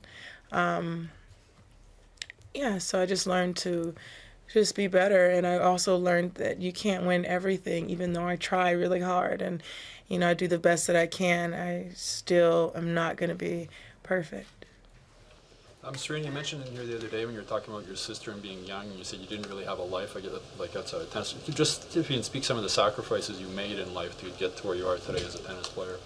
Well, yeah, I think as an athlete you have to make a lot of sacrifices. Maybe I, just every day, like even if I want to hang out with my friends, I have to think, I have to go to practice at 8 in the morning, or I have to do this, I have to train, and that's still every day of my life. So, those sacrifices that you put in every single day eventually is able to pay off. One more. I mean, everybody knows you as a famous tennis player and the money, but as a woman, who is Serena Williams? How would you answer that question? What question? Who is Serena Williams as a woman, not just as a tennis player? I think I'm a really good friend. I'm really caring, and I'm very emotional, and I'm really giving. Serena, you're now 22-6 in major finals. What are the qualities do you think you have that make you such a good closer, and how were they evident today? Well, I think the qualities is just the ability to turn up my level and turn up my game when I need to in crunch time. And I think I was able to do that today. Lady in the back. Are you aware that now we will all start talking about 24 slams of Margaret Court, 9 Wimbledon of Martina Navratilova? Is that a worry? No, not for me. I've learned a lot about 22, so I learned not to get involved in those debates and those conversations, and I just learned to just play tennis, and that's what I do best. Serena, she finally gets to a break point in the second set there, and you step up, nail down 2 aces. Your serve was superb today. Were you feeling it right from the start? Did you work on it particularly in the past day, or what was going on? I feel like my serve has been really good since, I don't know, the third or fourth round. And I felt like today I knew with the conditions it would be better if I served great because it was really windy out there. And once I got down that break point, I just knew that, you know, it was her first break point and I wasn't going to let it go on the very first one at least. So I wanted to hit an ace. Serena, when you tumbled back, was that in elation of winning the match? You had that great forehand, or shaking off the pressure of trying to get the Grand Slam after the 3 misses? I think it was definitely both. Definitely so excited to win Wimbledon. You know, that's always a great feeling, but maybe even more so is the excitement of getting 22 and, you know, trying so hard to get there and finally being able to match history, which is pretty awesome. Can I just follow up? The Vinci match a long time ago, but it sort of like changed everything. Everybody was talking Grand Slam. She beat you. Did that shake you a little bit to a point? I don't know. I don't think it shook me. I just feel like, I mean, I think if it did, I wouldn't have been able to do well in Australia or the French Open, I think. I mean, even though I didn't win those tournaments, it was just the very next tournament I played, I was in the final and I was fighting, and then again I was in the final again. And I think if anything, I was able to show resilience to that. No, that's not going to shake me. You're not going to break me. This is going to make me stronger. Serena, we are here celebrating as champion, but what's going on right now in the States is huge. So I was wondering if you took the time to follow what happened in Dallas and, you know, the racial tensions, and if you can share your thoughts with us. Yeah, please. absolutely. I feel that anyone in my color in particular is of concern. I do have nephews, and that I'm thinking, do I have to call them and tell them, don't go outside? If you get in your car, you know, it might be the last time I see you. And that's something I think that is of great concern, because it would be devastating. They're very good kids, and I don't think that the answer is to continue to shoot our young black men in the United States. It's just unfortunate, or just black people in general. And also, obviously, violence is not the answer of solving it. I think the shooting in Dallas was very sad, and no one deserves to lose their life. Doesn't matter what color they are, where they're from. We are all human, and we have to learn that we have to love one another. And it's going to take a lot of education and a lot of work, I think, to get to that point. But I think in general, the entire situation is extremely sad, and especially for someone like me. And it is something that is very painful to see happening. So you talked at the start about finding that right mindset. How easy was that to get because it's Wimbledon and almost that comfort blanket of the centre court you love so much? I think for the first times, one of the first times, this was it felt good because I knew that I was serving well, and I felt at home. And I can't really say that often because, I don't know, I just really felt really at home with the crowd and with just being there, and I just felt really comfortable.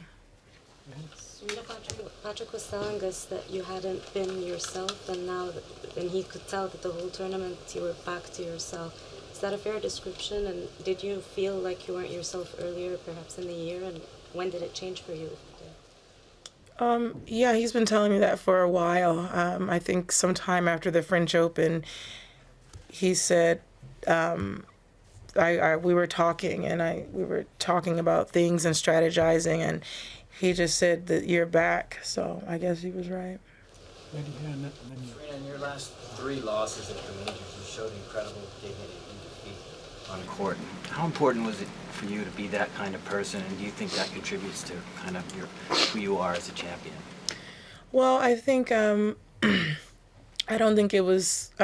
I think it's definitely important, but it's just more or less who I've become and who I am, and definitely being genuinely happy at that moment for the people that I lost to. And I always said, and I'll say it again, for me, the success of another female in particular should be the inspiration to the next. So I just felt like, if anything, these ladies inspired me to want to do better, and why would I be jealous of them? I have so many titles and so many Grand Slams and so many things that I'm proud of, and I'm just feel honored that, you know, I'm welcoming them to this unique position with open arms. Serena, do you remember the 22 as 22 individual detailed experiences, or are they all one big gigantic There's universe? definitely some blurs between 8, 9, and 10. I don't even know where 8, 9, and 10 was or when. Definitely I don't know where 12 was, but I remember 1 and 2. I remember 1 through 4. Gets really blurry after that. I was saying, like, you know, this title in this year at this place, would you then be able to place and go, yeah, that one? Yes, I definitely can remember this one for sure. And 18, because I struggled a little bit with 18, so I can definitely remember that one too. We have 2 more questions, lady here. Yes, Serena, there was a programme about you on the television this week in this country. What prompted you to chart this sort of what's been quite a difficult year? And did you have any regrets at any stage about inviting the cameras in quite an intimate way into your life? So that was my documentary called Serena. I thought it was a great moment for people to see a little bit behind the scenes of what I go through as an individual, and probably a lot of other professional tennis players. And I thought it was a wonderful time, and ironically, great timing, because we went through this incredible, I couldn't have scripted it any better. I mean, maybe I could have towards the end, but it was just this incredible journey of winning Grand Slams, of training, of everyday work and life and things that I do as well. So I thought it was a wonderful, wonderful piece, and yeah, it was great. Final question. 22 Grand Slams are great for you, but is winning gold, Olympic gold, for your country, does it go up a level? Is it is it the ultimate goal? Yeah, I've won gold. I love gold, so and not to knock the Olympics. I mean, for me, if I kept one trophy, and I would probably grab my gold medals. But right now, I am definitely probably focused a little more on the slams, or at least I was with getting to 22, and now I feel like everything else would be pretty good. Thank you. Thank you. Thank you. Well, Serena Williams was the winner on centre court today, but this just happened moments ago out on court number 1. It was the semi-final of the mixed doubles featuring Britain's own Heather Watson with her partner Henri Continent of Finland, and they have come through Oliver Merak and Yelena Ostapenko in straight sets 7-6, 6-3 to set up a mixed doubles final clash tomorrow with Robert Farah and Annalena Gronefeld. The first time that Great Britain will have a home player in the mixed doubles final since Jamie Murray cruised to victory here in 2007 alongside Jelena Jankovic. You can see an adoring crowd for Heather, who had a very disappointing result in the singles here, losing out in the early stages to Annika Beck. Didn't make it too far through the ladies' doubles finals either, but you can see just how much that means to her and her mother alongside her on court watching. What a special, special moment indeed. And tomorrow she has the chance to win a title here alongside her new mixed doubles partner, Henri. Well, Rachel Stringer's been a busy girl, so let's catch up with her once again. By Lu Yan, she is China's first ever international supermodel, graced the covers such as Elle and Mary Claire, and has also got her own line now, Comme Moi. Lu, just tell me about that, and are you wearing that today? Yes, today, total look is by Comme Moi. And design looks very Wimbledon. Was that the thought going into this? Yes, because I love tennis, so I always want some few pieces, you easy, because now also the sport is the fashion, is the trend. So always a sport chic, So I designed a few pieces, and you can play tennis, you can go to run. I mean, it's not a very, very sporty, but quite fashionable. And have you had any tennis players wearing your outfits? Not yet. Who's the aim? If you could get anybody, who would you like to wear your outfits? I will love Lina. Yes, because she's Chinese, and I'm so proud of what she did, and I really, if I can, I would love her to wear my clothes. Absolutely. Well, hopefully one day she will. And just talk us through your shoes as well. There's a little interesting collaboration going on there, wasn't there? Yes, we're collaborating with Louboutin since 2 years ago, and we've been working together for seasons. This is the third season, and you can see. The Red Souls, of course, of course. And you've just watched Serena Williams on centre court. Firstly, what did you make of her outfit? Today she's very pretty. She's like a little bit like the swan, you know. And also you can see when the wind blows, the dress is flowing, and we love that. Absolutely. And what do you make of Wimbledon whites here? Obviously, you know, that's a rule that Wimbledon have put on. They have to wear white. What do you think of that?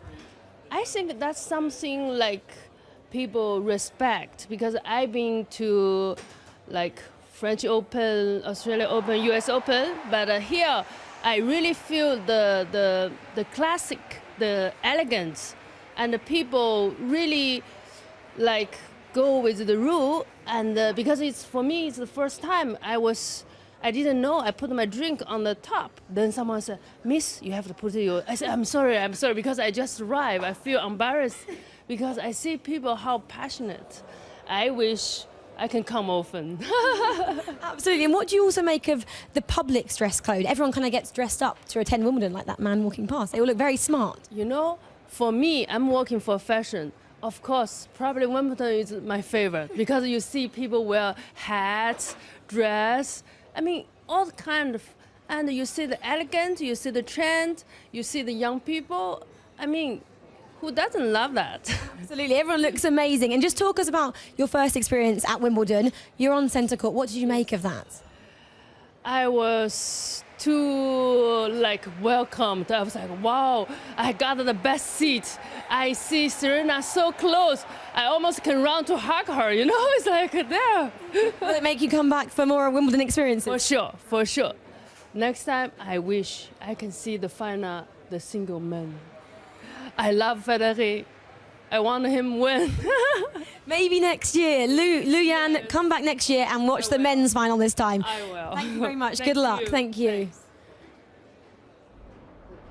Well, thank you, Rachel. We are looking forward to the men's final here tomorrow. It's going to be a mighty encounter between Andy Murray and Milos Raonic. Of course, the first Wimbledon final for Milos, a third for Andy Murray, and he'll be looking to lift his second title here. He won his semi-finals yesterday over Thomas Berdych in straight sets, 6-3, 6-3, 6-3. Let's hear what he had to say afterwards ahead of tomorrow. Andy, how would you describe your emotions and again reaching the final? Yeah, I'm pumped. Obviously, you know, I feel pretty calm just now. You know, maybe because of the way the match went, it wasn't too stressful a match. Maybe like the other night was, you know, more relieved, and you know, you feel emotionally more drained after matches like that. But today was obviously fairly, you know, it was quicker and there wasn't, you know, as many complications. So I feel fairly calm.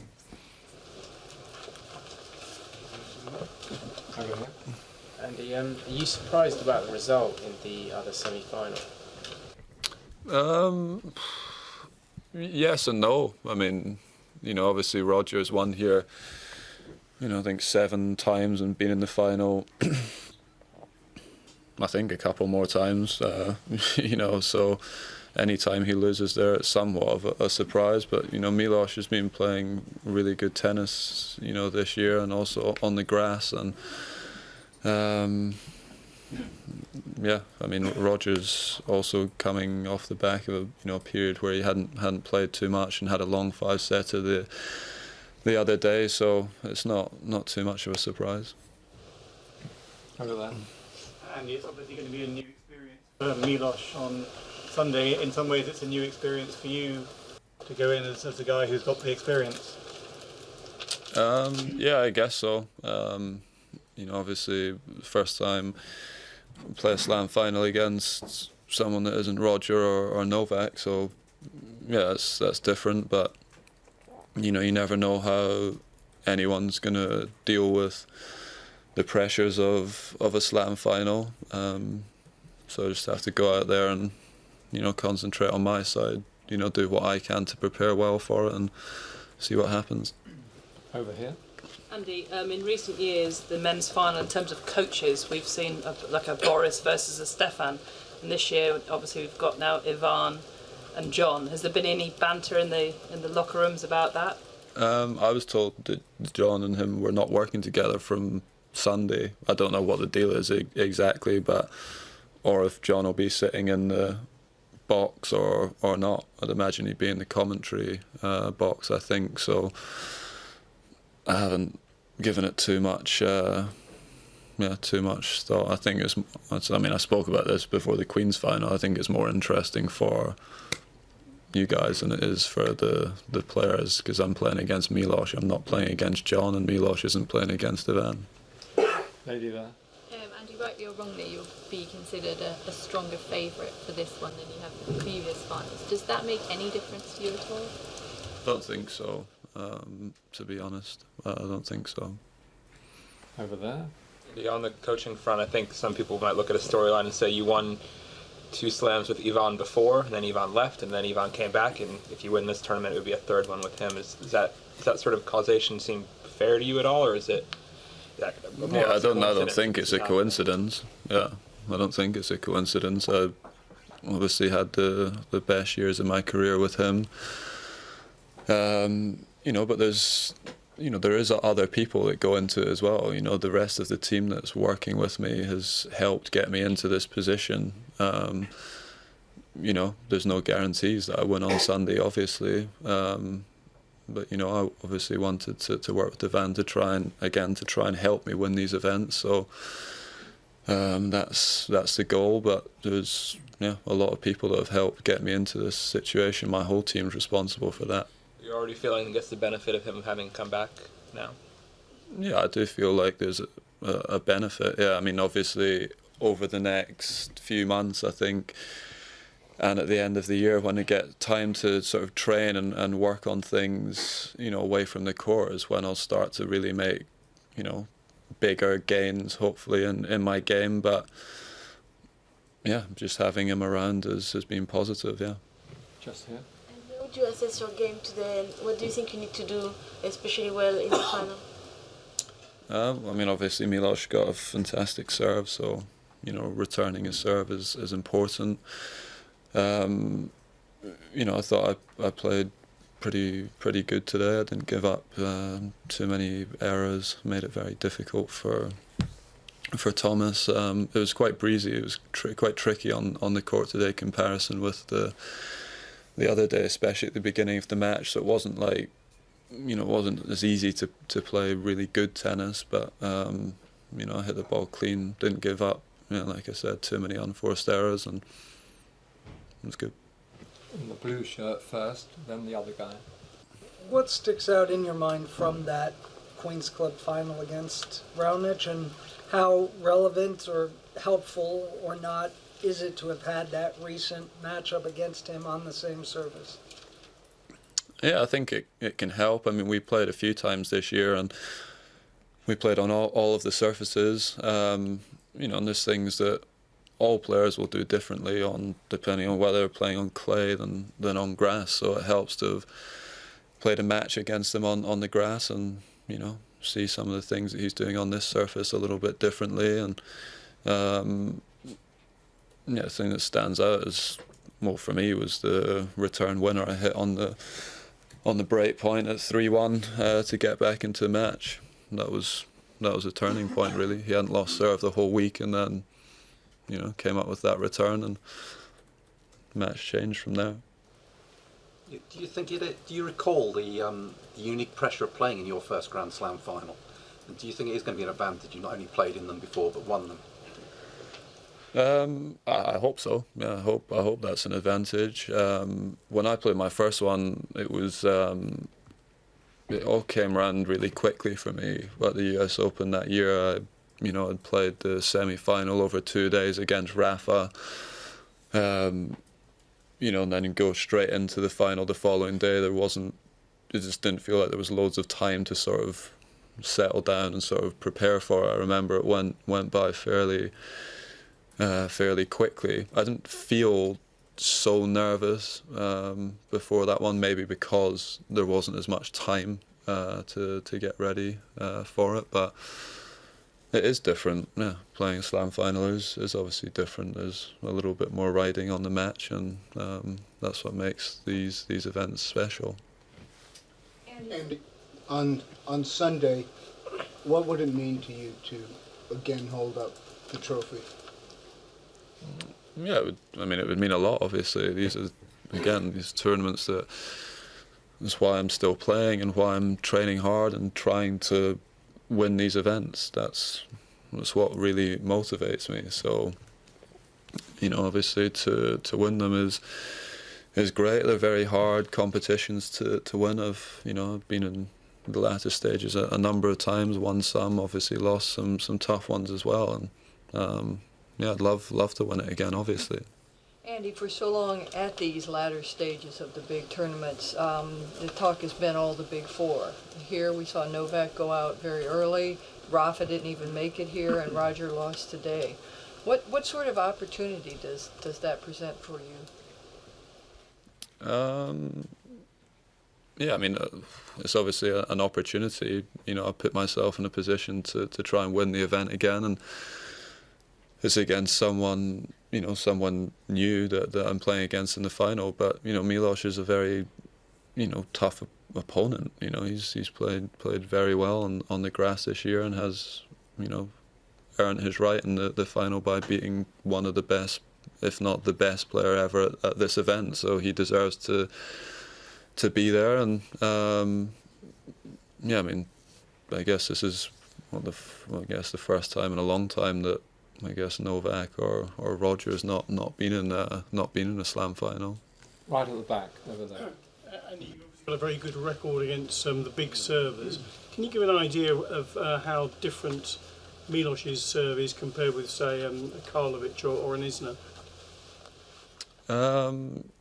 Milos serves maybe a bit harder, but because Karlovic and Isner are significantly taller, they can serve more of the spots and have probably bigger second serves as well.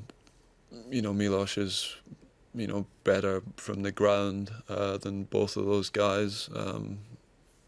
Has probably a better return game as well. But yeah, he obviously serves extremely well. He's got one of the best serves, obviously, and that's why he is where he is. Andy, having played in all the Grand Slam finals, does it feel a little bit extra special walking out on centre court for a Wimbledon final, given that you're the home player and all the history of these championships? Yeah, I think so. Wimbledon is obviously, for a lot of the players, but any British players growing up, this is the biggest competition. So, to get to play in front of a home crowd and in a Grand Slam final is, very, very rare. There's not many players that get the opportunity to do that. So, this one always feels a little bit more special. Just here. Andy, congratulations for today. And do you have any plan for Rio Olympic, such as win another gold medal? Well, that's the plan, yeah. I think that's the plan of most of the players that go there. Obviously, you want to try to win a medal. But yeah, I'm looking forward to it. I love being involved in the Olympics, and yeah, hope I can have a good run there. Lady Van. And this is your third slam final in a row and your 11th in total. Do you ever get used to being in a Grand Slam final, or do you feel the nerves and the excitement are still sort of broadly the same? Yeah, I think they're still the same. Like I said, maybe now more excited than I was when I was younger. I guess the tournaments start to mean more to you the older you get, and you start to appreciate the history of the events probably more as you get older. When you're 18, 19, you're probably not as aware about those things. So yeah, it doesn't, you know, it never feels normal. I never take it for granted. I know how difficult it is to make the final of these events and how hard they are to win. In football, in penalty shootouts, keepers have, and their coaches have a specific way of studying the tendencies that each player has when they shoot the penalties. How scientific it is the preparation when you face a big server? Do you study the videos? Do you have someone pinpointing where they serve at specific moments? Yeah, I mean, you can look at all of those things, obviously, you know, to see if you can get a better read on it. But for me, there's things that I do during the match that help me see the serve better. Normally, as the match goes on, I see the serve easier, and there's things that you can pick up. And, you know, that was what happened in the Queen's final. I didn't get many opportunities in the first set, and then started to read the serve a little bit better. There was a few things I picked up on, and then started to return much better. But I mean, there's things you can do in preparation for the match. Obviously, you can watch videos, you can look at stats if you want any of that stuff. But then, you know, there's things you can pick up when you're out there as well, just with your eyes. And you usually want that kind of.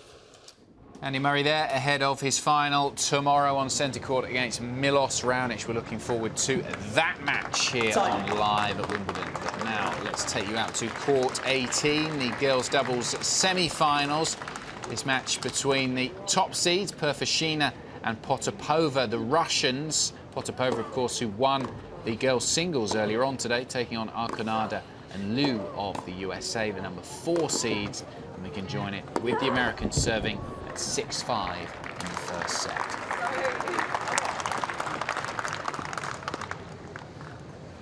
Love 15.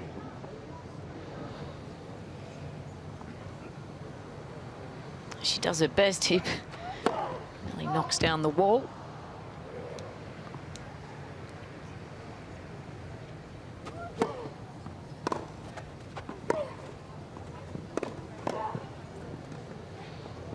No, it's out. Just too much 15. time there for Potapova.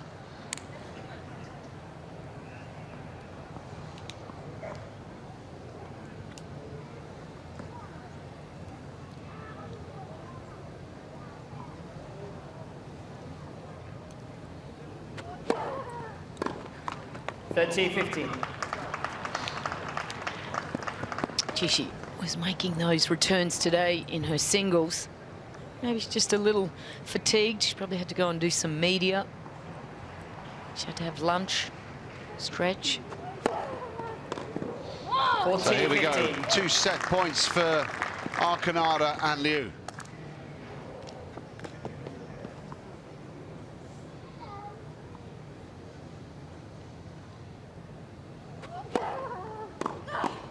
Yeah, they've got it done. Game first set. That one was right on the line. Miss Arconada, Miss Liu.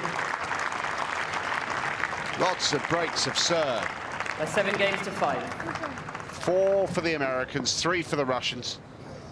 And the Americans come away with the opening set after 37 minutes of play. They lead 1 set to love, 7 games to 5.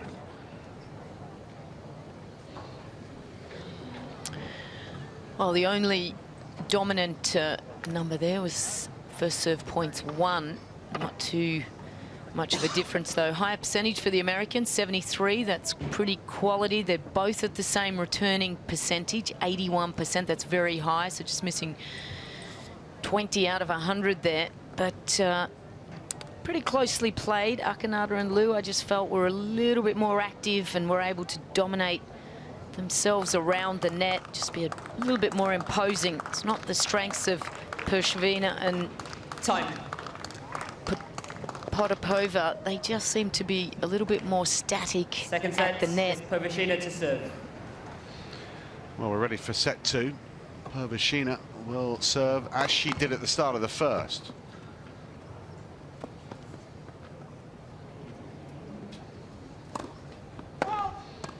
Love 15.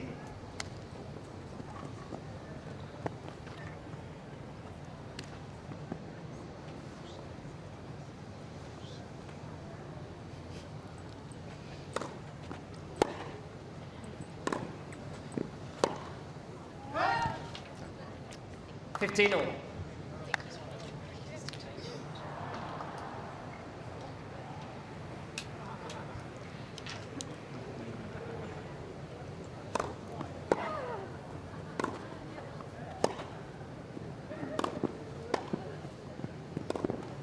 Oh, what a shot from Pervashina at full stretch. Well, this was terrific play from the Americans. I thought they just didn't take off early enough to cover that line. Well, there was a thought there from Pervashina. She thinking about the challenge. Pervashina. They took their time, had a discussion about it, but it will be adjudicated by Hawkeye. Pervashina thinks she might have just grabbed an ace from this first serve. Let's have a look. Oh, not quite. Second serve. Worth a look, though. It'll be a second serve, 30-15.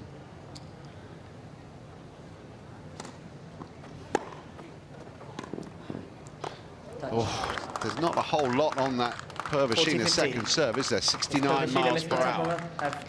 Very attackable. I'm reminded of Elena Demencheva. Remember, had a really sluggish second serve, didn't she, Demencheva? Yeah, really slicey. Used to throw the ball way out to the right. Yeah. First game, and then chase after it.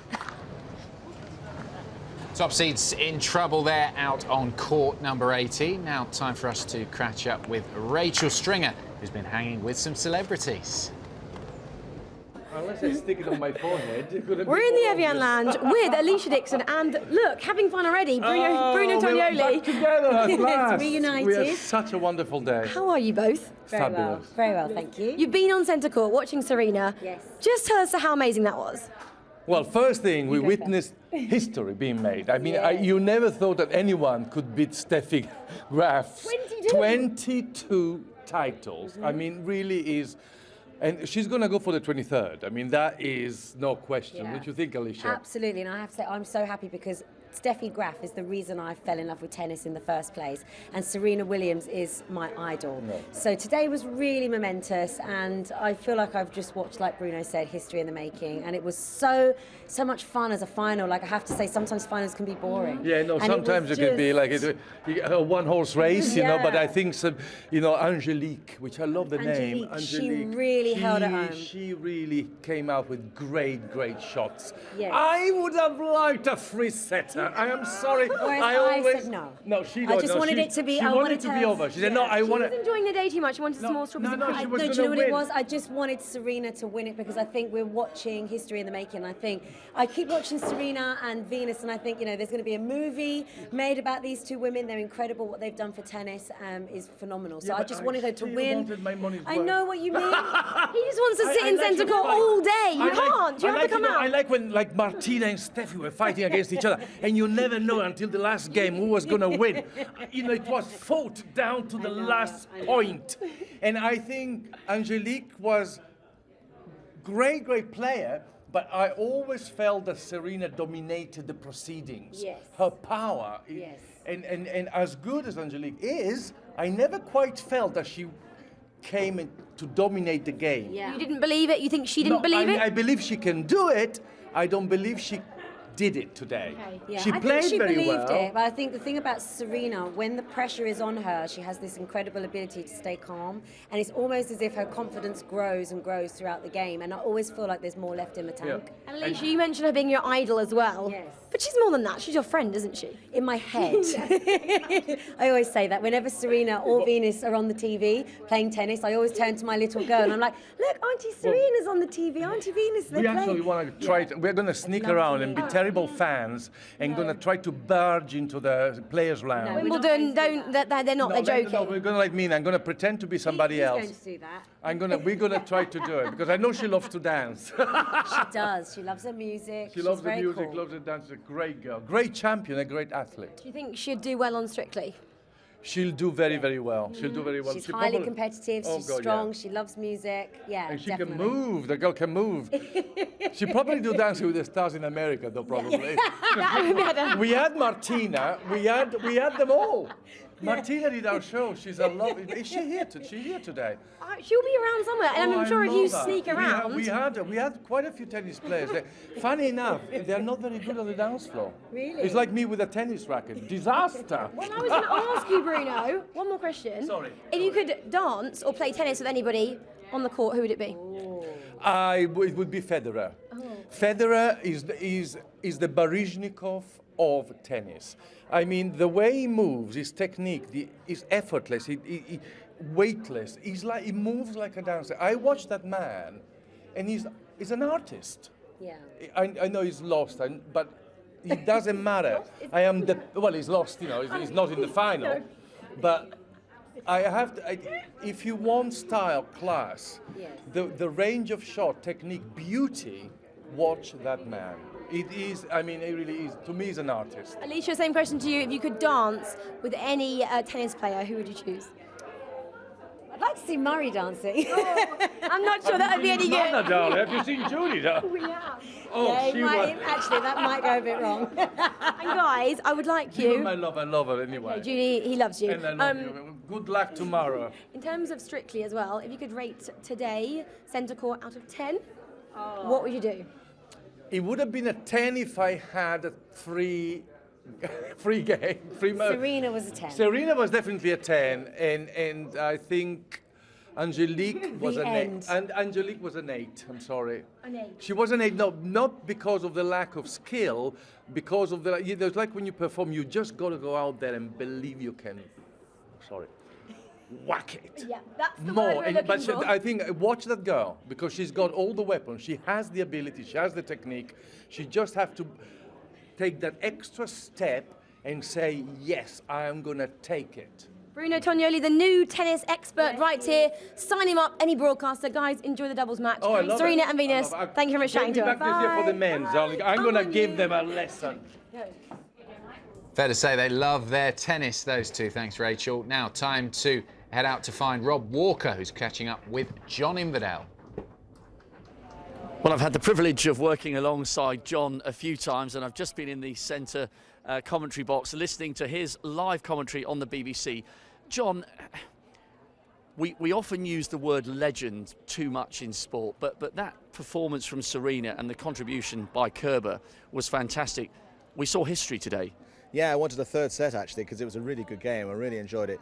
I mean, the thing is, the one thing I would say is, I just wondered how different that game might have been if you only got one serve in tennis. Just imagine that. I've just been having a conversation with a senior figure in world tennis who was saying, maybe what we ought to do is actually, we ought to only have one serve until you get a break point against you, and then you get two.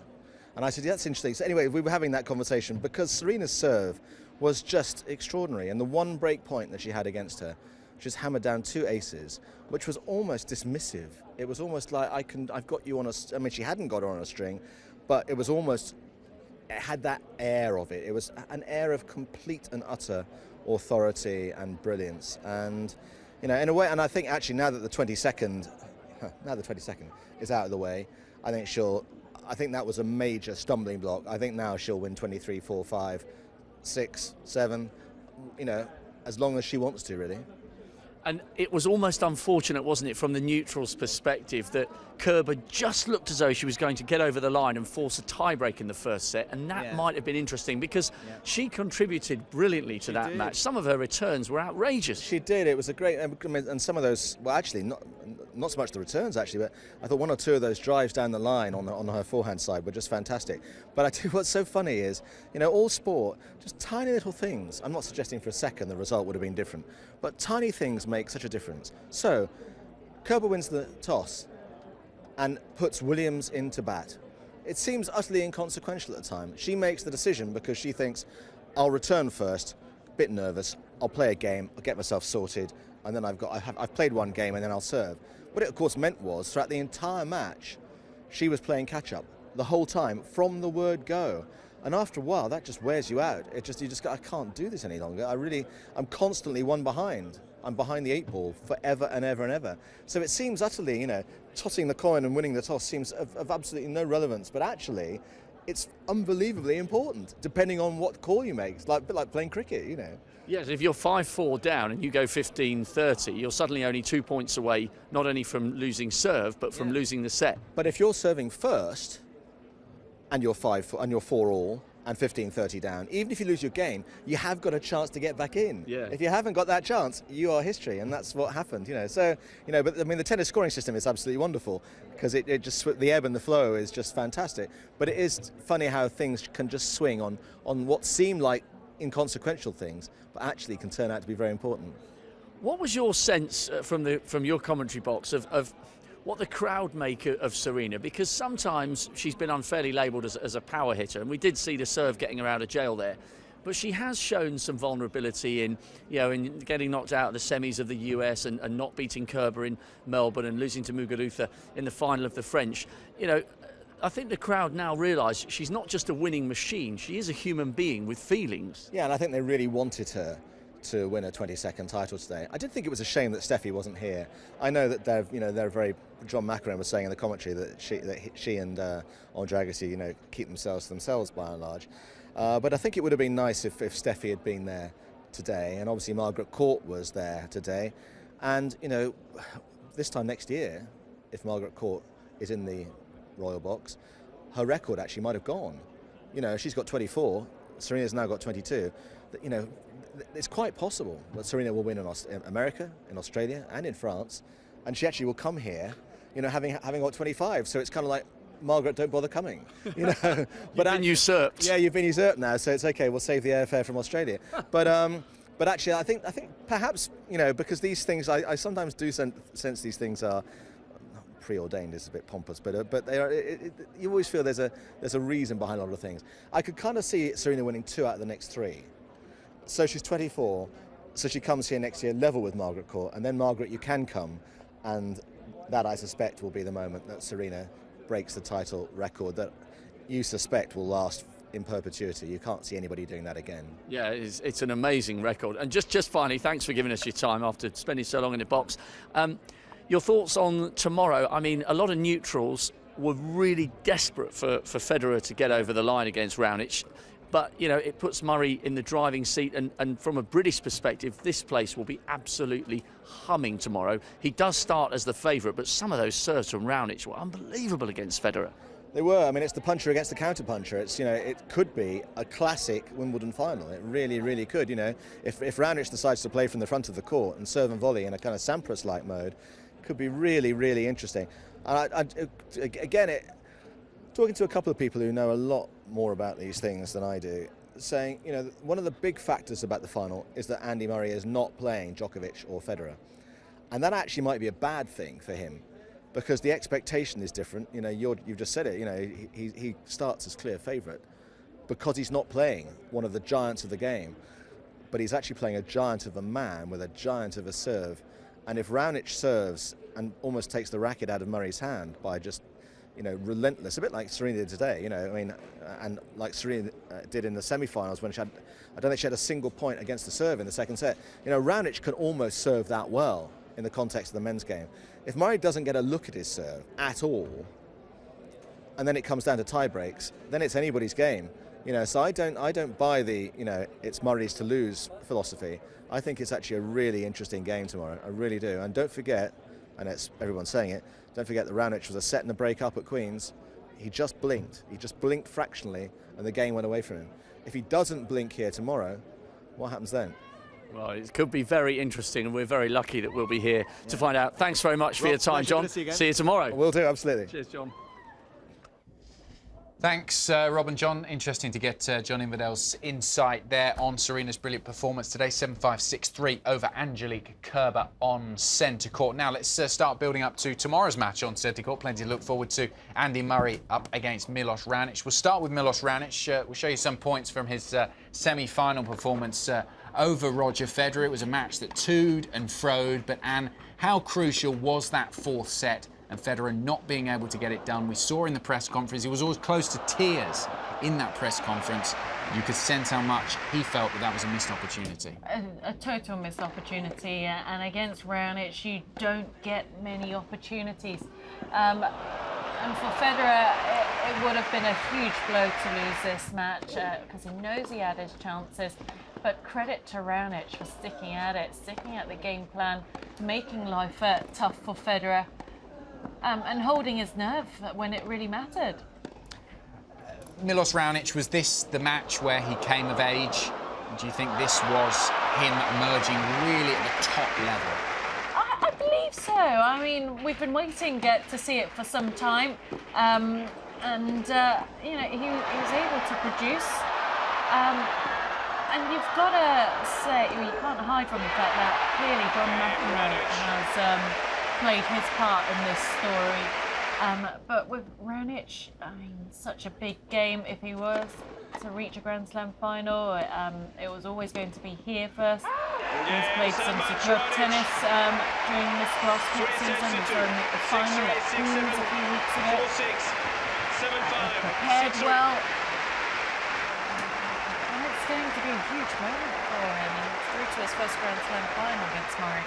Yeah, that was the moment he did it. Obvious delight on his face. But do you think he'll be overawed by the occasion on centre court tomorrow against a player like Andy Murray, who's got that winning record against him, who's played well against him on the similar surface, on the grass at Queen's?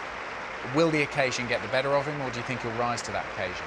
There is a danger of that. I mean, there are bound to be nerves, but I'm sure Murray will be feeling nervous too. You can't hide away from that. And also the fact that the crowd are going to play their part in this final. I think 90% of the fans out on centre court tomorrow will be supporting Andy Murray. I think had it been Federer through to the final, it might have been different. We know how popular Federer is wherever he plays around the world. You know, that will be interesting to see how he deals with that. But I think for Raonic, yeah, he's going to go out there. You know what he's going to do. He's going to go for everything, leave it all out there, try and give Andy Murray no rhythm whatsoever. But I think the same can be said for Murray. I mean, he's capable of junking it around. And let's not forget, it was just a few weeks ago in that final at Queen's where Raonic was a set and a break up against Murray, but wasn't able to close the match out. And Murray was able to really come up with some fine tennis. Is the key for Raonic, before we sort of focus on Murray a little bit closer, is the key for him that first serve, the big weapon? We know how much help it can give him, the number of aces he's able to hit, the number of unreturnable serves, even if a returner like Federer who's able to just chip it back on the backhand. Is that the key for him? If the serve's firing, he's got a chance. If not, no chance. Absolutely. I mean, it's not. I don't think it's just about aces. It's about hitting your spots, mixing it up. Andy Murray is one of the best returners in the game, and you've got to give him something different. You can't allow him to get into a rhythm if you're Milos Raonic. This year here at Wimbledon, we've seen Raonic approach the net a lot more than he ever has done in the past, whether it's by serving and volleying, whether it's chip and charging, or after the first ball from the back of the court, he's looked to get to the net, he's looked to finish points off there, and that will be key as well tomorrow. I don't think he can afford to get into many long rallies against Murray, because Murray can outmaneuver him, and Murray is the better athlete when it comes to that. So yes, he'll have to keep it short, he'll have to look to just take rhythm away from Murray and definitely serve well. Well, let's take a look at Andy Murray's semi-final in comparison. Murray was at his running and returning best against Thomas Berdych. We know coming into this match he had such a great head-to-head record against him. The past three matches between the two on the ATP Tour have been comfortable victories for Murray, and he was just able to continue that against Berdych. Yeah, he seems to have that mental edge over Berdych, and once Berdych went two sets to love down, you could just see the confidence drain away. And I don't think he really believed he could beat Murray. But Murray was very clinical. He didn't hang around, and you know, we've seen him be much more ruthless in this tournament than perhaps he has been in the past. With the way that Berdych plays, again, similarly to Raonic, he's a power player, he's got a big serve, likes to attack from the baseline. Was this perfect preparation, really, for Murray playing against Berdych for the final? In terms of getting his eye in on the returns, yeah, you could say that, although I'd give Raonic the edge when it comes to power behind the first serve and accuracy. You know, for Murray, it was important to be as efficient as possible in this match, and it gave him more time to recover. Those semi-finals, both of them, we can see here the sun shining. They were played in quite hot, quick conditions on centre court. The weather forecast that we've got for tomorrow, a little bit more changeable. There might be some rain around. It'll certainly, the ball will be a lot slower through the air. Who's that going to help? You'd think Murray, probably. You'd think so, you know, Murray's played so many matches on this centre court, whether the roof is open or closed, you know, he knows exactly what to do out there. And for Murray, you know, first time through to a Grand Slam final where it's not Federer or Djokovic on the other side of the net. The pressure will be on him because everyone has him as the overwhelming favourite to take the title. And he's just got to manage the expectations. Usually he's the underdog in the Grand Slam final. Yeah, it's very interesting, isn't it? The lowest ranked player that he's ever played in a Grand Slam final. He's just so used to being that underdog. It'll be interesting to see how he deals with the mental task of facing a player who he's expected to beat, that the nation expects, really. How much inspiration do you think he'll draw on that famous day in 2013? You were on centre court watching that day. The conditions will be slightly different, but he'll be able to draw so much confidence from a similar situation with that big crowd on centre. For sure, I think for Murray that year when he won his first Wimbledon title, I mean, it was huge. It really was. And you know, the pressure is still on him tomorrow, but it's a different type of pressure. He's already won Wimbledon once. You know, I think he can perhaps relax a little bit more. He knows how tough it is to reach a Grand Slam final. It hasn't happened for him as much as it has for the likes, in comparison to the likes of Nadal, Djokovic and Federer. So, you know, he knows he's got to capitalise on these opportunities because you never know how many more there are going to be. What's your expectation for the final? I think probably safe to say, well, a lot of people are expecting a Murray victory. He is the favourite coming into it, but do you think it'll be a comfortable win, or is he going to have to work hard against Raonic? The weapons are there. Yeah, he'll definitely have to work hard. I mean, he won't be taking his foot off the gas and relaxing about it by any means. You know, he knows he has to deliver. He knows that match they played against each other at Queen's just a few weeks ago was tight. He needs everything to come together. You know, I don't think Raonic is a player who's just going to hand it to you. But Andy Murray was my pick before the start of the championships. There was just something about him, his aura, and the way he played at Queen's, which was so impressive. The way he's gone about everything here, his practice sessions. You know, he seems so focused out there. He's not muttering away as much as usual in between points. He's channeling his frustrations better. He's just looked outstanding. And, you know, I know he's a favourite. I think he'll do it, but I think it'll be 4 sets. OK, very hard to look past Andy Murray given his form going into the final. Now let's find out a little bit more about both finalists.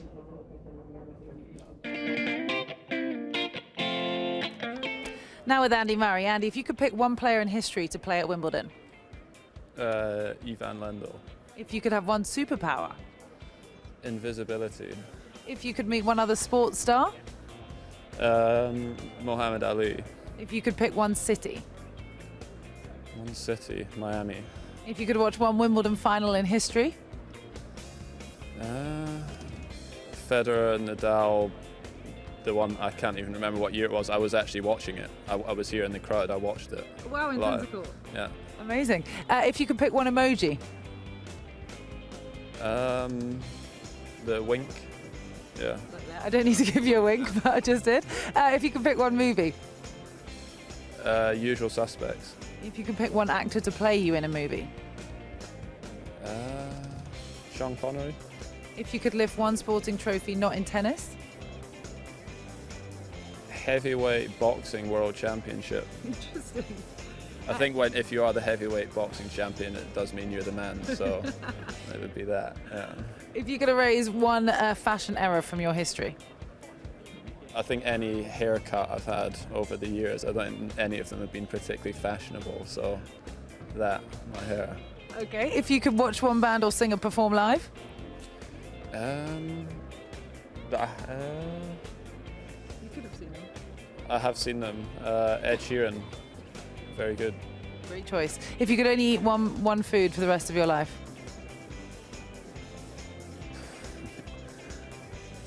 One food for the rest Okay, of my so life. favorite- Sushi. Good Sushi. choice. Salmon avocado sushi. Roll. Yeah. Okay. And lastly, if you could play a trick on any player on tour. A trick on any player on tour. Daniel Nesta. Any reason?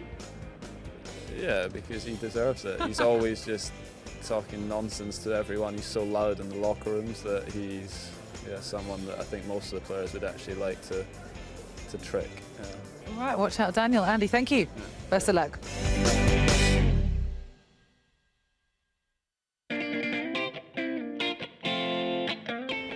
Okay, now with Milos Raonic. Milos, if you could pick one player in history to play at Wimbledon.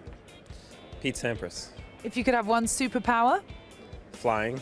If you could meet one other sports star. Michael Jordan. If you could pick one city. New York. If you could watch one Wimbledon final in history.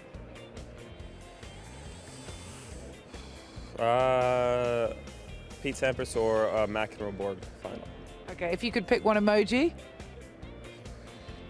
Eye roll. What? The eye rolling emoji. Oh, okay, I Yeah. like it. You want to give me an eye roll? No, No. I think it's too. Use an emoji to do it, yeah. If you could watch one movie. Rudy. If you could pick one actor to play you in a movie. Myself. If you could lift any sporting trophy not in tennis. Probably the NBA Finals trophy. If you could see one band or singer perform live. Freddie Mercury. If you could only eat one piece of food for the rest of your life. Sushi. And last thing, if you could play a joke on one player on tour. All of them. I like it. All right, thanks, Milos. The cucumber sandwich is a quintessential part of watching the Wimbledon finals. First, familiarise yourself with the loaf, selecting only the softest slices. Crusts should be removed. Next, spread each slice of bread with an even layer of butter. You're now ready to embark upon the cucumber. Slice on your best stainless steel mandolin. Arrange a lovely pattern of cucumber, overlapping just a fraction. Place a second piece of bread on top, ensuring it is accurately aligned. A misaligned cucumber sandwich is not a cucumber sandwich. With a steady hand, apportion the sandwich into neat quarters. And finally, arrange these about a 3-tiered stand before announcing to your guests, "Terribly sorry to interrupt, but I've made some simply resplendent cucumber sandwiches you must try." We've been refining our hosting skills for more than 130 years. For your complete guide to hosting the Wimbledon finals, visit wimbledonweekend.com. Quiet, please. Play.